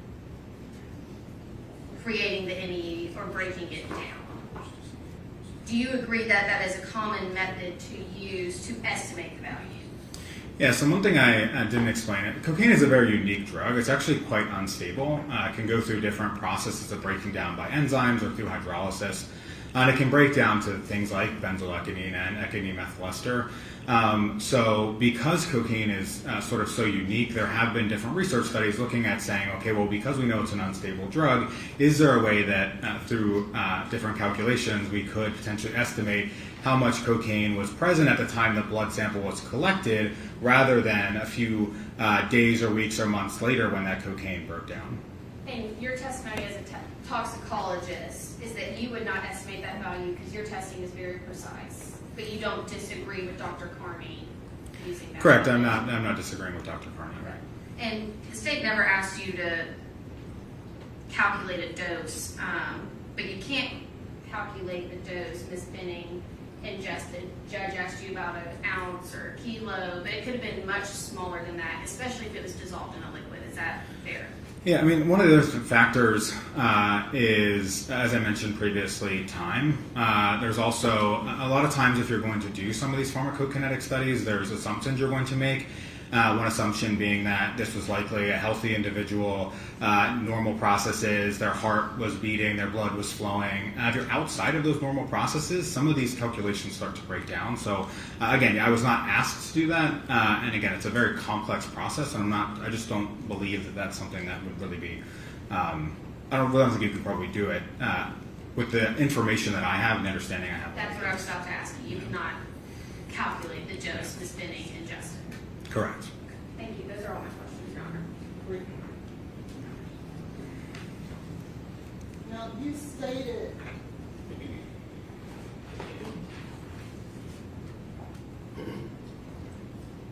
now, when I asked you the question, you told me that that was not a method you would use because it wouldn't be a definitive method. Are you changing your answer now?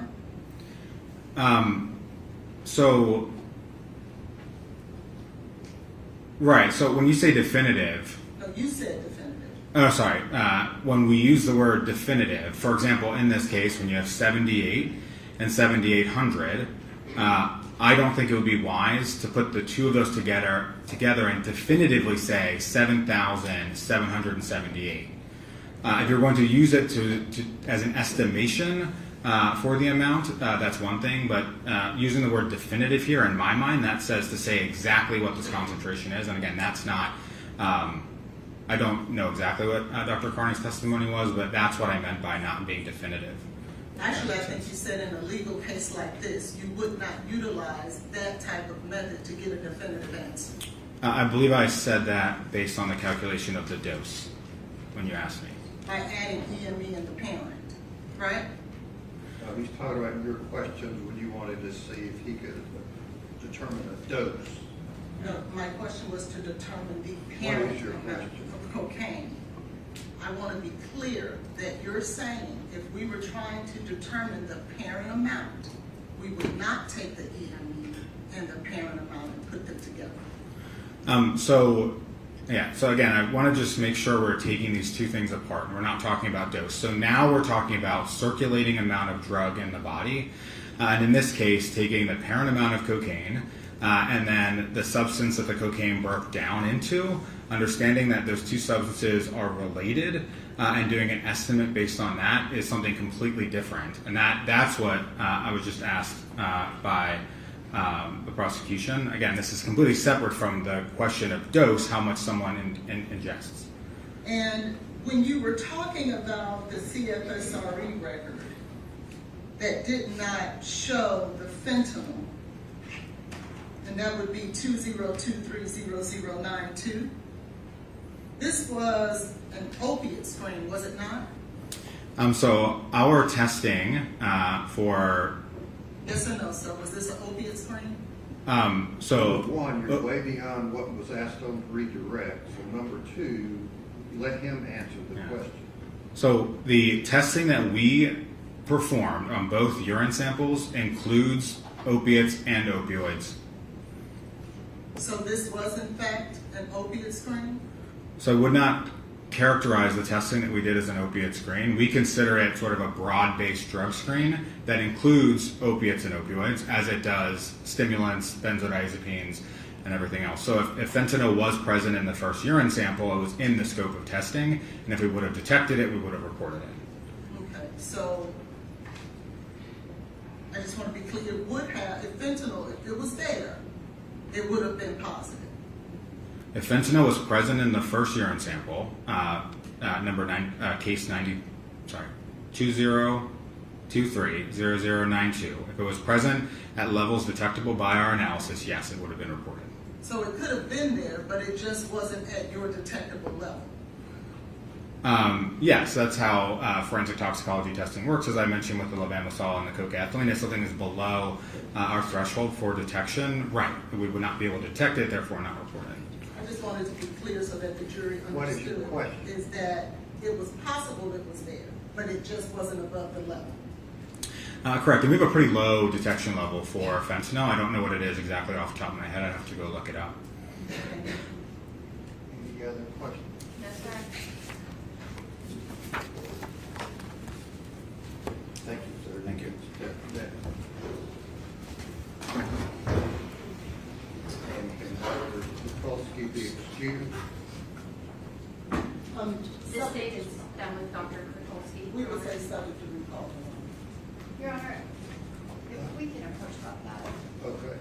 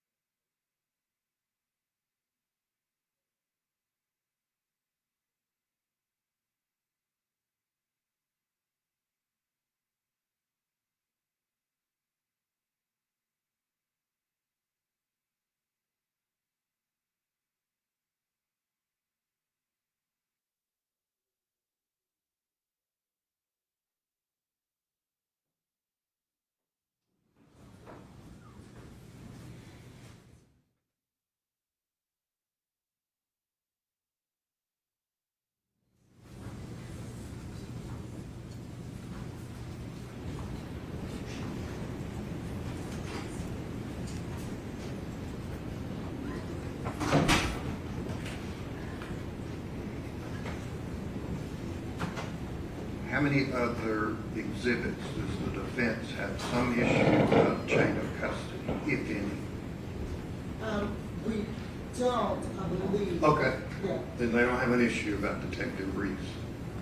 Well, I think she's trying to, he's the one that collected it from the hospital, so I believe she just, are you talking about 227? You just heard what she says up here. They've got a third sample they want to get into. Do you have issues about that? I don't know which sample it is. There are a bunch of tests in this case. It's the one that Detective Reese collected on February 27th, 2023. It's 1600. It's technically 1604. It's the urine sample. It went to the MPD crime lab. They sent it on From to what NS. time? February 27th, 2023. It's 1604.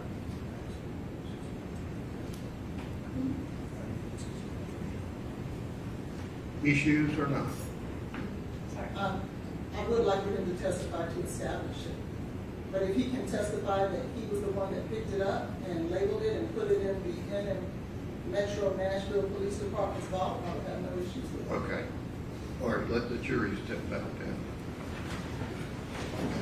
So we are calling it just for that limited purpose at this time? Apparently. Okay. I don't know what you're all going to call it. Yeah.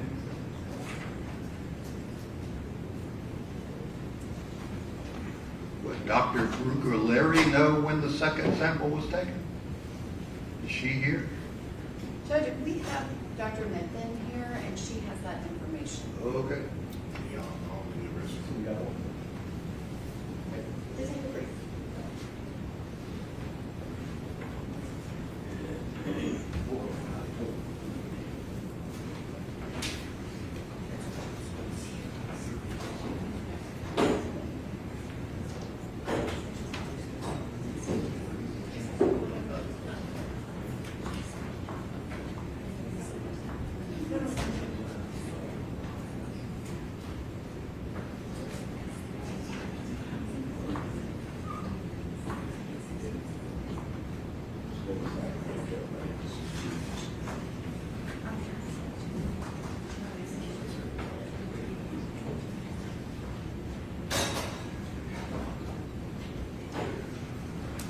Just have a seat back there. The jury's taking a short break. And is Dr. Mitton out there?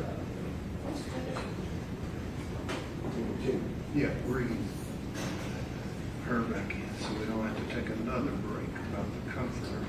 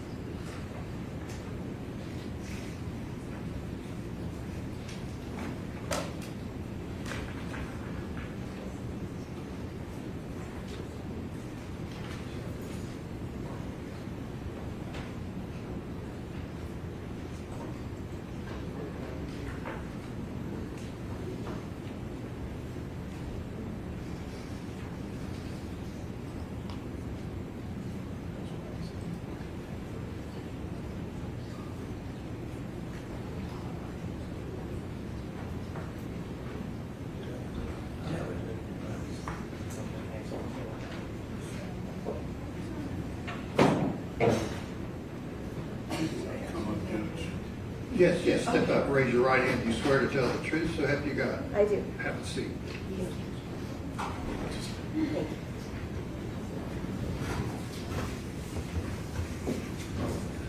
Doctor, you testified previously at the jury out hearing the defense has made a statement that you made up. Did you do testing on the comforter?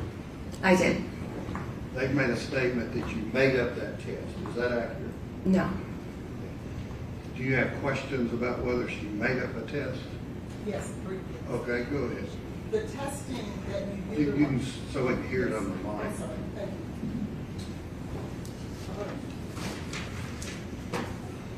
The testing, Dr. Bethune, that you utilized for the comforter, was that a standard test that was previously approved and accredited? So the physical testing on the instruments is, On the comforter?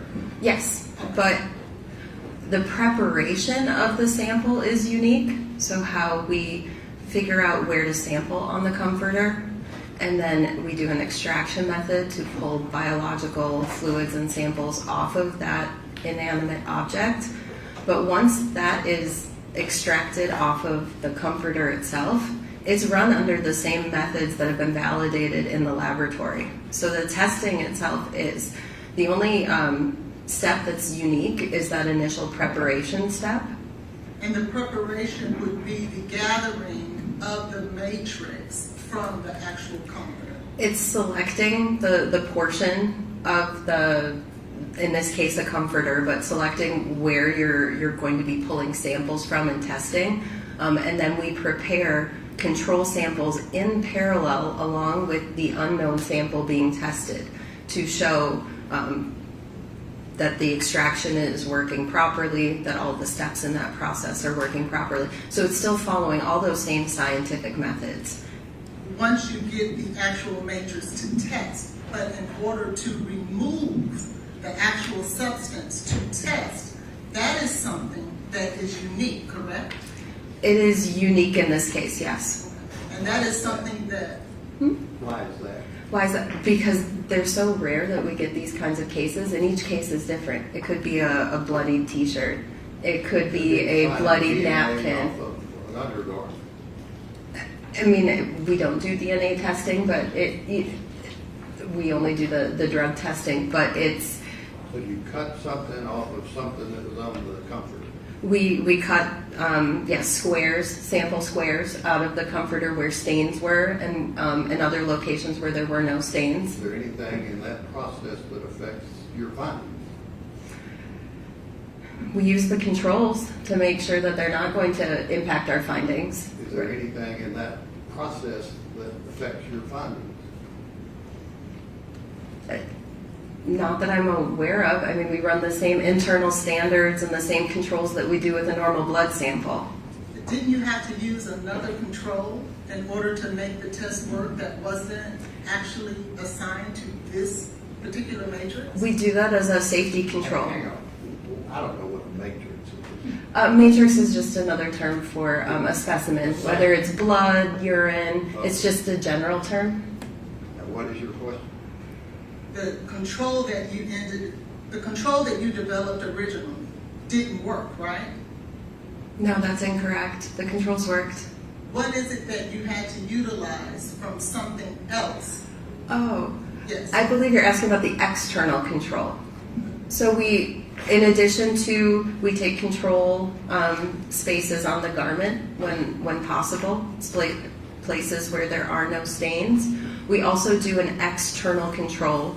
It's called a negative external control. That is an additional quality control sample to ensure the accuracy of the test and ensure that contamination isn't occurring in the laboratory, that our processes are working. It's just an extra safety and control measure performed. But when the lab became accredited, they did not approve the method that you utilized to extract the matrix from this comforter, did they? I'm not sure that is under an accreditation. A forensic investigation like that isn't a category of accreditation. Well, has that method ever been tested by your peers in terms of the one that you created, unique for this test? It was peer reviewed and published. I'm not speaking about for this test. Prior to this particular testing, that unique test that you created, has that, prior to this situation, been peer reviewed and or tested and or accredited? Forensic investigations aren't under an accreditation category. So as far as I'm aware. The actual test itself, the test and the analysis is valid and accredited. The difference is the preparation, but a preparation may vary even on, say, a tissue sample. I may not use the same preparation for this liver tissue sample that I use for that brain tissue sample. So that's where that preparation step can vary a little bit, but it is done to get that biological matrix into a format that can be tested on those validated methods. Because without you doing that, you can't test it. And my point is, there's nowhere in NMS labs, any of their systems, any of their standards of procedures that you can go to pick out what you had to create in order to test this particular. There's a general standard operating procedure for forensic investigations, but it is highlighted in that standard operating procedure that the exact controls and the exact process for performing that extraction will vary based on the nature of the sample being tested or what we're trying to remove that biological matrix from. So in the past, we've tested, I shouldn't say we, the laboratory has tested things like tampons, used clothing, bedding, sheets. We've been asked to pull blood off of metal. So each one of those matrices is going to be very different, and the ability of us to pull that fluid or that biological sample off of that object is going to vary. So if you've had it, why did you have to create a whole new one? Why did you have to get one that's only unique to this case? Because each one of these requests is different. Each one of these is unique. The stains aren't going to be the same. They're not going to be the same matrices. It could be blood, it could be urine, it could be vomit, it could be brain matter, stomach contents. And so this is one of those instances where you really have to use an experienced toxicologist or person to go in there and try and determine where that location is for the biological sample and pull out a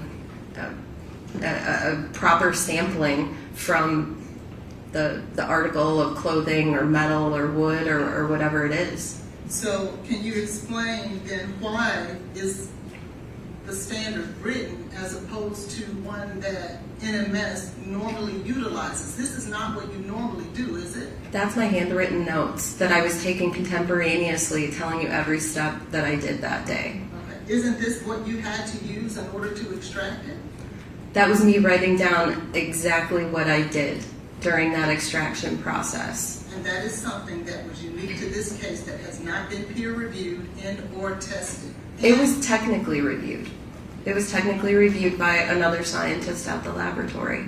After you created it, I'm talking about prior to.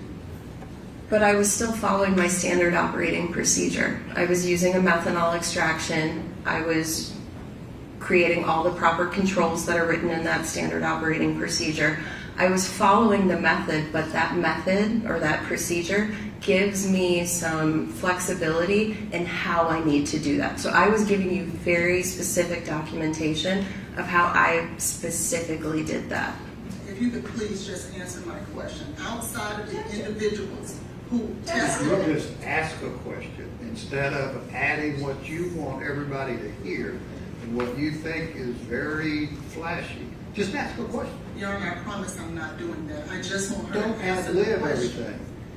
Has it, outside of the people in NMS, after you created it, is there anyone else that has peer reviewed this test so that it is Nobody a has to peer accepted review science? this test under 702. If the court feels that way, I'm fine. I just want to be able to ask the question. How could they peer review it when it just happened?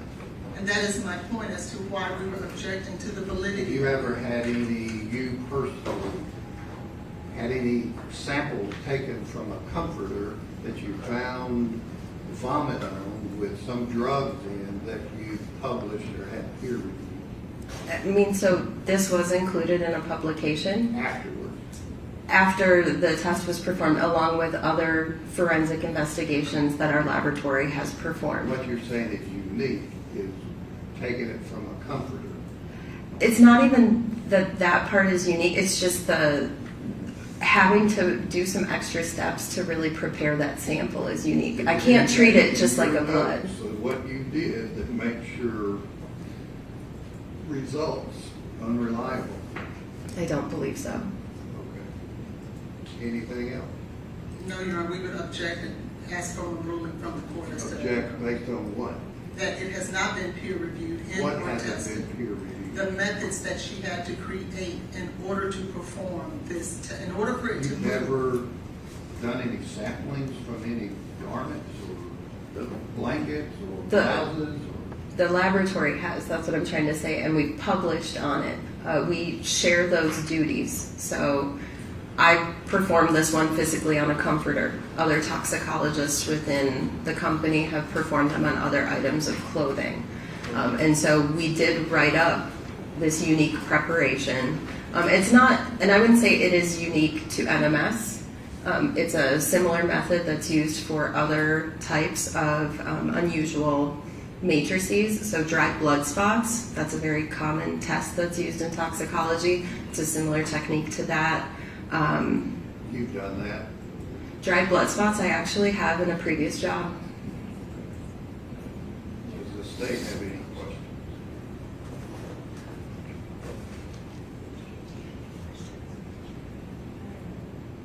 On their objection, do you have any questions on this proffer? No, Judge, I feel like she's fully explained. Okay, you can step down. Thank you. The court is overruling my objection, Your Honor. I've not gotten there yet. Will. 702, Dahlberg, GE versus Joyner, Kumo Tire. That list that's proposed under those cases is not all encompassing. It doesn't apply to every field.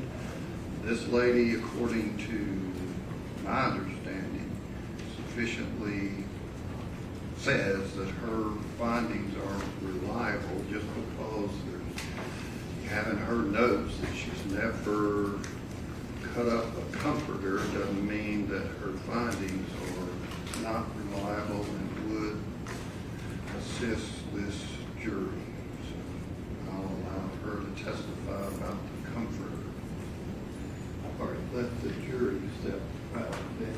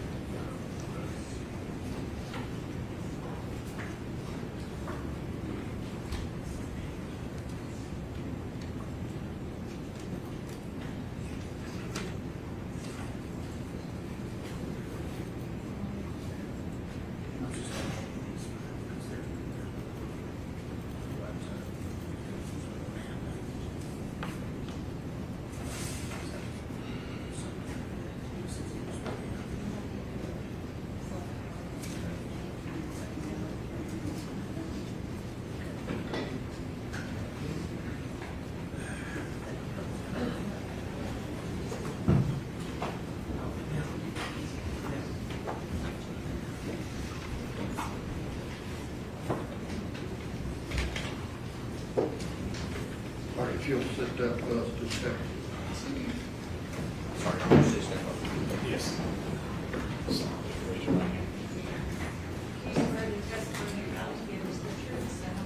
I do.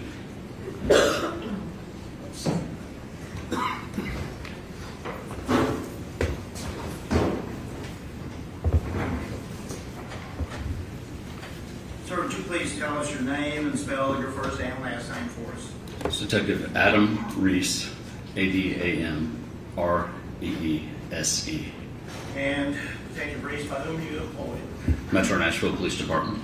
How long have you been, pardon me, with the Metropolitan Nashville Police Department? About 18 and a half years. And were you working in that capacity in the month of February 2023? Yes, I was. What were your duties or assignments in February of 2023? I'm a detective in the homicide unit and was at that time. Get to the point of where you're on the stand at this particular time. On about February the 27th of 2023, had you become involved in an investigation concerning a young lady named Jade Benning? Yes, I had. And pursuant to your duties and responsibilities in respect to that case, did you have an opportunity to go to Vanderbilt University Medical Center to collect an item of evidence? Yes, I did. Okay. And you recall approximately when that was? It was on the 27th at approximately 4 p.m. Okay. And where did you go when you arrived at the hospital? I went to the room that Jade Benning was hospitalized in. Okay. What was her condition, at least as far as you physically seeing her? She was unconscious. I don't recall if she was intubated, but she was not in a position where I could talk to her. Okay. Were there medical personnel present? Yes, there were. Okay. Were her family, or was her mother present? Yes. And who was that? Bridget Burks. Okay. And was there a reason for you being there and collecting evidence? Yes, I was advised to come collect a urine sample directly from Miss Bennett. And did you do that? Yes, well, a nurse I was going to say, collected did you it collect it?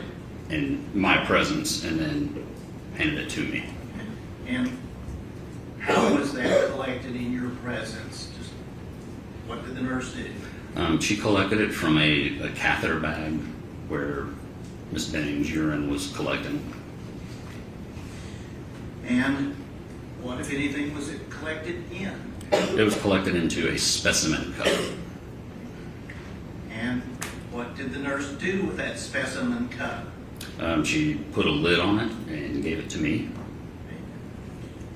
And what did you do with that specimen cup? I placed it in an evidence bag, sealed it with the adhesive, evidence tape label, and initialed it, dated it, and wrote the time down that it was sealed. Okay. And was there documentation of that generated? Yes, I mean it was. Paperwork. Yes, there was what we call a Form 110, which is a property and evidence submission form.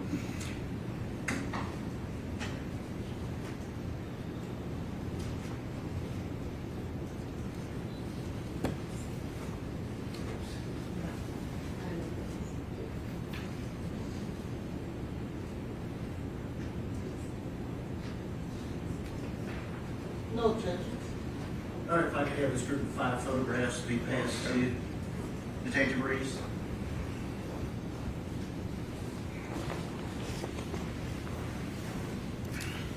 Detective Reese, you're being handed 5 photographs. Would you look at those and see if you recognize what is depicted in each of those?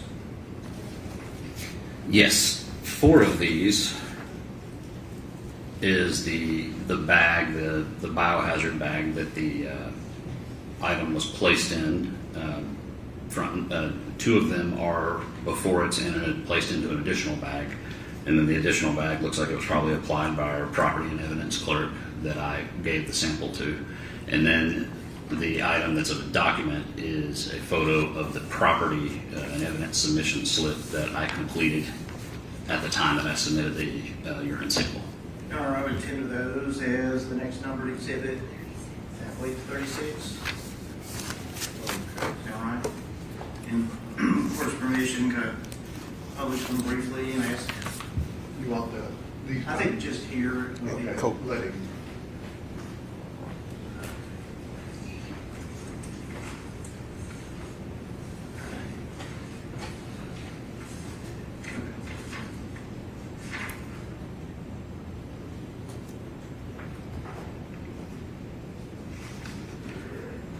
I put up what I believe I just arbitrarily labeled A, which is now 36A, but what are we seeing in this photograph? That is the property and evidence bag with the sample of urine that I just talked about placed inside. Okay. And I believe you referenced there may have been additional labeling because the case went on from the property room.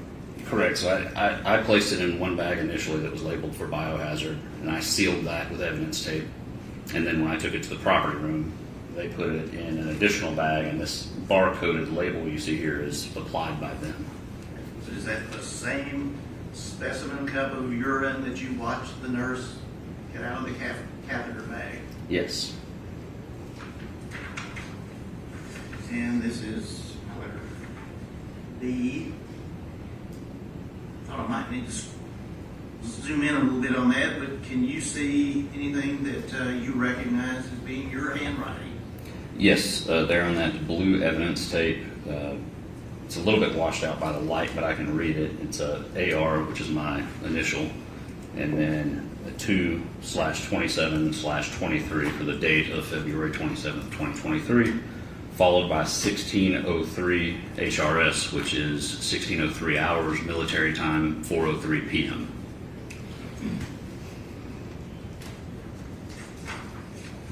You referenced there was a photograph or two before the real packaging took place. Is that Yes. one of those, of the clear bag? Yes. And then as things went on, biohazard added Yes, and that's just the other side of the bag. that other side.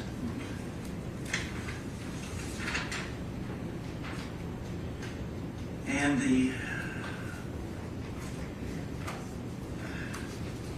this the one that indicates collection time, case number, when it was submitted to the property room? Correct. And when you took it to the property room, what did you do with it, this item of evidence? I actually handed it directly over to one of the property evidence clerks. And is that what generated this document? Yes, 36? yeah. I completed that document on the computer, submitted it, printed it, and turned it over to them, and they placed it in cold storage.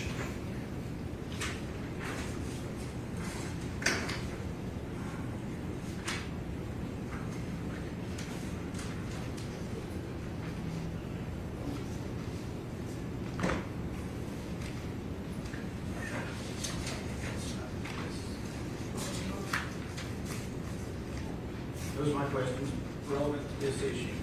Okay.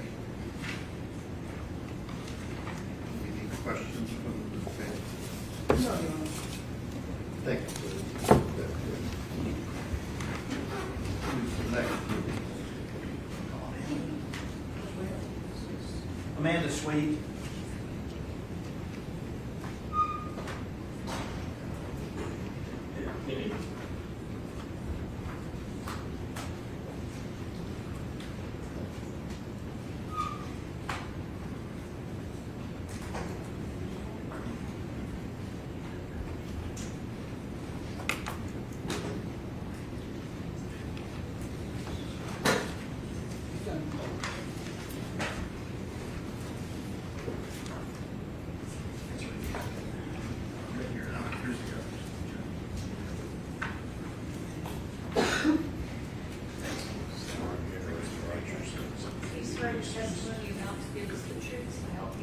I did.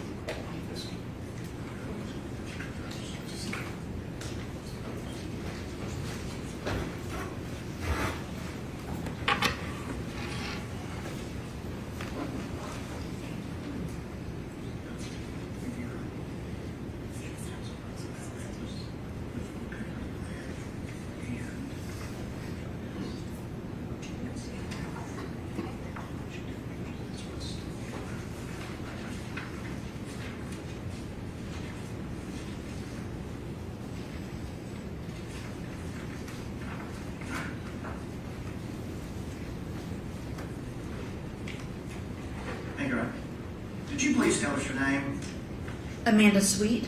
And could you please spell your first and last name for us? Amanda, Amanda, Sweet, Sweet.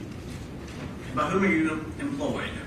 I'm employed by the Metro Nashville Police Department in the crime laboratory. And what do you do in the Metropolitan Nashville Police Department Crime Laboratory? I am the Forensic Services Division Director, which includes the crime laboratory and our crime scene investigation unit. How long have you been employed by the Nashville Police Department? Since 2013, And when you were first became a member of the police department, what were your duties? I was hired to be the Toxicology unit supervisor and to help start the Metro Nashville Police Department crime laboratory. So there, my duties were to oversee hiring of staff, procurement of instrumentation, method validations, and things to be able to do toxicology analysis. But then in 2019, I moved into a managerial role as an assistant director, and then as the crime lab director, and most recently the forensic services division director. And where is the crime lab located? It's located above the Madison Police Precinct in Madison, Tennessee, northeast of Nashville. And what types of examinations can be performed by the crime lab? So we are considered a full-service laboratory that consists of several different forensic disciplines. We have latent fingerprints, tin print, firearms identification, drug identification, DNA testing, and toxicology testing. Are there some things, though, that the lab does not do and Yes. are outsourced? Yes, so even though we're a full-service laboratory, for example, our toxicology unit specifically does DUI testing, so driving under the influence analysis. And the best specimen for that type of testing is blood. So our panels for testing are limited to drugs that you would see in impairment cases. So anything outside of the realm of DUI testing, we will sometimes send to a private laboratory like NMS laboratories, because they can do testing on different matrices like urine that we're not capable of doing just because it's outside of our scope of testing. And pursuant to your duties and responsibilities, are you essentially a supervisor over what comes in and what goes out of the crime lab?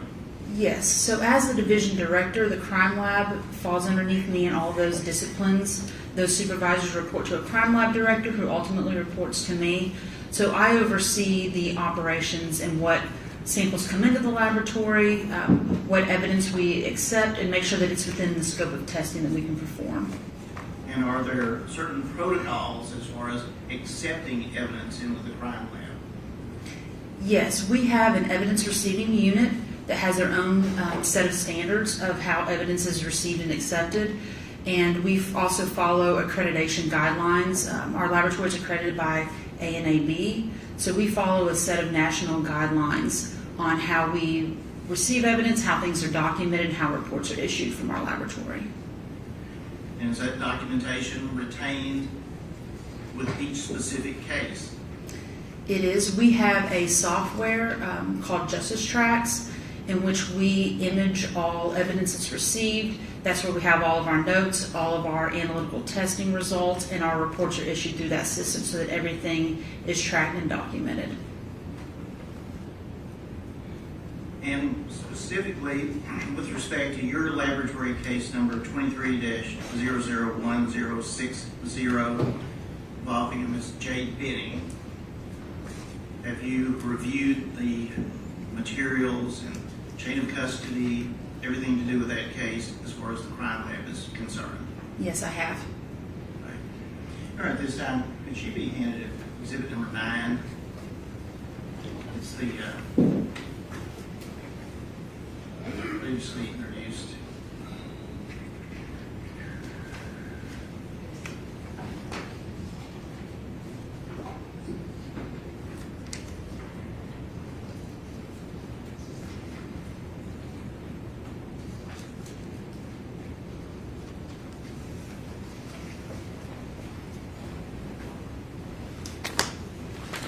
Is it Miss Sweet, Officer Sweet? Miss Sweet, I'm not an officer. That's what I was going to ask. Are you a sworn officer or a... I'm a civilian within the police department. All crime lab employees are civilians. Nobody are sworn in the police department. Crime laboratory. Yes. You have just been handed our Exhibit 9, it's the Exhibit 9 to this proceeding. Did you look at that document and see if what is depicted in those photographs, if you recognize that? Yes, I recognize this as a blood alcohol kit that we would routinely receive in our laboratory. You can see it has the Metro Nashville Police Department property and evidence label on it, and we routinely receive these for DUI cases. Okay. And jury's previously seen these, so I'm not going to redo that, but if you could turn to the, I'll put this up, the next to last, well, third from the last page.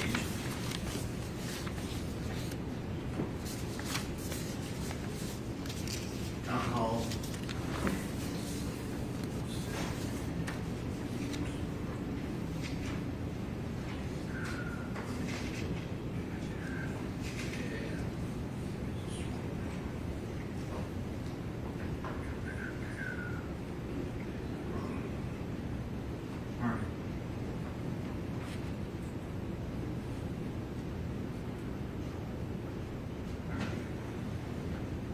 Something is coming back up hopefully here now. Again, it was previously introduced, but do you recognize that document? Yes, I do. And does that indicate there's an alcohol toxicology request? So this is a form that is located in the kit that we request the officer submitting the kit fill out, that has some information regarding the case. And in this case, you can see where there are 2 blood tubes that were received with the specimen date collected and time collected. The registered nurse that collected the blood sample, and they are requesting an alcohol and drug screen on this case. Now I'm going to go down to where it says for laboratory use only.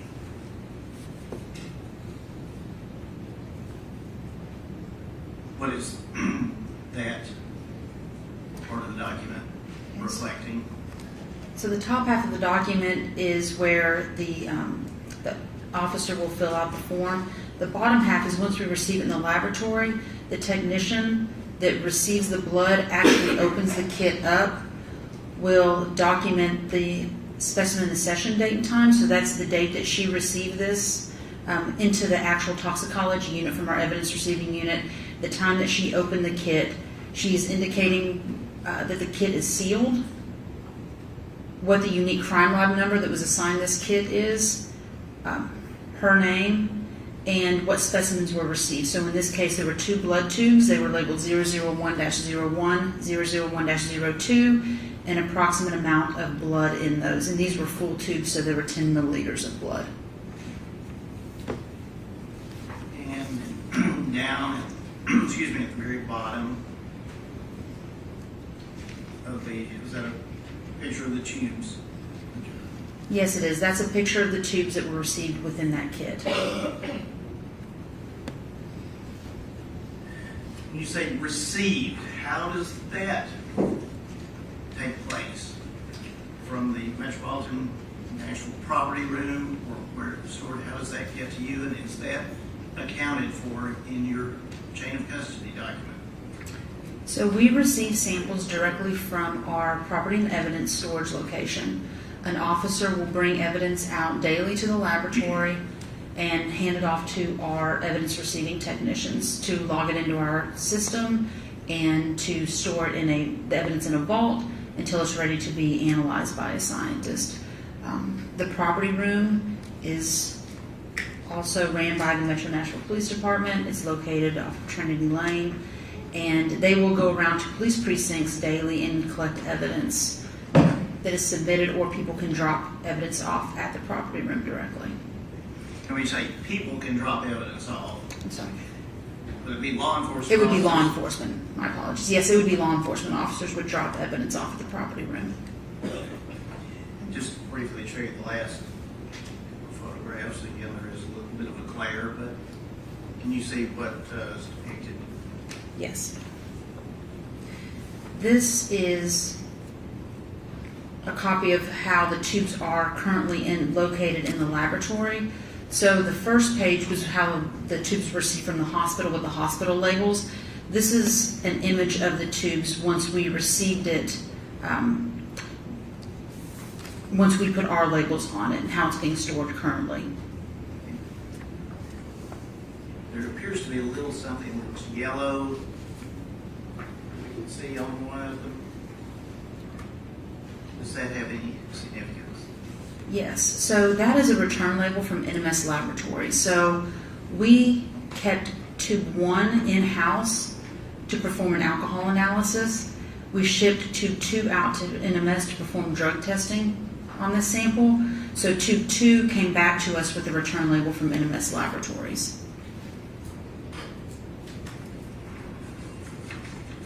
I think that's all I was going to ask you about that if you want to set it aside.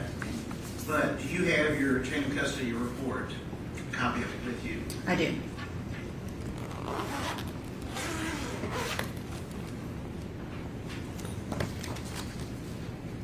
And counsel has been provided a copy of this. You referenced that one of the tubes was designated as 00101, is that correct? Yes. And the other was 00102? Yes. All right. Now, does it start off, though, as just being collective 001?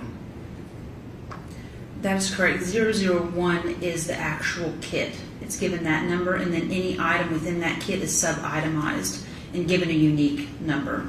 And that's where the 001-01 and 001-02 come into play, the two separate tubes. Okay, when you say kit, was that the collection box? Yes. Evidence box. All right. And does it indicate when and from whom that item came into the crime lab's custody? Yes. The kit was received by the crime laboratory on February 27th, 2023 at 10:25 a.m. by Daryl Osment, and that is an officer with our property room. And was it then logged into the crime lab? Yes, it was received by Barbara Reed, and she is an evidence receiving technician with the crime laboratory.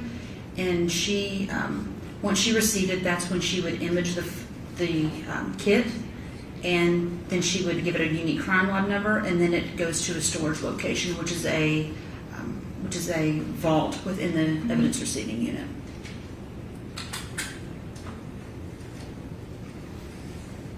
As far as security, what type of security is there on items of evidence that come to you for examination? So our crime lab has essentially 3 levels of security, the vaults being the most secure.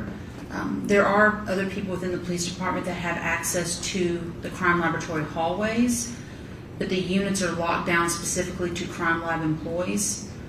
And the vaults are specifically locked down to people that work within that unit, myself and the crime lab director only. So it is very limited access. Now, does the chain of custody indicate that 001-01, what happened to that tube after it was removed from the box and separated? Yes, so those tubes, once Jessica Brooks, who works in the toxicology unit, she's a senior scientist there, she retrieved the kit from our evidence receiving unit, and that's when she took custody of it to actually open the kit, verify that it was sealed before she opened it, and to take the images that we have already referenced of the blood tubes and the form that was within the kit. And then after that, she puts it into a refrigerator that's located within the toxicology unit, also in a vault location that only is accessible to the people in that unit, myself, and the crime lab director. And what happened to that? Was it relabeled the 001-01 and the 001-02 at that time? Yes, when Jessica took possession of the kit and itemized the blood tubes, at that point they received our unique crime lab label with those with that description on it. And would it also be with your unique crime lab number? Yes.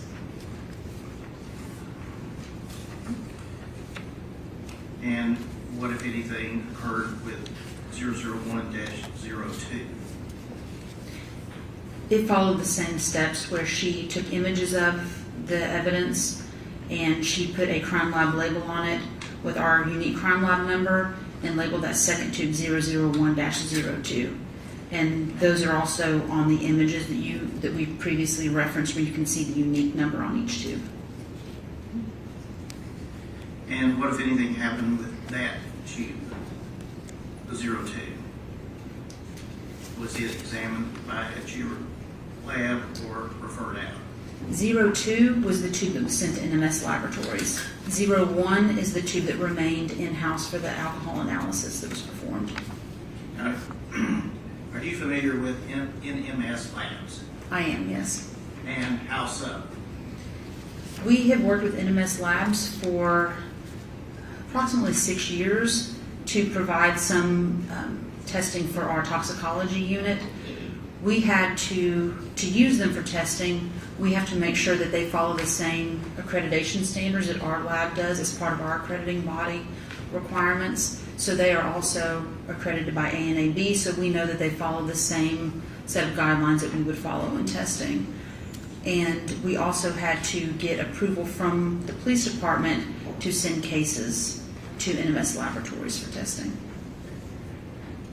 And was 02 sent to the NMS labs? Yes, it was. And when was that done? That was sent to NMS laboratories on March 6, 2023 at 10:45 a.m. That's when it was packaged and scanned out to NMS laboratories. And in this process, it's going to be put in a sealed kit within a sealed box. And we have a FedEx tracking label so we can see where that is in the process. And with respect to that particular item, after it is FedExed to NMS, did it return to your possession? Yes, it was returned to our laboratory from NMS Labs on March 30th, 2023, and we took possession of it at 3:09 p.m. And where are those two tubes today? Those two tubes are currently being stored in a hold refrigerator within our toxicology unit at our crime laboratory.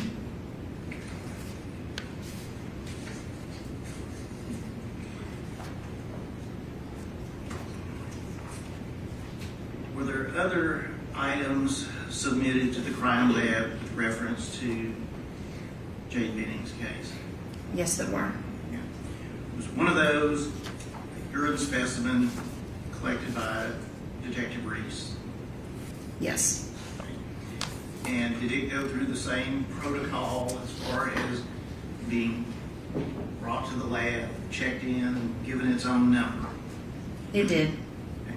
And what was that particular item? What number was it given?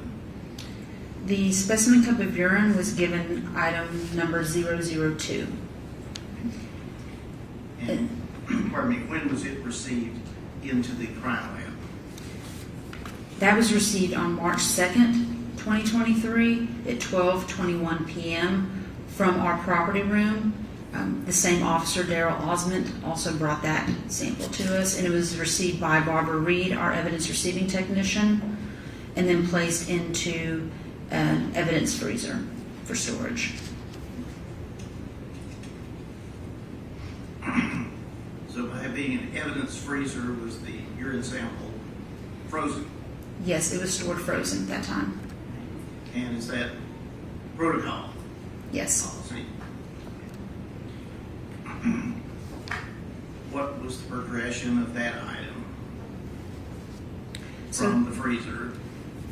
So that item, the original container that the urine came in stayed within our laboratory, but we took an aliquot, a portion of it, to send to NMS laboratories. We did not want to send the entire specimen. We wanted to preserve some at our laboratory.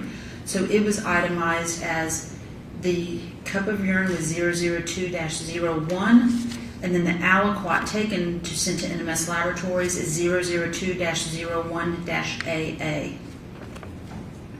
When you said aliquot, could you spell that and tell us what that is? So that's essentially taking a sample of it. We took a portion of the urine from the original cup, so that we didn't send the entire sample out in case we needed to do additional testing in the future. So it's just a portion of it that was put in a separate vial and given a separate label with the 002-01-AA to recognize that it came from 002, but it was a separate portion taken out, and that followed its own chain of custody that was being sent to NMS Laboratories so that we could track the original container as well as that sample that was taken. Did the original container ever leave Metropolitan Nashville Crime Lab? The original container never left our crime laboratory. It just moved from an evidence vault into the toxicology unit for storage in a refrigerator there. And is it still there today? It is. Now, with respect, though, to the sample, what happened to it, the one that was taken from the original container? So that portion of the urine was sent to NMS Laboratories on March 6th, 2023 at 10:45 a.m. That's when it was scanned and put in the box to be sent via FedEx. Same procedure as they discussed previously, correct? Yes, it is. And, pardon me, was that ultimately received back from NMS, or did they keep it? That was received back from NMS on March 30th, 2023 at 3:09 p.m. And then it has been stored in a vault location within the toxicology unit since it was received back. And are there photographs documenting what you just testified about with respect to the items and their receipt into the crime lab? Yes. Or if I could ask this to be passed to witness and counsel.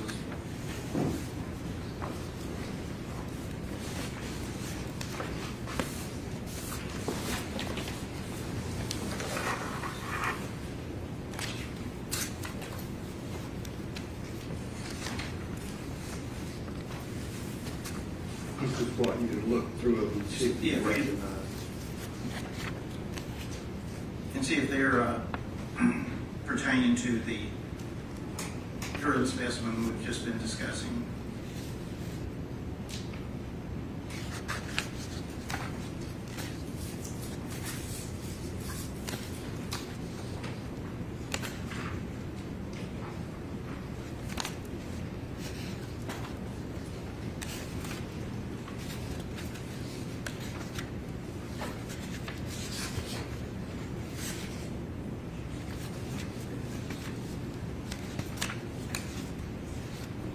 Yes, it is. Or can you give those back? Yes, sir. Thank you. Yes, those be marked as the next way to exhibit and allowed to publish. 30 seconds. Go ahead and Oh, thank you. Flurries that one. Here's already seen one or two of these, but I'll just.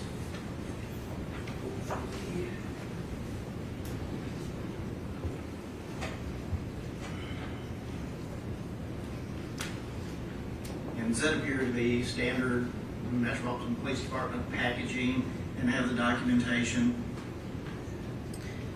Yes, it does. You can see that the larger label, that is our property room label, where it went there prior to being submitted to the laboratory. And then the label kind of on the right with the barcode is the crime laboratory label with unique crime laboratory number. And it's hard to see here, but it says 002 is the number.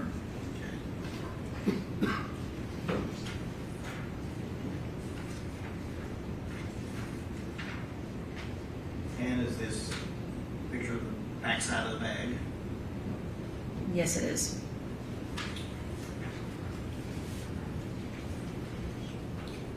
You've sort of seen this, but picture of the bag, of the urine container in the bag prior to it being labeled. Yes.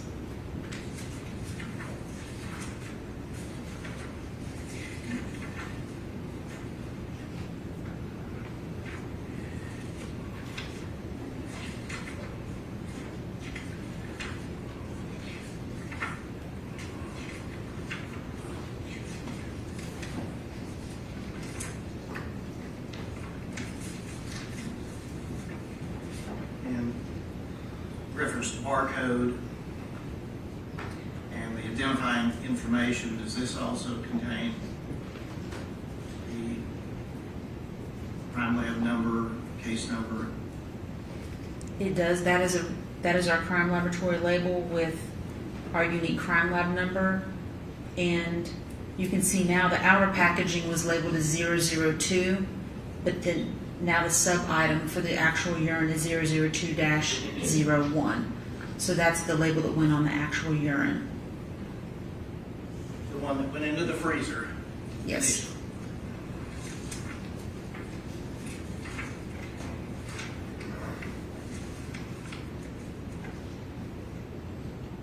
And what is this a photograph of? This is a photo of the aliquot or sample of urine that was taken from the original container that was going to be shipped to NMS Laboratories. So you can see it now has a crime lab label that the submission is 002-01-AA to represent that it came out of that original urine container, but that it is a separate sample so that we can track its movement specifically to NMS Laboratories and back to our laboratory.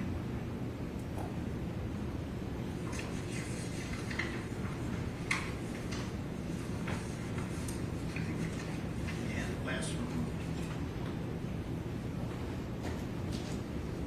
Is this That is the same urine now with an NMS. That is NMS's barcode that we're looking at there. And is that how it would look when it came back to you from NMS? Yes. So once NMS receives it, they will place their own label on it, and this is routine how we receive samples back from them with their label. Continue this back. 37. I believe you previously said when that came back, it went to the cold storage. Is that correct? Yes, it's in a storage location within the vault within our toxicology unit. And how, if at all, do you know that it is still there? I, last week, went back and I visually looked at it to verify that it was in there. I also asked a evidence tech or a forensic scientist within the unit to take photos of that evidence and to show the state that it is currently in the laboratory. So on June 18th, I asked her to re-image everything in the case to show that it was located in this refrigerator number 6. But before she did that, I went back in the refrigerator and looked at the evidence to verify that it was in that location. Is there any standard retention period for, let's say, blood that comes in for a DUI case? For routine DUI cases, we will keep samples for 1 year, and then after that year, they will be destroyed unless we receive a hold request. But anybody, the defense counsel or the prosecution or an investigator can always send us an email requesting a sample to be held. If they think that court might be coming up, it might take longer than that 1 year. So we will routinely hold cases upon request if necessary.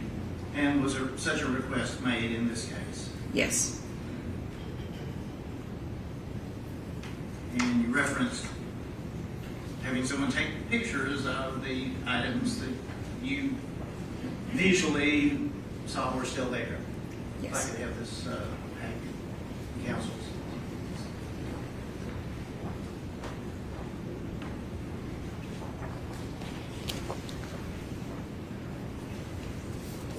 If you take a look through those and see if you recognize those photos.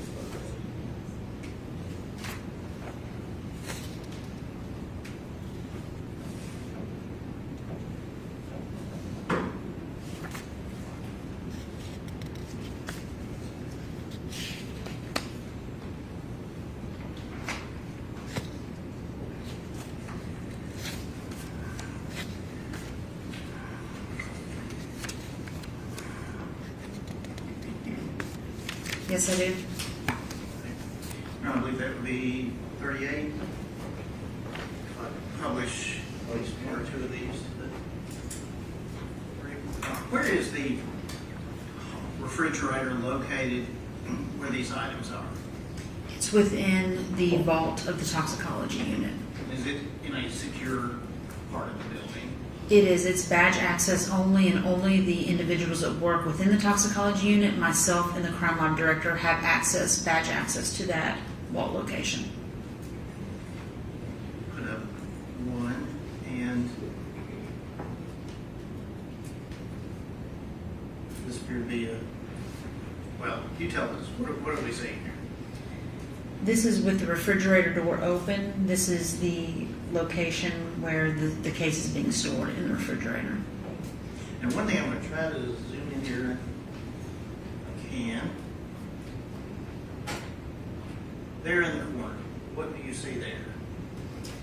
So anytime that we take an image and upload it into the case file, it is an annotation is burned into the image.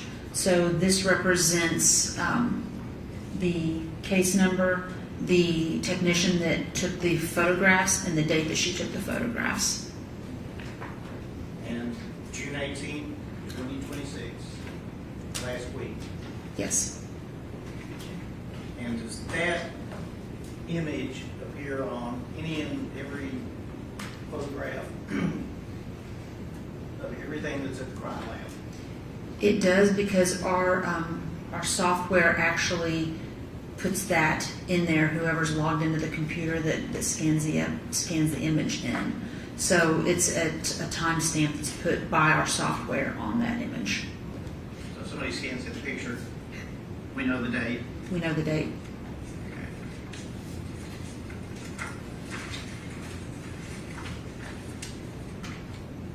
Show this one just for the sake of.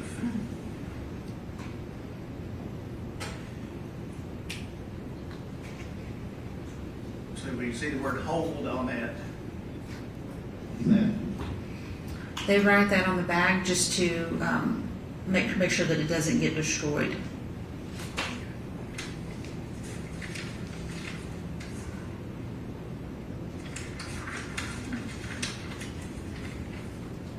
This one we can see not only the hold.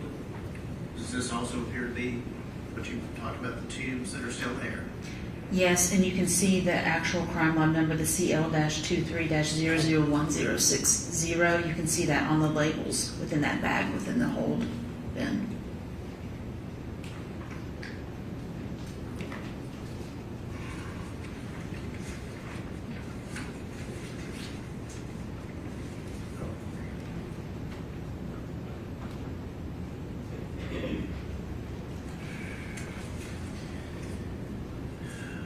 Anything about the handling of evidence involving this case out of the ordinary as far as using FedEx, NMS lab, retaining the evidence? Was it handled according to your protocol? Yes, this was handled according to our protocol. I've thoroughly reviewed our chain of custody and have seen no issues or discrepancies with our ship date, when NMS received the samples, when they shipped them, when they returned back to us. And we routinely use NMS laboratories, so we will make shipments to them almost every month, routinely. So this is a very common process for us.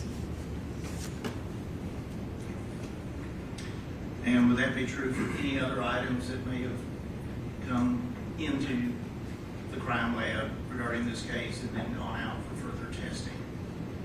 Yes, we also outsource cases for DNA to another laboratory, and they follow the same standard protocols. And larger items or items, containers, do they eventually go back to the property room? So it depends on the type of analysis requested in the unit. Toxicology cases do not go back to the property room. They stay in-house for 1 year, and if we have no hold requests, then the evidence will be destroyed after 1 year. Those are my questions, Rob. My question. Yes, thank you.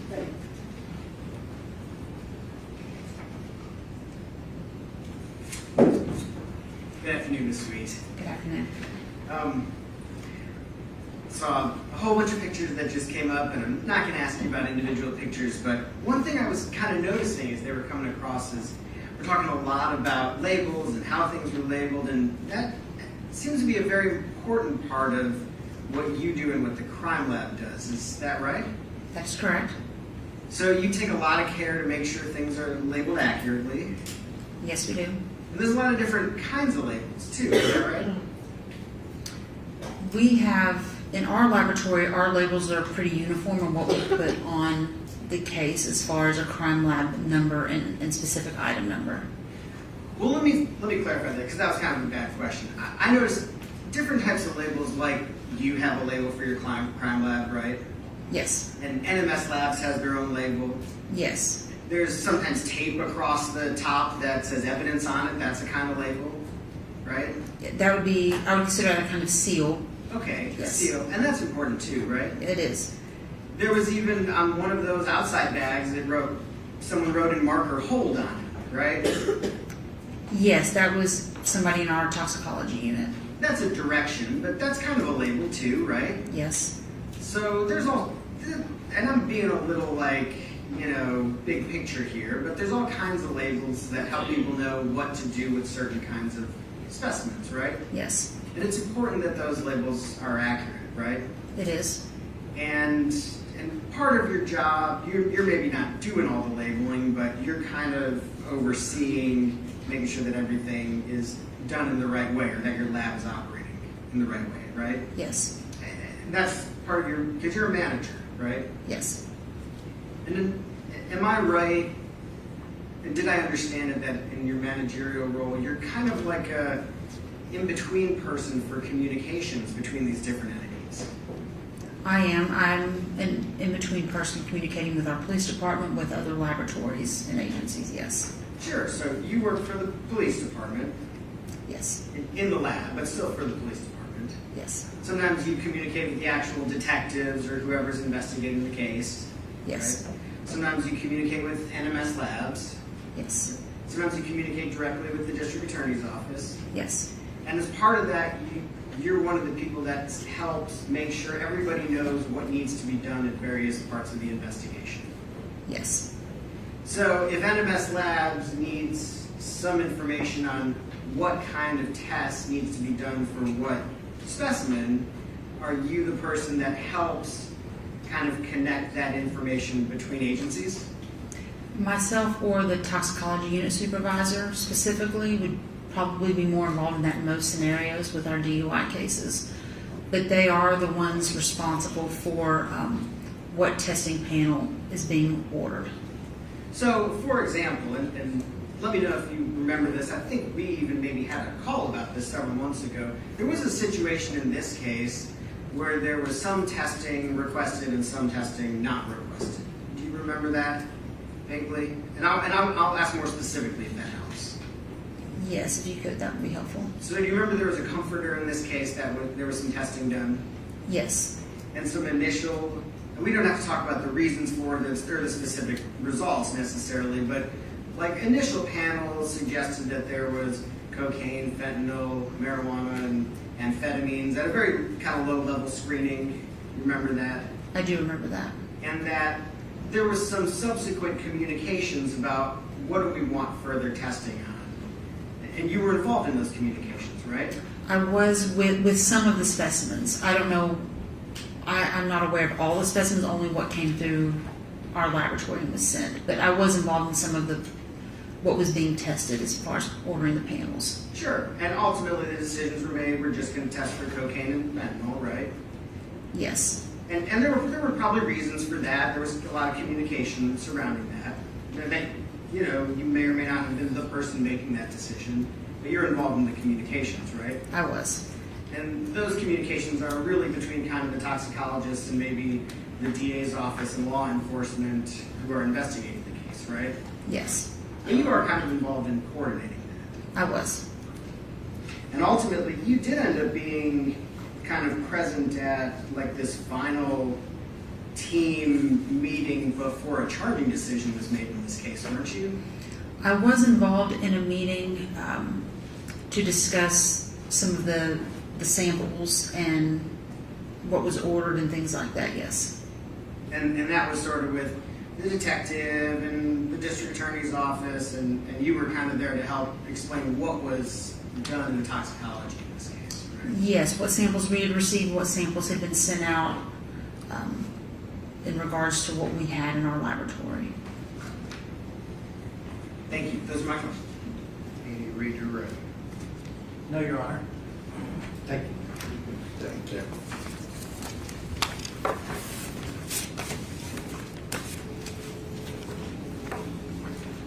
Who would the next witness be? Judge, the next witness would be Dr. Mithen. I do recognize the hour.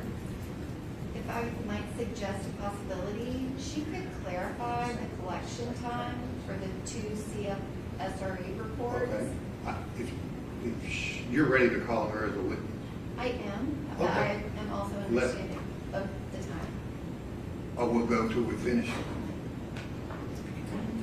All right, ladies and gentlemen, if you'll step down the hall, we haven't taken the break that you did, so we'll take a short break and then come back with this last witness for the day.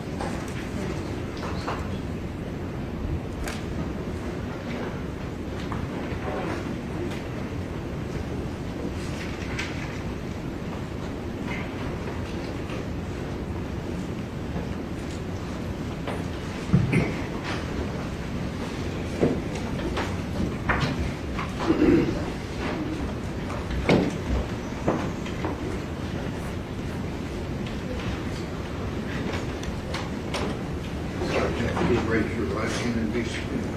Do you swear the testimony you're about to give? I do.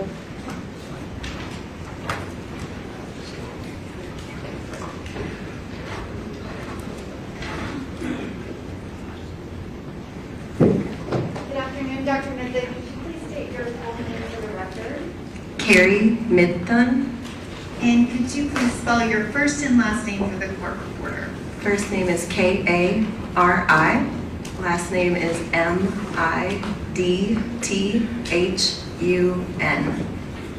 Where are you employed, Dr. Mendez? NMS Labs. And can you describe what is NMS Labs? NMS Labs is a large private toxicology laboratory. They specialize in both forensic toxicology, so driving under the influence of drug investigations, postmortem toxicology testing, specialty testing for things like metals, volatiles, special matrices like hair, neonatal testing, and then they also perform clinical testing. So testing forwarded from hospitals, testing forwarded from reference laboratories, things of that nature. And what is your position at NMS Labs? I'm a forensic toxicologist. How long have you been in that position? I've been at NMS for more than 6 years, but working in forensic toxicology longer. Where were you at before NMS? Immediately prior, I was at a company called United States Drug Testing Laboratories. It's out near Chicago. It's also a toxicology lab. And then in addition to that, I worked for several years as a forensic scientist at the New York State Police Forensic Investigation Center. And what is your background, kind of training and experience to be a forensic toxicologist? So the training is very specific and on the job, but then in addition to that, I have an educational background that includes bachelor degrees in both chemistry and biochemistry from the University of Wisconsin at Madison.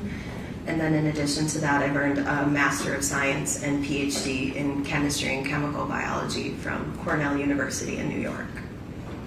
And can you approximate how many specimens that you have analyzed over the course of your career? At the bench, thousands.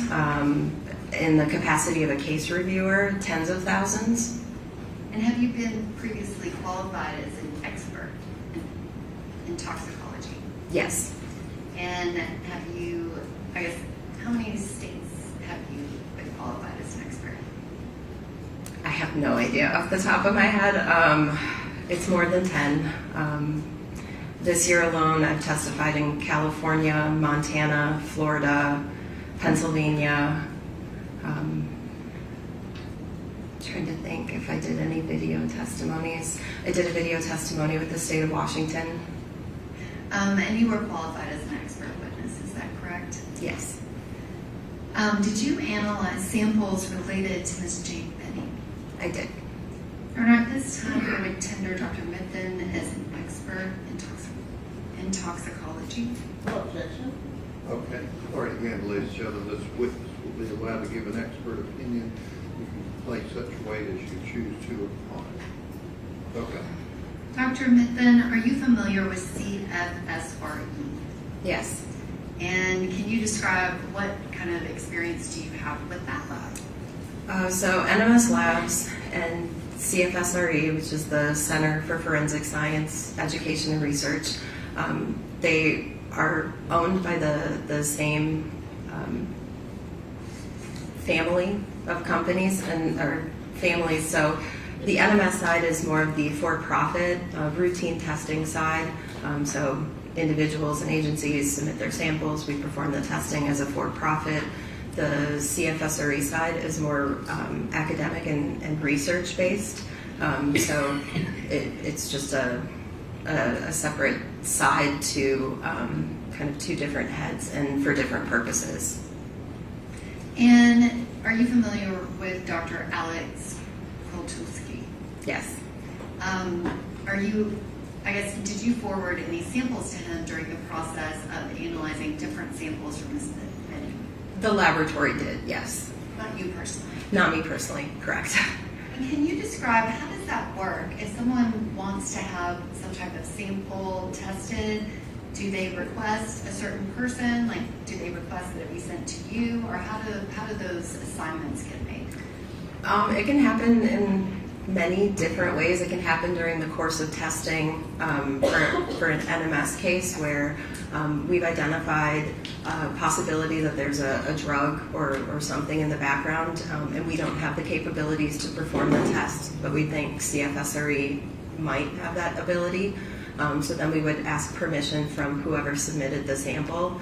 If they are willing and okay with it, we can then proceed to assist with transferring the sample or a portion of the sample over for the additional testing.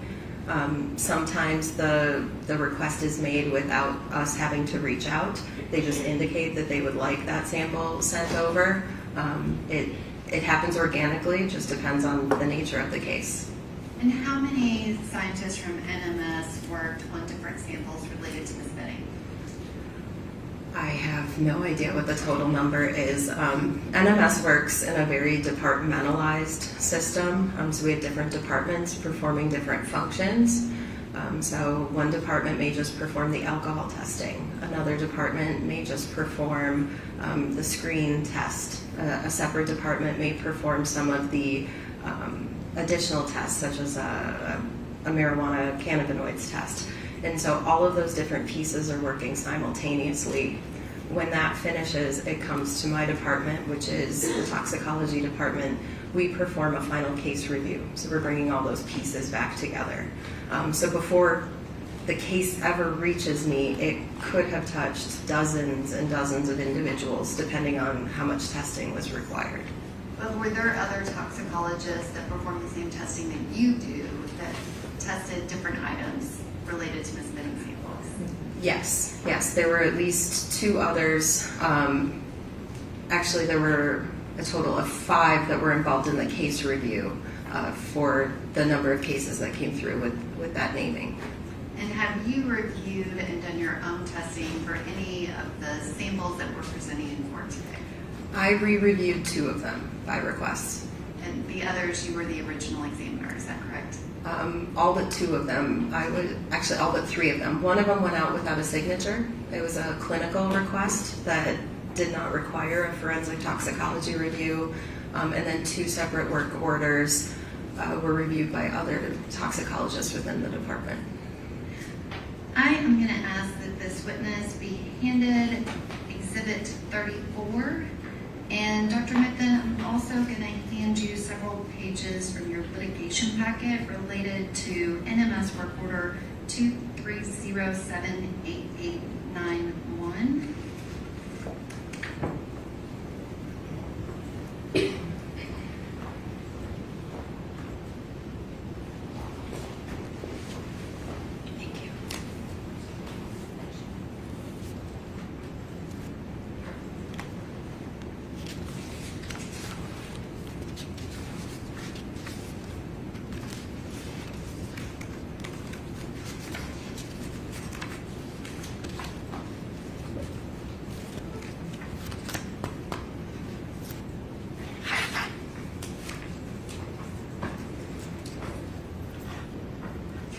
Dr. Mithen, do you recognize those two items? I recognize the NMS final report. And does the NMS final report for work order 23078891, does that match the CFSRE report? There is an indication here, yes, that they refer to each other. Yes. And there were samples from NMS that were transferred to CFSRE, is that correct? Yes. And these two things correspond.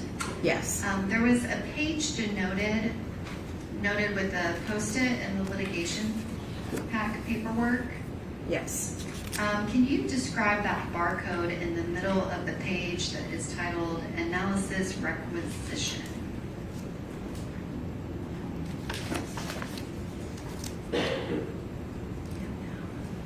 I'm sorry, I'm not seeing analysis requisition. On the page with the yellow. Yes, at the top of the page, does it say Analysis Requisition? Oh, I'm sorry. Yes, it is. I thought the sticky note was pointing me towards something. So yes, the top of the page. The note is on the page that has that title. Oh, good. The sticky note is right under the barcode. Can you describe what is that barcode? So this was a barcode placed on the requisition or submission form by the agency prior to it.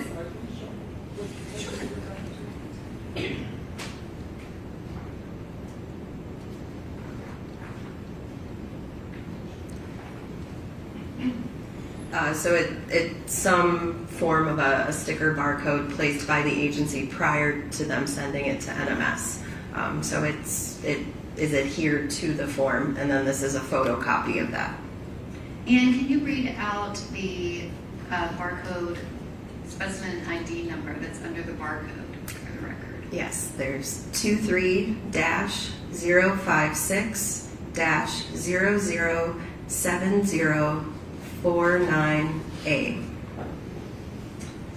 And can you also read for the record what the patient name as well as the date of birth is on this requisition request? So the sample ID patient name was listed as Mayotte, VUH, with a first name of Stat Feb. And at this time, I'm going to ask the witness be handed 2 pages from Exhibit 11, it's page 70 and page 279.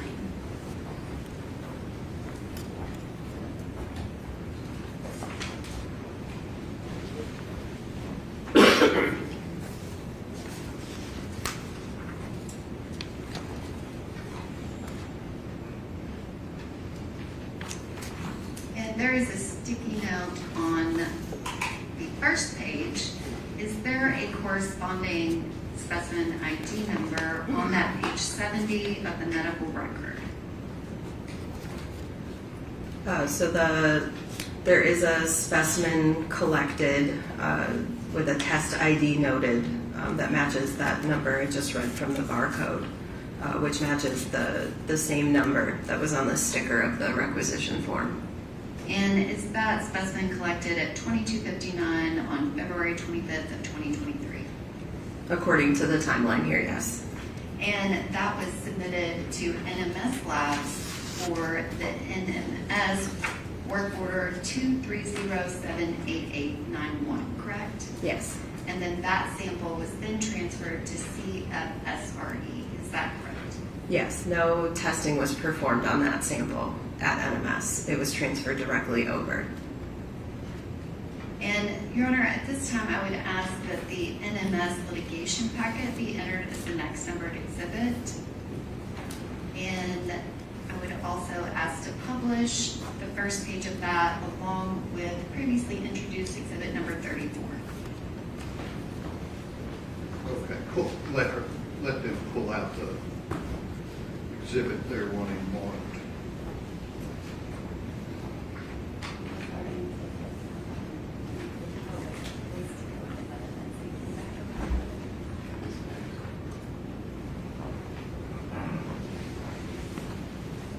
Thank you. Or it shows, yeah. Is that the one you're wanting marked? One You of said it you is wanted the exhibit. litigation package The marked. one in your Where left is hand that? is the one that I would like introduced as an exhibit. And All right, then I that'll just be 39. wanted her to retain the 2 pages of medical record numbers, so we don't have You to have deal with that. it binder. Yes, I Okay, do. go ahead.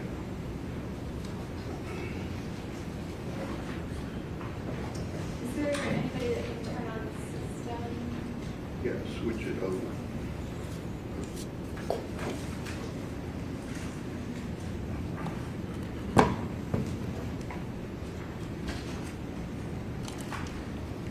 Switch it to, you want it on the card?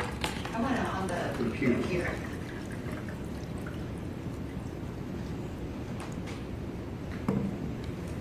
Great.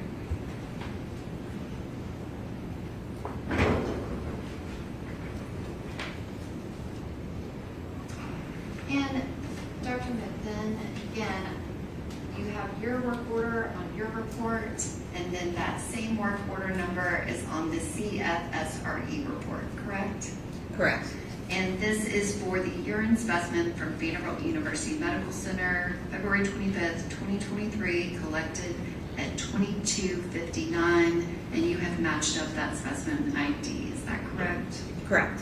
And this is for patient Jade Benning, date of birth March 6, 1998. It's at the top of the medical record that you have. Oh, yeah, I'm sorry. I Where was you gonna matched say up it's the not on, specimen it's ID. not on either of the CFSRE or NMS lab reports at this time, but it does, yes, correspond to the same medical number on the top of the medical records for Jade Benning. And you have page 70 of the medical record that gives the collection time, as well as page 279 of the medical record that lists that same specimen ID, and it has a reference to the NMS Labs report and has your signature on it. Is that correct? Yes. Thank you.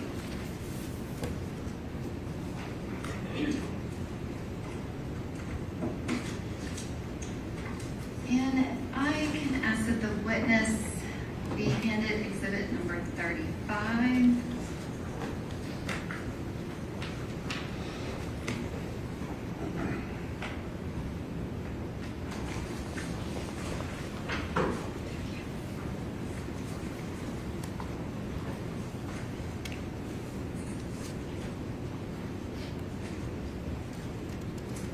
And if you could just retain that, I'm going to ask that you be handed NMS final report 2307889, as well as a portion of the litigation pack from that same report 2307889. It's pages 6 through 10 of the litigation packet.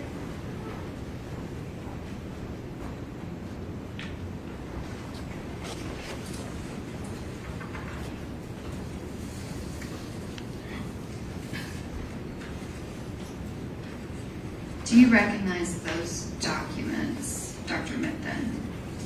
I recognize the NMS report and then pieces of information from the NMS litigation packet. I had not reviewed the CFSRE report prior. Which that's already an introduced exhibit. Is that the NMS report that corresponds to that work order number? Yes, they both reference the work order 230-78899. And is that work order, You said which exhibit is this already? it is Dr. Pathologist's report, exhibit 35. Do you recognize the work order on Dr. Pathologist's report? Yes, And his case number is 2023-0090, is that correct? yes, that's the CFSRE assigned unique number. And Your Honor, at this time, I am going to ask that the NMS report be made an exhibit, but I would ask the witness to be able to retain it for a moment. Okay, go ahead.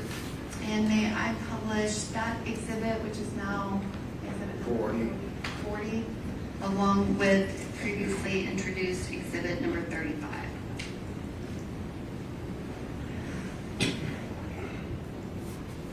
And again, have the NMS work order number on both of these reports? Yes. And I am going to ask that Dr. Mithun be handed pages 320 and 321 from Exhibit 11.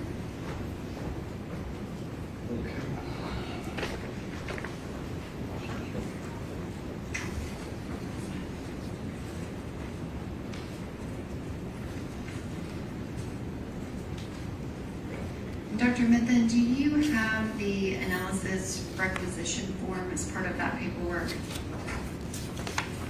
Yes. with the barcode? Yes. Perfect.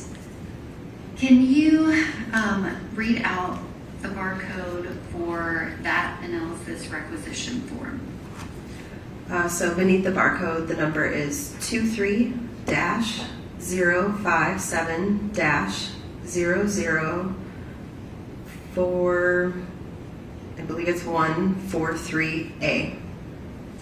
And the medical record that you were handed, the 2 pages, do you see that exact same specimen ID in those medical record pages 320 and 321?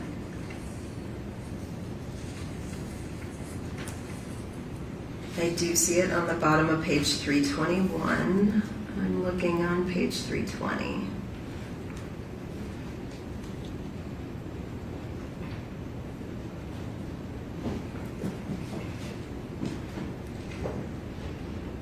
I think it's just on 321, those 2 pages just go together. Okay. I see it, yes. It is clearly noted on the bottom of page 321.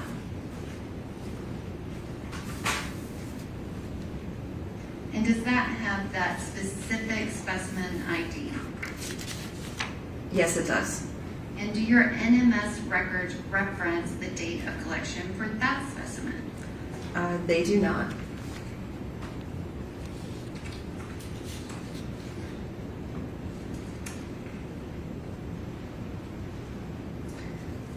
Can you, so you validated the specimen ID, correct? The Barcode. Yes. Oh, I mean, there is a collection noted on page 321. However, NMS was not provided that, so it's not on the NMS report. But you have that specific barcoded specimen ID, correct? Yes. And that specific number is also listed on page 321 of the medical record. Is that correct? Yes. And that collection date is February 26th of 2023 at 13:35. Yes. Is that correct? Yes. And that is page 321 of Exhibit 11. And just, can you verify that at the top of that medical record, it also has Jade Benning's name as well as her date of birth of March 6, 1998? Yes. And Your Honor, at this time, I would ask that that litigation paperwork be entered as the next numbered exhibit. I believe it was pages 6 through 10.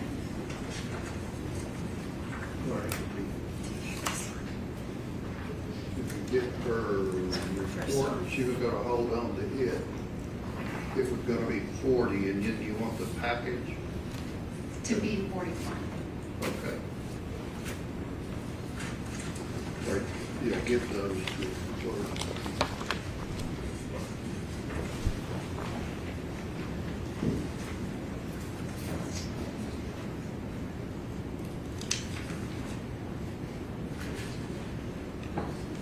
Your Honor, may I ask that the witness be handed exhibit number 32? Okay.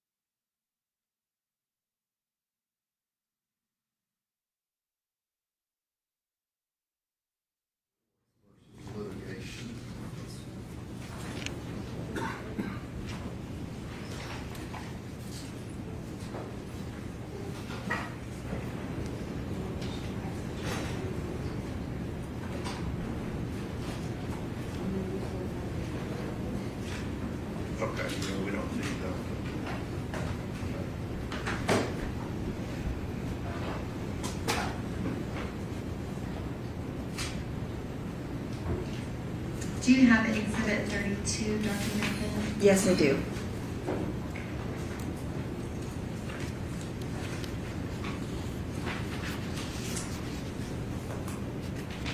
And can you turn, I apologize, I don't have the page number with me, but there is an NMS report that is incorporated within Dr. Carney's autopsy. Do you see that? I do.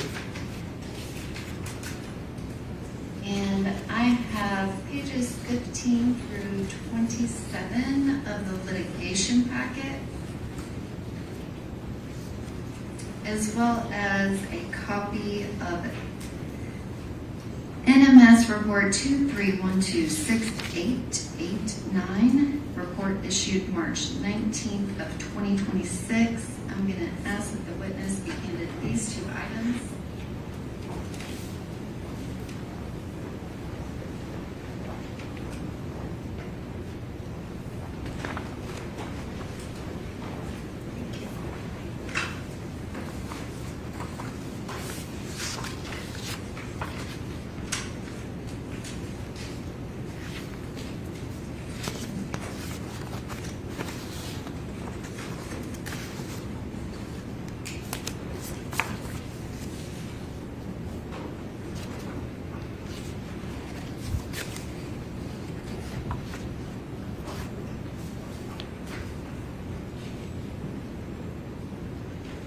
Okay. Dr. Minden, do you recognize the litigation packet as well as the report that is dated March of 2026? Yes, I do. And did you complete that March of 2026 report? Yes, I did. Are you familiar with the report that is in the autopsy of Dr. Aaron Carney? Yes, the original report from May of 2023, yes. And who did the original report? So the original report was reviewed by, at the time, Megan Pringle, now Hessler. And can you describe what, if anything, did you do regarding the samples that Megan Hessler previously analyzed? So I performed a re-review of the case, but I performed it from fresh. I looked at all of the data on my own fresh, didn't rely on her report to generate my report. And so based on my review of the findings and then all of the data generated, I created the secondary report. It's labeled corrected because it is different and separate from the original that was issued. As part of our process, we have to notate if there's any difference or if there's a second report ever issued. And so the NMS system of doing that is to label this as a corrected report because the signature changed. My signature now replaces hers. And did you do your own independent analysis? Yes. And did you come to your own independent expert opinion? I did, yes. And did you reflect that in that corrected report? Yes. Your Honor, at this time, I would ask that Dr. Mithen's report be entered as the next numbered exhibit. I would ask that she be able to retain it during testimony, but may I publish it to the jury? Okay. We were just ready to same objections. Okay. Or to be 42. 42, and then if I can have the litigation packet, be 43 with corresponds. All right, but where's if she the can- litigation packet? Or give that to that gentleman right there. You want that marked separately? Yes. 43.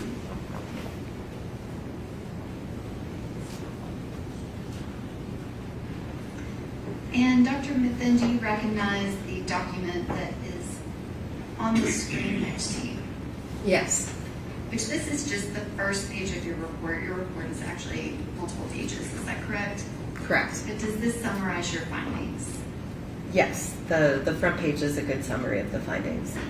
And can you state for the record the work order? The work order here is 23126889. And is that the same work order that is on the original report of Ms. Hessler that's part of Dr. Carney's autopsy in Exhibit 32? Yes, it is. And specifically, can you describe what was the item in 001 that you analyzed? So 001 is a hospital tube. The collection date and time noted were February 25th, 2023 at 22:31. And who sent that in to NMS Labs? This was submitted through the Forensic Medical Management Services, or FMMS. And can you describe what is the collection date and time that is listed on the report? So the date and time provided was, again, February 25th, 2023 at 22:31. And this is kind of a zoom in. It still has your work order as the collection date and time. Can you describe your findings for hospital blood 001? Yes, the sample confirmed positive for the presence of cocaine and metabolites, including benzoylecgonine and ecgonine methyl ester. And are your results consistent with forensic scientist Megan Hessler? Or toxicologist, I apologize. Yes, they are. And are you familiar that Dr. Carney, who does something completely different than you do as a toxicologist, that when she is trying to estimate the number of the parent cocaine when she has ecgonine methyl ester, that she adds those two numbers together? I became aware of it while preparing for today. It was mentioned to me, yes. And is that something that you as a toxicologist, you do not estimate these? We do not. You are finite, very specific numbers. Is We that like our correct? facts and figures, yes. But are you familiar with forensic pathologists that they interpret toxicology results as part of their profession? They use it to add to the context of the case information that they have in order to perform their job, which is determining the cause of death. And so what you're doing and what she's doing are two separate things. Is that correct? That's very fair, yes. And can you just read into the record what the results were for the three substances related to the 001 hospital blood from February 25th, 2023 at 22:31? So the results were benzoylecgonine at 1,800 nanograms per milliliter, cocaine at 78 nanograms per milliliter, and ecgonine methyl ester at 7,800 nanograms per milliliter. And the test that you ran, did it also test for cocoethylene? I believe so. One second. Yes, cocoethylene is within the scope of that test, yes. And did it also test for several other narcotic substances? A separate test was asked and requested to be performed for designer opioids. And were any found? No, none above any detection limits or reporting limits. Are these the only substances that were found in the blood that was tested from that first hospital blood? The only findings within the scope of what we were asked to test. And one of those was cocaine, correct? Yes. And then also designer opioids, is that correct? Yes.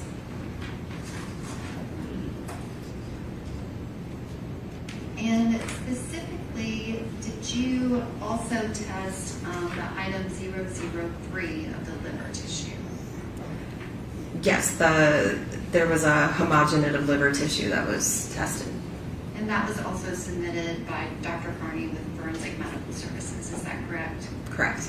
And can you describe what was the positive result for that? So this is based on just a screen test. The other results where a numeric value is reported is actually the result of multiple tests, both a screen and a confirmation. So in this case, there's only a presumptive positive finding because only the screen test was performed, that initial test. And it was positive for fluconazole. And are you aware if there were any other substances that were under the level. There were indications of things under the level. There was some additional testing performed on the liver to try and confirm those results, and all findings were below any detection limits. And so if Dr. Carney said she called and spoke with someone and said there was cocaine that was detected, but it was not at the reportable limit, would that be consistent? I saw the same notes and reviewed the same data, yes. So there were additional cocaine tests performed on the liver tissue.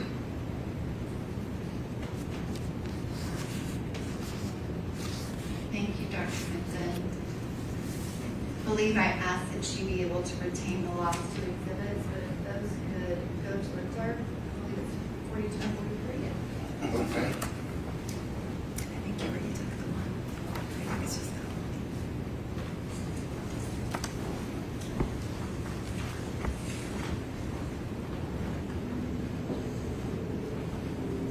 I am going to ask that the witness be handed NMS work order 23086-183.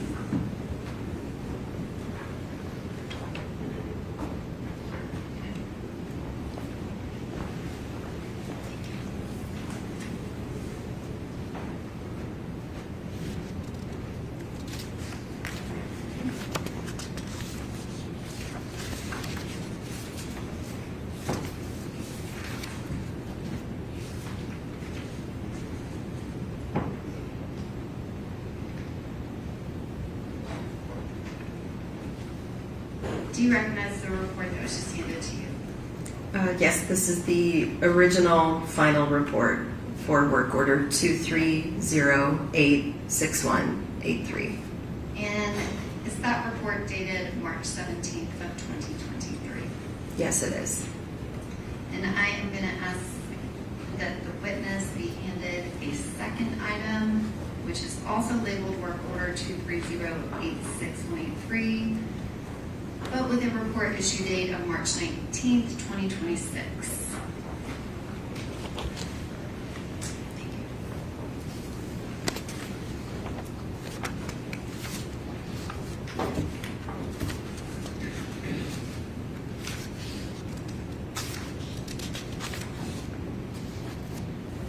Do you recognize all of those items? Yes. And can you describe what is the report that has an issue date of March 19th, 2026? So this is the corrected report that I personally issued for the same work order when asked to perform a re-review in preparation for today. And did you analyze those samples independently? Yes. And did you form your own expert opinion about the results? Yes, I did. And did you document those results in the report issued on March 19th, 2026 at 1500? Yes. And if I can ask that the witness be handed another item, it is pages 17 and 18, and then I believe 41 through 43 of the litigation paperwork.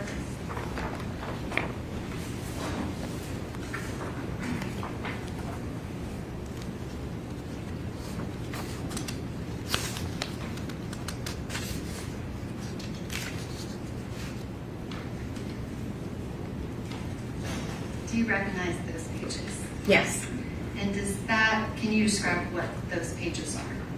So this includes the submission form and then documents noting the inventory of the items received for work order 23086-183. And can you describe what was the item that is labeled in your report as 001 antemortem blood? It's a gray stopper glass tube. And does it have a date and time associated with it? The collection date and time provided to us was February 27th, 2023 at 2:17. And that is one of the items that you reanalyzed and have findings on. Is that correct? I re-reviewed, yes, the data and the information generated. Your Honor, may I publish to the Laboratory, the first page of Dr. Mithen's report dated March 19th of 2026. Okay. Dr. Mithen, do you recognize the image on the screen? Yes. And is that the summary of your findings related to the antemortem blood collected by NMPD and submitted to you by NMPD on February 27th, 2023 at 2:17 p.m.? Yes. And I am going to zoom in to just the results related to that antemortem blood. Was there another item that was submitted under the same work order? Yes. So just focusing on the antemortem blood, can you describe what testing you performed and what your results were? So in this instance, the request made by the Metro Nashville Police Department Crime Lab was to perform a more expansive blood test. So this includes looking for common drugs of abuse and misuse. It includes looking for common therapeutic prescription drugs, over-the-counter drugs, things of that nature. And I'm sorry, what was the second part of your question? So could you explain your findings of, I guess, what you were testing for, but then also what you found based on that testing? So this was a more expansive blood test that was performed. It did include looking for things like ethanol and various volatiles. And so the results concluded from the blood sample, they were positive for acetone, positive for lorazepam, which is a benzodiazepine, positive for cocaine and one of its metabolites, positive for a drug called levetiracetam, and then positive for fentanyl and its metabolite norfentanyl. And can you describe the cocaine and the BZE? Are those consistent results with the prior testing that was done on the Spinning's blood? From the autopsy report that had an earlier, thank you, that had an earlier collection time, is that consistent based off of the collection time of this blood sample? I mean, yes, they're both present. So we're still seeing indications of the active cocaine, and then we're also seeing indications of that metabolite, yes. And is it, I guess, can you describe, like, does cocaine, is it going to dissipate over time, not all at once? As the body is metabolizing it, yes, your body metabolizes a portion of it at a time. So we typically indicate that as a half-life, so the amount of time that it takes for approximately half of the drug to leave the body is one half-life. And it can take anywhere from 6 to 8 half-lives for a drug to fully eliminate from the body. But there can be some very big variations there, depending on the drug involved. Some drugs have a longer half-life, some have a shorter half-life. In the case of cocaine, it gets complicated because cocaine itself is a very unstable drug. It can actually break down even when it's in a glass tube. So we have to keep that in mind. That's why it's hard to really compare apples to apples there. The cocaine, it's possible it broke down when it was in the first tube. It's possible that some of it broke down in this tube as well. And have you seen results of cocaine in blood samples of this level before? Because we do a lot of post-mortem autopsy testing for all 50 states in the country, yes, I have actually. And this particular result, I guess I'll wait till we get to your final test to kind of connect the two things. Can you describe the acetone that had a positive result? What is that indicative of? The presence of acetone in blood or urine can indicate a couple different factors. The key part being that there's some sort of ketoacidosis going on, and so that is the formation of these ketone bodies like acetone and isopropyl alcohol in the body. But what is indicating, it could be from a variety of different reasons. It could be diabetic or alcoholic ketoacidosis. You can see it happen in trauma. You can see it happen in like a flight or fight response.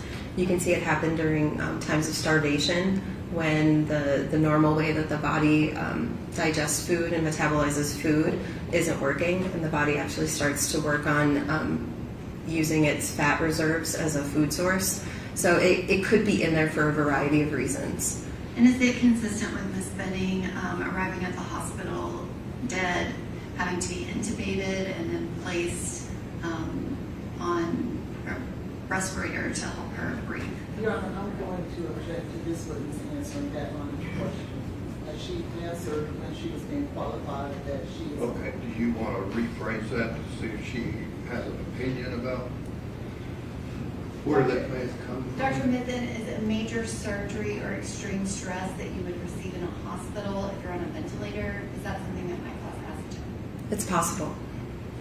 And if the person had not eaten food because they were on a ventilator, would that be that ketones that you were describing? Objection, Your Honor, same objection. Okay, I will rule objection. Go ahead. It's also possible, yes. And can you describe lorazepam? Is that something that you see when someone is in the hospital undergoing medical treatment? It can be administered. It is a prescription benzodiazepine. It's typically prescribed for conditions like insomnia or possibly to assist with reducing and limiting seizures. And you've already talked about the BZE and the cocaine. The next substance, can you describe what is that positive result? So it's positive for levetiracetam at a result of 24 micrograms per milliliter. Levetiracetam is commonly known as Keppra, which I think people may be more familiar with and is definitely easier to pronounce. So that is also an anti-seizure drug that is commonly provided or administered during medical treatment. And the next two positive results are for fentanyl and norfentanyl. Are those also common medications when someone is in the hospital and on a ventilator? They can be. They can be commonly administered depending on the nature of the trauma or event that's happening with the individual. Fentanyl can also be used as an anesthetic during surgery. And if the medical records indicate that Ms. Benning was given fentanyl sometime on February 26, 2023, then this test on February 27th, or collection on February 27th, 2023 would be consistent with that. It would be very possible to still detect it, yes, depending on the dose provided. Well, she was continuing to get fentanyl from February 26th of 2023, I believe, up until the point that she was removed from the ventilator on March 6th of 2023. So if it's continuously being added, then yes, it's certainly possible to be able to detect it. Thank you. And going back to, this is the exact same report that you have been testifying to. There is a second item, which is the 002 urine. Can you describe what testing did you perform on that? So similar idea. The request made was to do an expansive test on the urine sample as well. The scopes may be slightly different for the drugs that are being tested for between the urine and the blood. That's just due to the nature of those two samples. Urine tends to see more metabolites because the body has processed it. It's on its way out of the body. And so the scopes are slightly different between the two. And can you refer to the analysis requisition that is part of the litigation paperwork as it relates to that item 002 urine? Can you describe the information listed for the collected date, time? We were not provided any specific information for a time, but a date of February 27, 2023 was provided.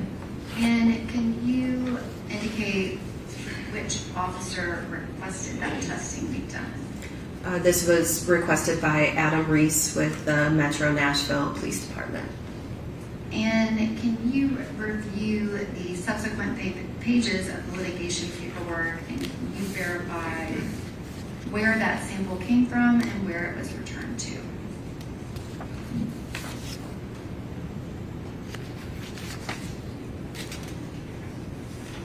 So it was received via FedEx courier from Metro Nashville Police Department Crime Lab in Madison, Tennessee. And then as far as return, it was returned to the Evidence Return Department at the MNPD Crime Laboratory in Madison, Tennessee. And are you familiar with Amanda Sweet? Previously, and then from professional organizations. She and I have worked previous cases as well. And she works for the Metro Nashville Police Department's crime lab, is that correct? Yes. And if that specific piece of evidence that there's been chain of custody on indicates that it was collected at 1603, you would refer to the actual piece of evidence for the time since it wasn't provided on your paperwork, correct? Correct. We'd have to refer to the physical evidence if there was a sticker on it or some alternate paperwork provided. It definitely was February 27th of 2023. Yes, that's what was provided. And can you describe what testing was done on the urine and then also the results that you received? So an expansive urine panel was performed, and as you can see, there's a lot of findings, so we'll go through kind of one by one. For ANPP and naloxone were both reported presumptive positive based on a screen test only. The remaining findings all had both a screen test and then additional definitive confirmation tests performed. And so that includes acetaminophen, commonly known as Tylenol. We have several different benzodiazepines, including nordiazepine, nordiazepam, oxazepam, temazepam, lorazepam, and 1-hydroxymidazolam. Those are all in that class called benzodiazepines. There was also a finding of cocaine and its metabolite benzoylecgonine. There was a finding of levetiracetam, and then fentanyl and its metabolite norfentanyl. And I guess, can you explain why do we have additional substances in the urine that did not show up in the blood? Is it just a different type of testing? In this case, it also is possible that these were drugs administered a longer time ago and the body is still working to flush them out. Urine keeps retained in your bladder for some time until you void it.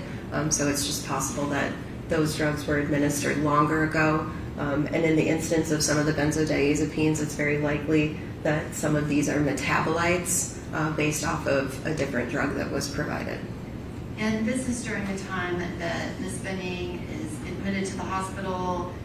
Again, she was in the emergency department, but then she's placed on a ventilator, and so they could have given more drugs when she's first being worked on and then changed kind of that protocol.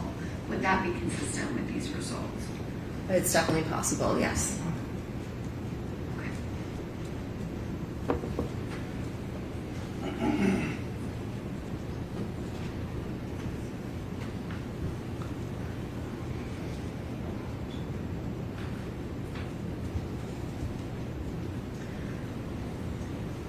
And I guess kind of comparatively, the urine result of the 4,000 nanograms per milliliter of cocaine compared to the result in the blood, can you kind of give some context to that? Does it make sense to compare a blood result to a urine result, or are they different types of matrices? They're different types. If you think about the idea that urine can be stored in the bladder, you can have an individual who's dehydrated or who's drank a lot of water and kind of gotten overhydrated. That can really change the concentration in urine.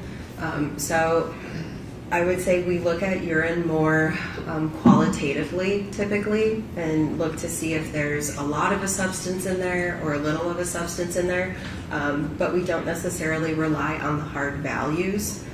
just because there can be a lot of variability there, depending on how often someone's going to the bathroom and voiding their bladder. It can really change those concentrations. And somebody that's on a ventilator, that's going to affect that as well. Yes.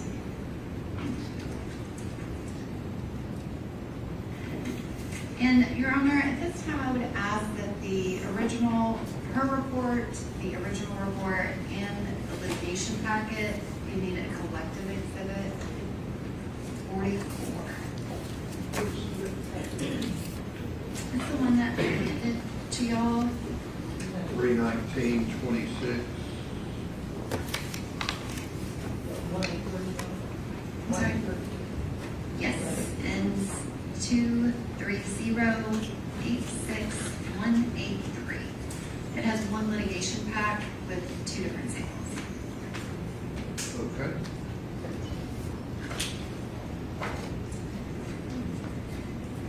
And Dr. Mithun, I have a set of 11 photographs,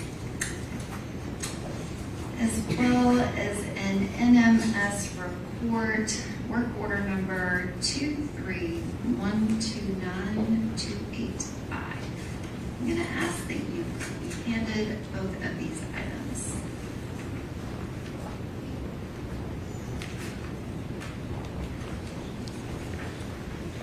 Thank you.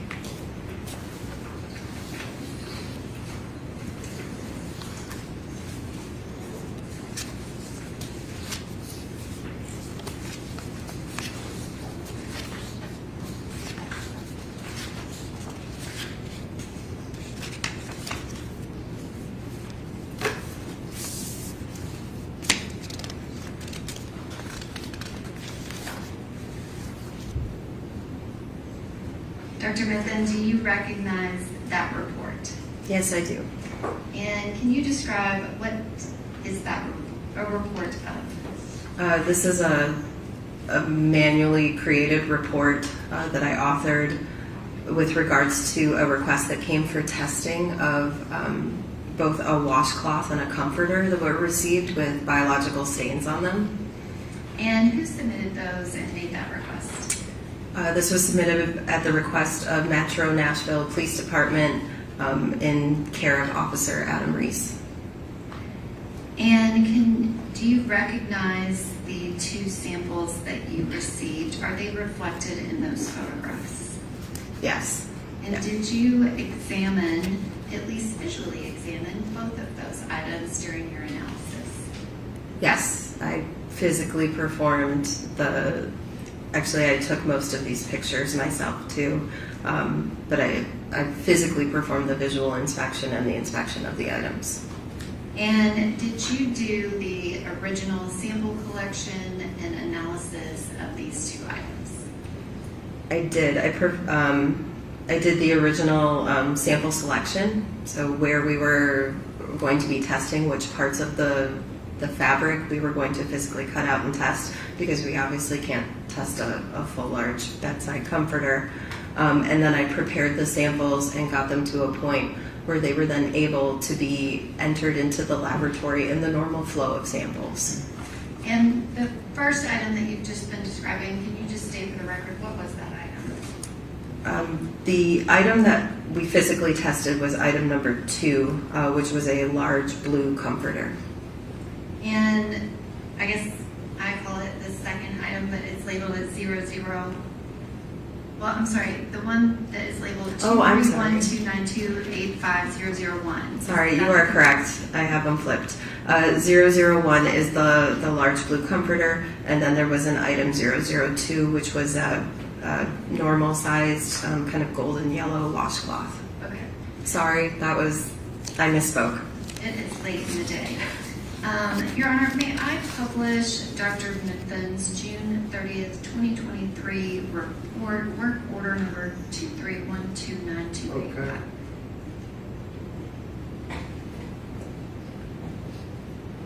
Okay. And Dr. Mithun, this first page of your report, does it reflect those 2 items that you had just testified to? Yes. And are those 2 items located on this portion of your Yes. And does it actually have the Metro Nashville Police Department case ID number associated with your work order? Yes, it does. And that is kind of midway through the page. Yes. And you said that you did recognize those 11 photographs, is that correct? Yes. And Your Honor, at this time, I'm going to ask that those 11 photographs be introduced as the next number exhibit, which I believe is 45.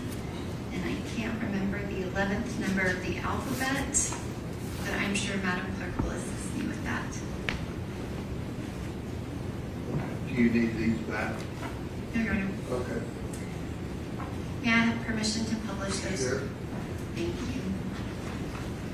Dr. Mitten, this is Exhibit 45A. Can you describe what's shown here? So this is how the items were received. They were received inside of a large red biohazard bag, and then inside that biohazard red plastic bag was in this case it was actually a brown paper lawn bag, because it was the largest bag that could fit the item. And then once we opened the seals and went in even further, we were able to see what the actual items were. But this is what it looked like when we received it. And that has the Metro Nashville Police Department complaint number 23-0120532, as well as the address of 1522 Lebanon Pike, number 107. It has a February 27, 23-0219 date, and it is also labeled as blue comforter. Is that correct? Yes.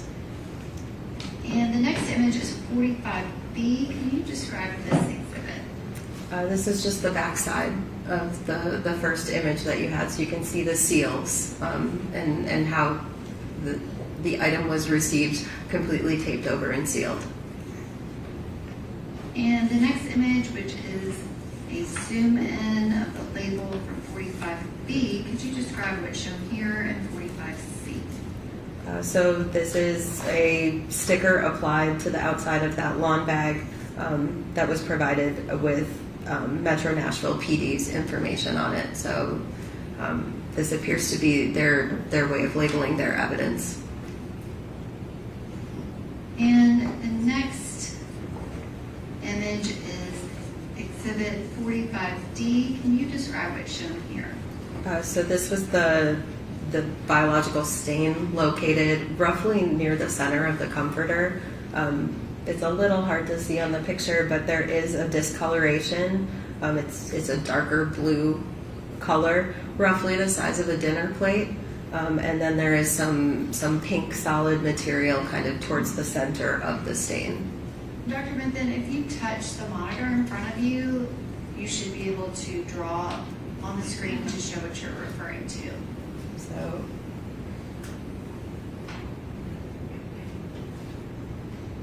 that's approximately, it fits within that. And can you describe, I guess, your visual examination of this blue comforter? What is the substance within that circle that you have circled?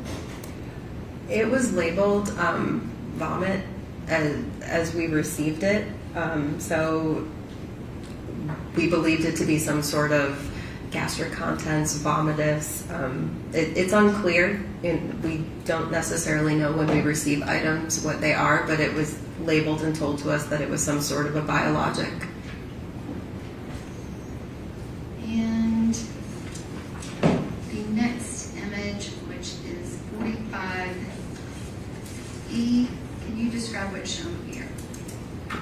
Same picture of the stained area, but with a ruler added just to help with sizing reference.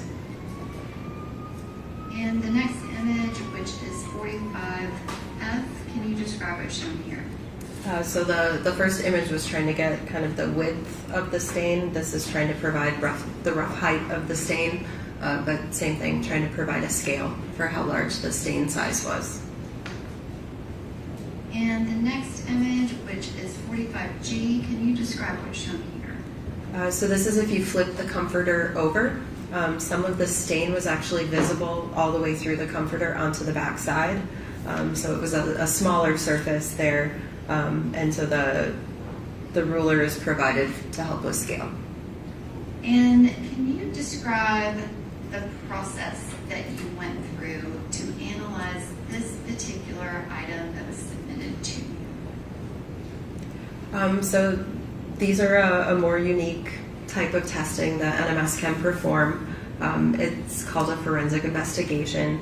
And so in order to perform the test, we have to identify where a stained area is. We also try to look for areas outside of that stained area that we can use as control samples, just to try and ensure the accuracy of the result. If there's some sort of response that we're receiving from the fabric, it should also be in those control samples. So it helps us kind of determine what is background versus what is this additional biologic material bringing to the case at hand.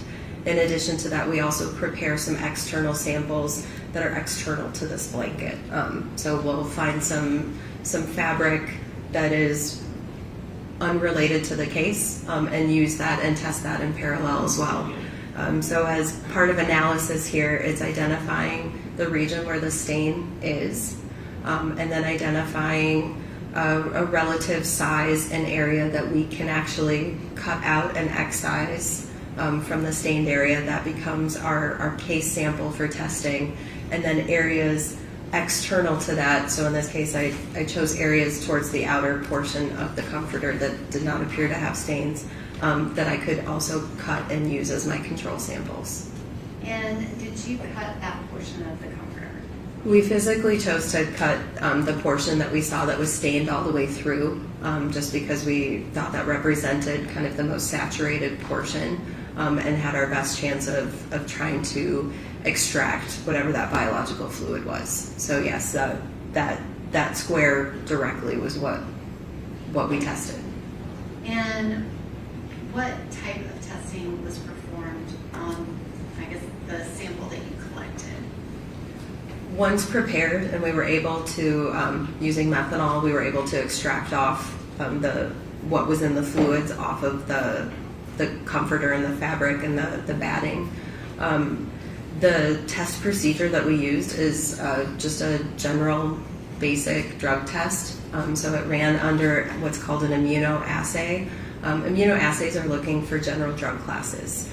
So it'll look for things like cocaine. There's a test that can be performed for the drug class of cannabinoids or marijuana. Another test can be performed for opiates. So it's looking for very general common drugs of abuse and misuse. Specifically in this case, Metro Nashville police let us know that they were interested in having us test for fentanyl and cocaine. So in those instances, I only prepared controls and control samples with known quantities of cocaine and fentanyl in those controls. I didn't prepare with any additional drugs that could have been within a scope. And can you describe, when you're testing, did you receive any results? Yes.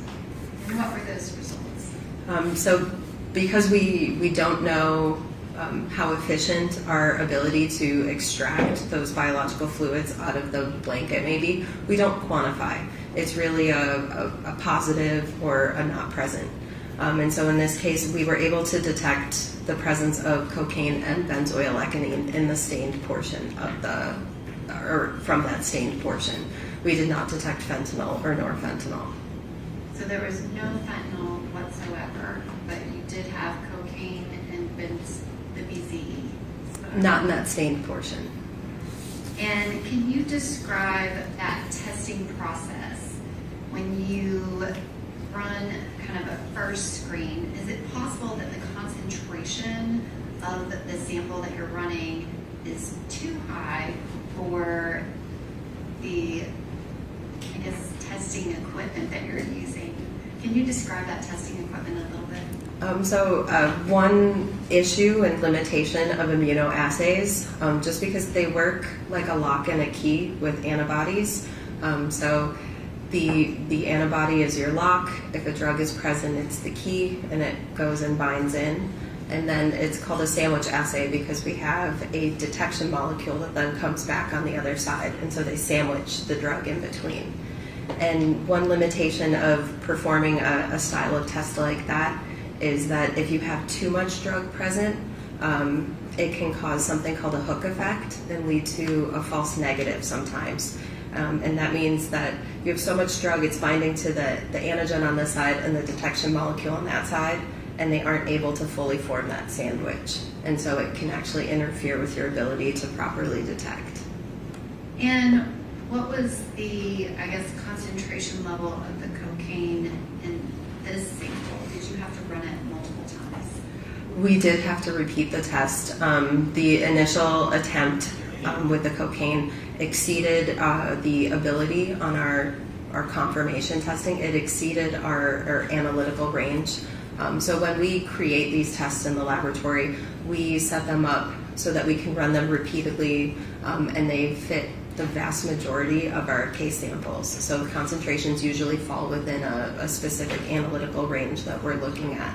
In this case, the case response exceeded that original analytical range. So we had to go back and repeat it on dilution to ensure that we were getting an accurate result, that there were no interferences, that things were running properly, and we had an accurate response coming through on all of our indicators and acceptability for the criteria. And what is a typical BZE amount? The analytical range normally for that method runs from 50 to 5,000. And I guess what was the concentration of the first test before you diluted it?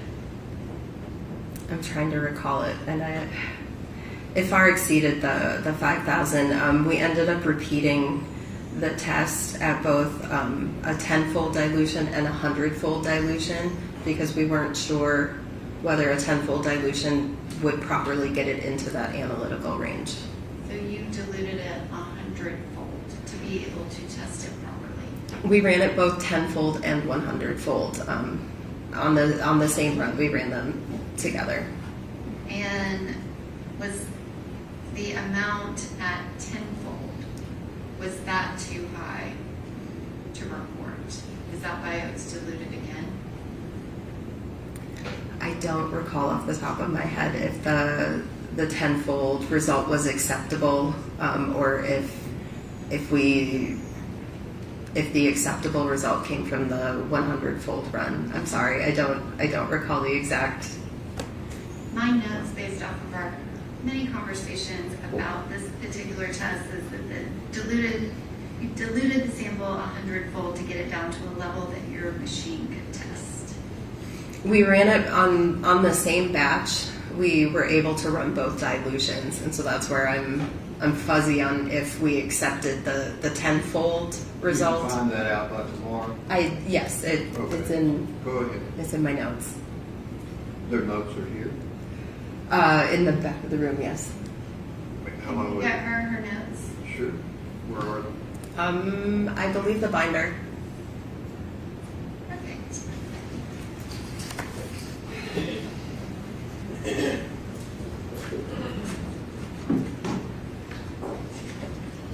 And Your Honor, may we ask that we be allowed to look at those notes as well, please?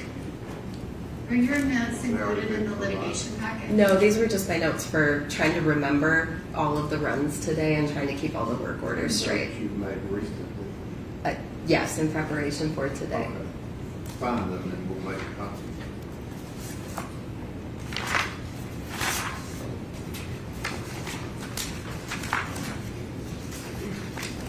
Oh, actually, I think they might actually be in there.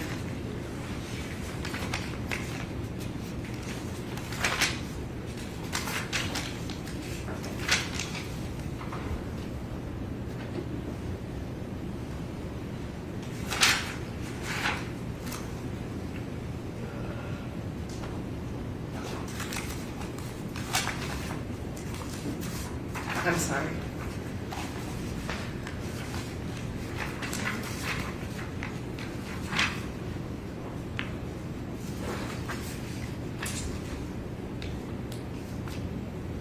Okay. So in this case, we were able to accept the 10-fold dilution. The 100-fold dilution provided a consistent result with the 10-fold dilution. So the two results were very consistent with one another. Since they were consistent and the lower dilution was acceptable, we accepted that result. Okay. But you did both of them, correct? Yes. And you said that the results were consistent. Okay. 1 second. I'm gonna misstate that. I misstated that. Both results, I was looking at the high control sample. Both results were accepted from the 100-fold dilution. And those were the ones that were reported. Both the cocaine and the BZE were accepted from the 100-fold dilution. Not the 10-fold. Not the 10-fold. I'm sorry, I misstated that. I was looking at one of the control samples. I apologize. The 100-fold dilution, so if the amount that you typically would test would be 50 to 5,000 nanograms, we are now looking at up to 500,000 nanograms per milliliter. Yes, so 5,000 to, yes, 500,000. Yes. And what was the result? So we reported as positive because we don't have a true quantitation running there. We reported as positive. We don't report that quantity. What was the number that you obtained to be able to report it positive? In the data, the reported result or the quantitated result was over 87,000. Yes, over 87,000. And 87,000, that is nanograms per milliliter. Sorry, yes. I'm going to object in her attaching a number, a quantitative number, because she has stated she could not do it. Okay, well, you can cross-examine about that. Do you want to ask any other questions about that? I have other questions for her about this. Yes, Your Honor. The data is in the litigation packet. Yes, it was provided to our office as well as defense counsel. They have all of that underlying data. Dr. Mithen, can you explain why the report is just reported out positive? So we don't know the efficiency of being able to extract those fluids off. And so we were repeating on dilution to ensure that the sample fell within a proper quantitative range and that the ratios were acceptable and our acceptability criteria is met, but we do not report quantitative values in these instances because it would be hard to assign a number and a value to what's going on there. It's more a qualitative presence of was it present or not present. So that's why I do caveat, that is the response off the instrument. Whether that is a true, fair, and accurate concentration, I would hesitate to say that. It was a large value that needed to be run on dilution in order to get an acceptable result. And again, that is because as a toxicologist, everything that you are doing, it is precision. It's very precise, as well as there are certain reporting limits and kind of rules about what actual amount and level you're going to report out versus just a positive. Is that right? There are requirements about what needs to be run, and I'm looking at, there was a note that there may have been some questions on the original calibrator curve for that run. So anything that was attempting to be reported with a qualitative value was going to be repeated to ensure the accuracy of anything that went out with a number attached. We know that the quality controls that we run several quality controls that are just positive at a high concentration, positive at a low concentration, qualitatively, in addition to those numeric controls. Those were all acceptable. So we can accept things as qualitatively positive, qualitatively not detected, but we were not able to report things with a numeric value on that run just due to questions they had with that calibration curve. So that is my hesitation in assigning a numeric value. I would say it's a response. It is a strong response. And that amount of 87,000 nanograms per milliliter with all of the kind of conditions that you have put with it, is that consistent with Dr. Carney's prior testimony that adding the EME to the parent cocaine in that first hospital blood being 7,878 is the value that you obtained? Is it consistent? Objection, this witness has already testified that that was outside of her wheelhouse to be able to make those kind of opinions. Okay, from your perspective as a forensic toxicologist, can you answer that question? I mean, they're different specimens, so I would hesitate to do that. This is... You hesitate to do that. Dr. Mithun, this was determined to be a spit up vomit, correct? Correct. And the analysis included that first hospital blood that you also analyzed, correct? Correct. And is your assessment that the substance of cocaine was ingested orally by Ms. Benning? Objection, outside the scope of her expertise. Okay, she's smart enough to, can you answer that question? I think I From can. your training? This is indicating that there was some sort of oral consumption, yes. I have a ruling, Your Honor, on that. I just did. She answered. I allowed it to answer, so I overruled your objection.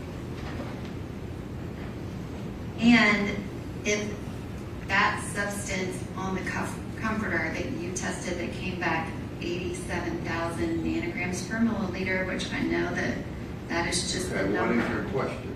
Is it consistent with the result in the first hospital blood? Objection, same objection. Consistent in terms of some kind of quantitative or that it's positive? That are those two values consistent?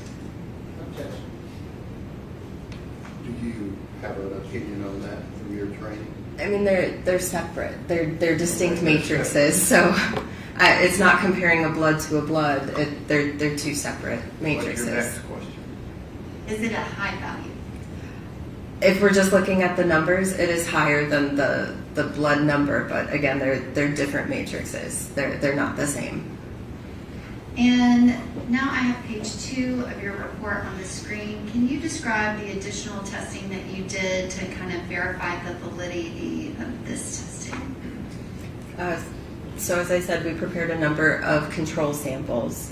So in addition to the case sample, the unknown, we prepare a positive control that's at a low concentration of known concentrations. So I physically will go to the laboratory and I took spike solutions of both fentanyl and cocaine and added that to blank pieces of fabric, let them soak in, and then treated them as if they were stained pieces of fabric and ran them through the process. So I have a low control. I also did that with higher concentrations of those drugs. So I have a low control and a high control. We do another sample that is a negative control. It doesn't get any drugs added to it. That's really to test and determine kind of any background noise that may be coming from the fabric and the comforter. And then I also do that external negative control. So that's really a control to ensure that the laboratory hasn't introduced contamination into the sample during its run through the laboratory, that this process works. We can detect our internal standards and the extraction process is working well. And so in all, 5 pieces of fabric were prepared in order to test just this one case sample. And all of those 5 testings were done to validate the results of the testing of the case sample, which is 231-29285-007. Is that correct? 4 controls and the 1 case sample, so 5 total. And so on your report, it is that case sample with the positive for cocaine and the BCE. Correct. And all of the other results that are listed, that is referencing to those other samples.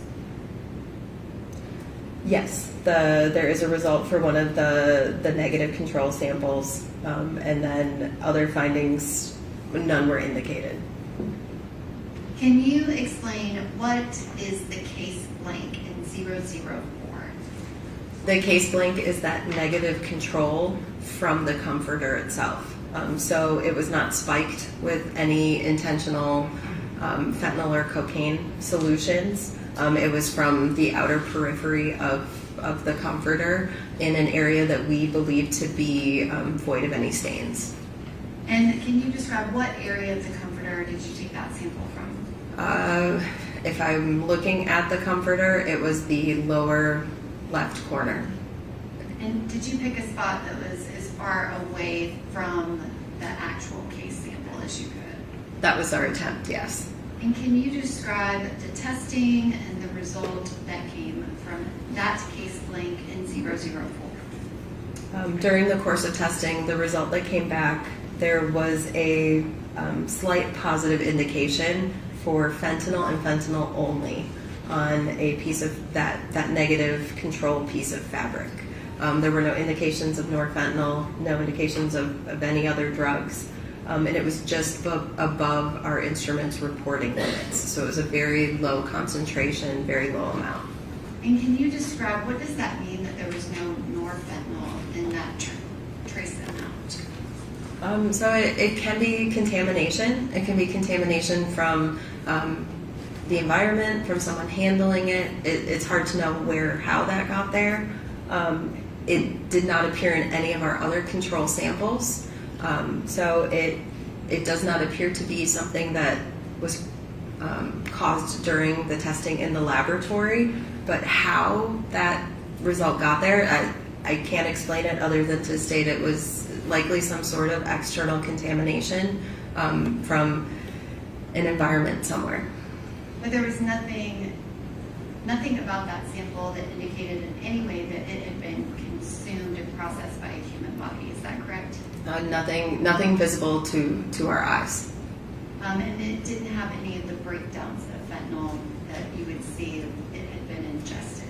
Is that correct? Correct. And it's also true. So when I was spiking with the known compounds, I was spiking with a mixture of multiple fentanyl compounds. So fentanyl, norfentanyl, acetylfentanyl, because I used a common spiking solution that we had in the laboratory so that I knew the exact concentrations I was adding.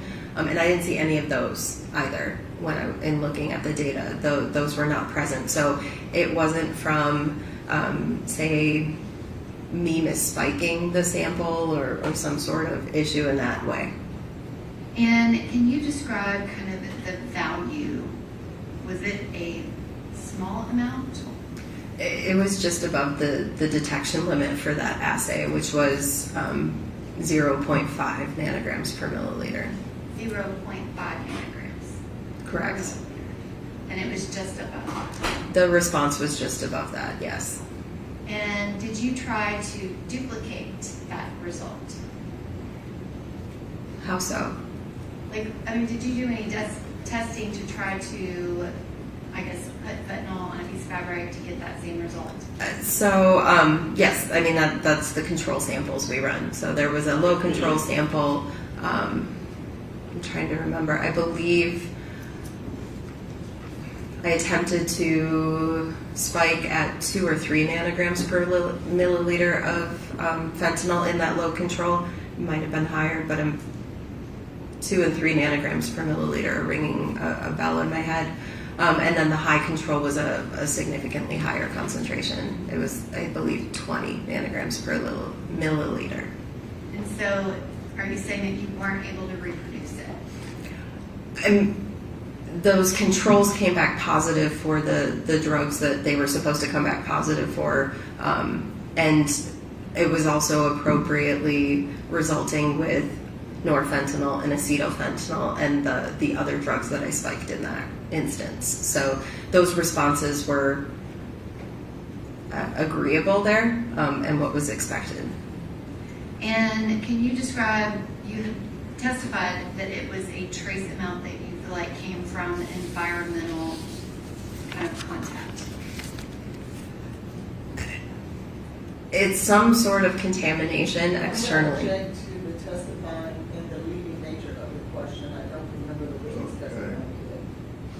You want to ask her again what she's already testified about?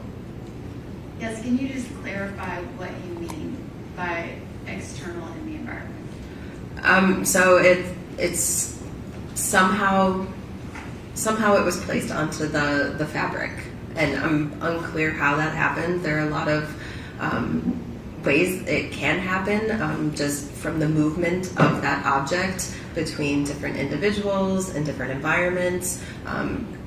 Where that happened, I couldn't say. It happened before it reached the laboratory.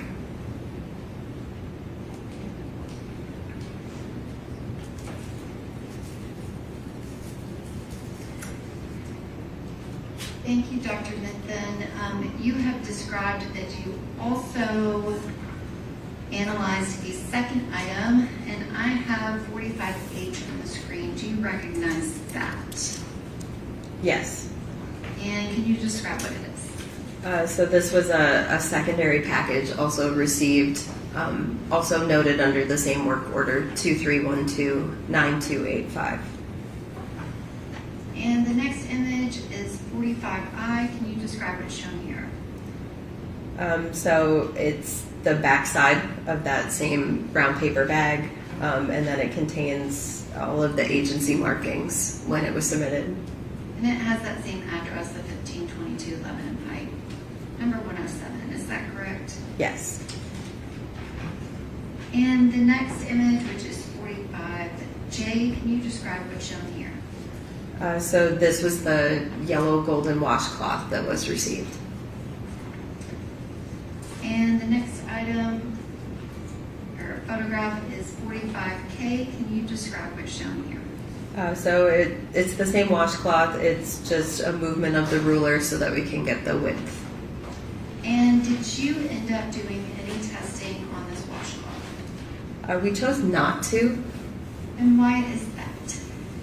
It was very difficult to see stained areas on this coloring and on this fabric. You can see some. Can I draw on it? Absolutely. Okay.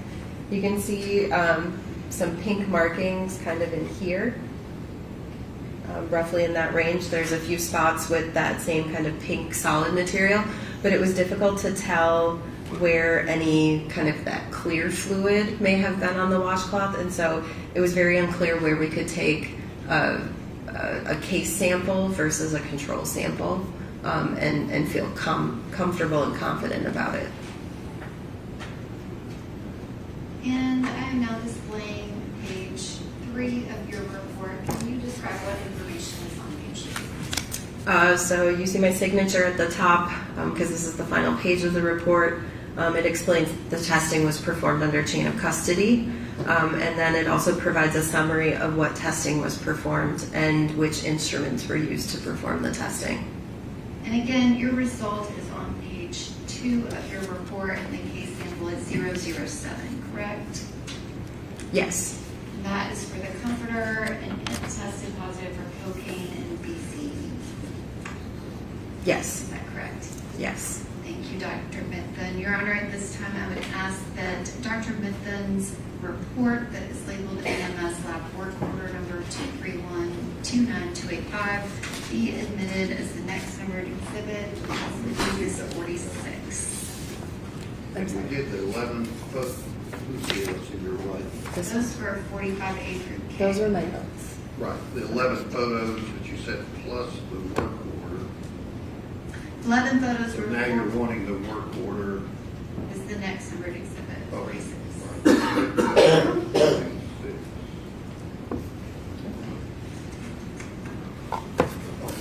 Any other questions? I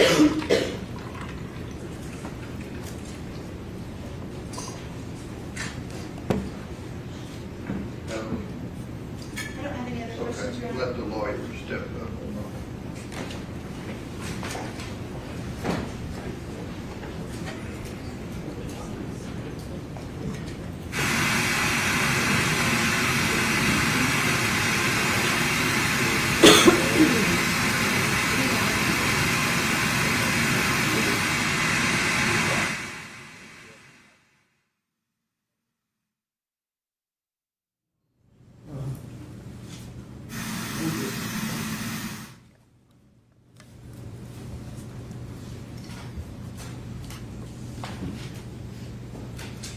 ladies and gentlemen of the jury, we're going to recess for the day. Remember what I said about not discussing the case, forming any opinion about it, looking anything up, watching any reports or anything media-wise.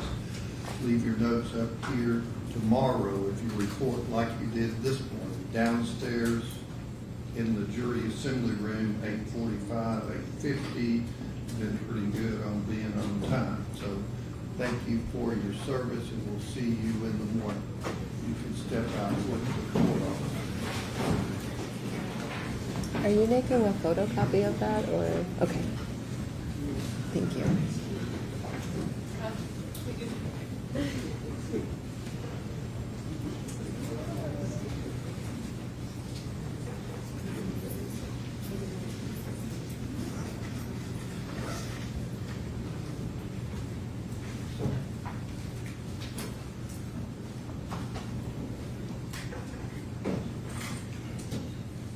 Okay, y'all have a seat. We got fully through 3 witnesses today. The state, how many more do you have?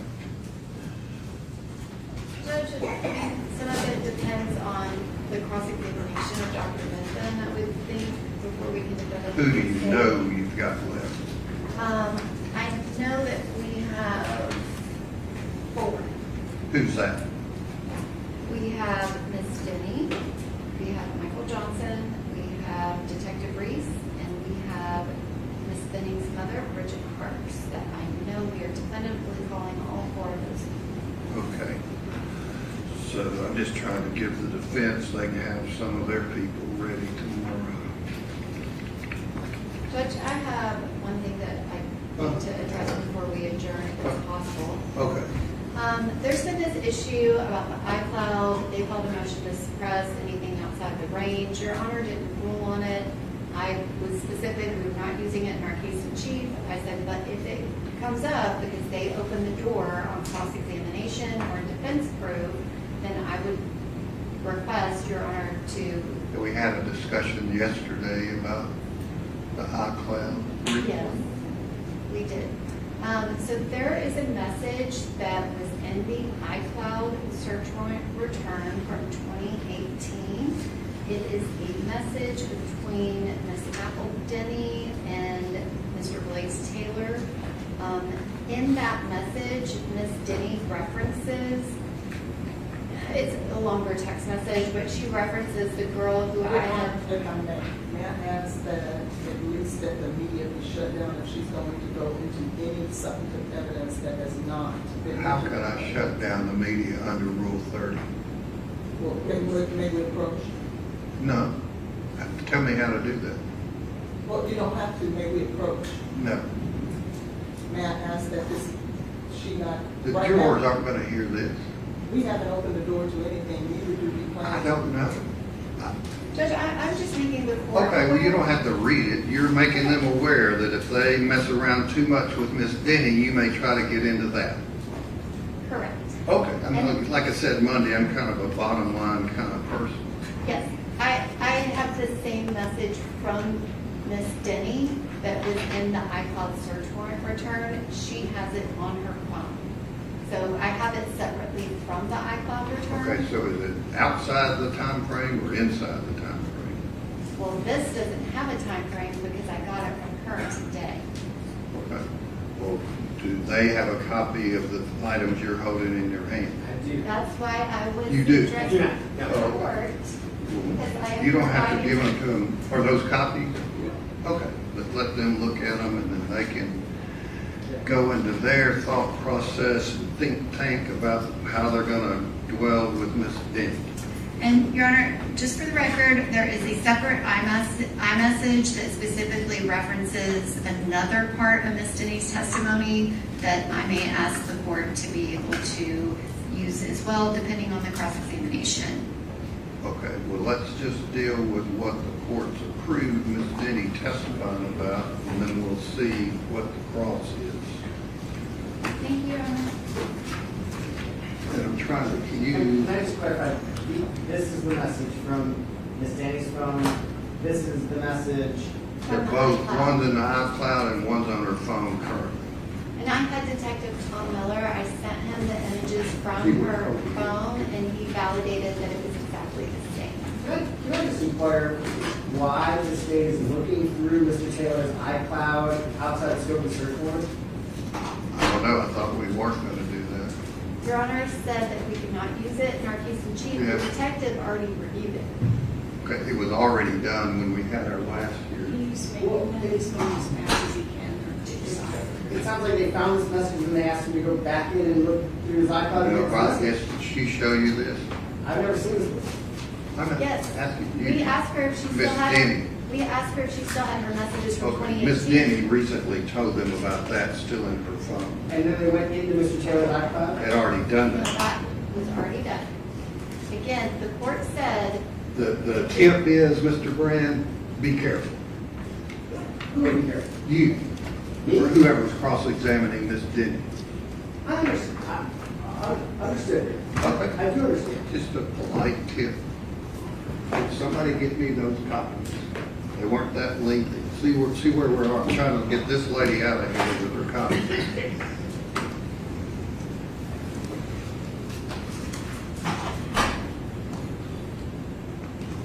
I guess then. Don't guess anything. If it comes up, it comes up. We'll deal with it after Miss Denny testifies.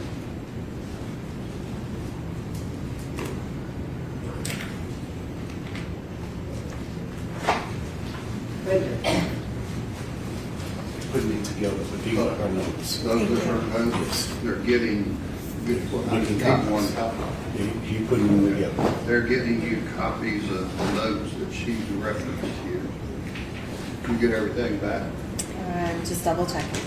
Making sure I got all the pages.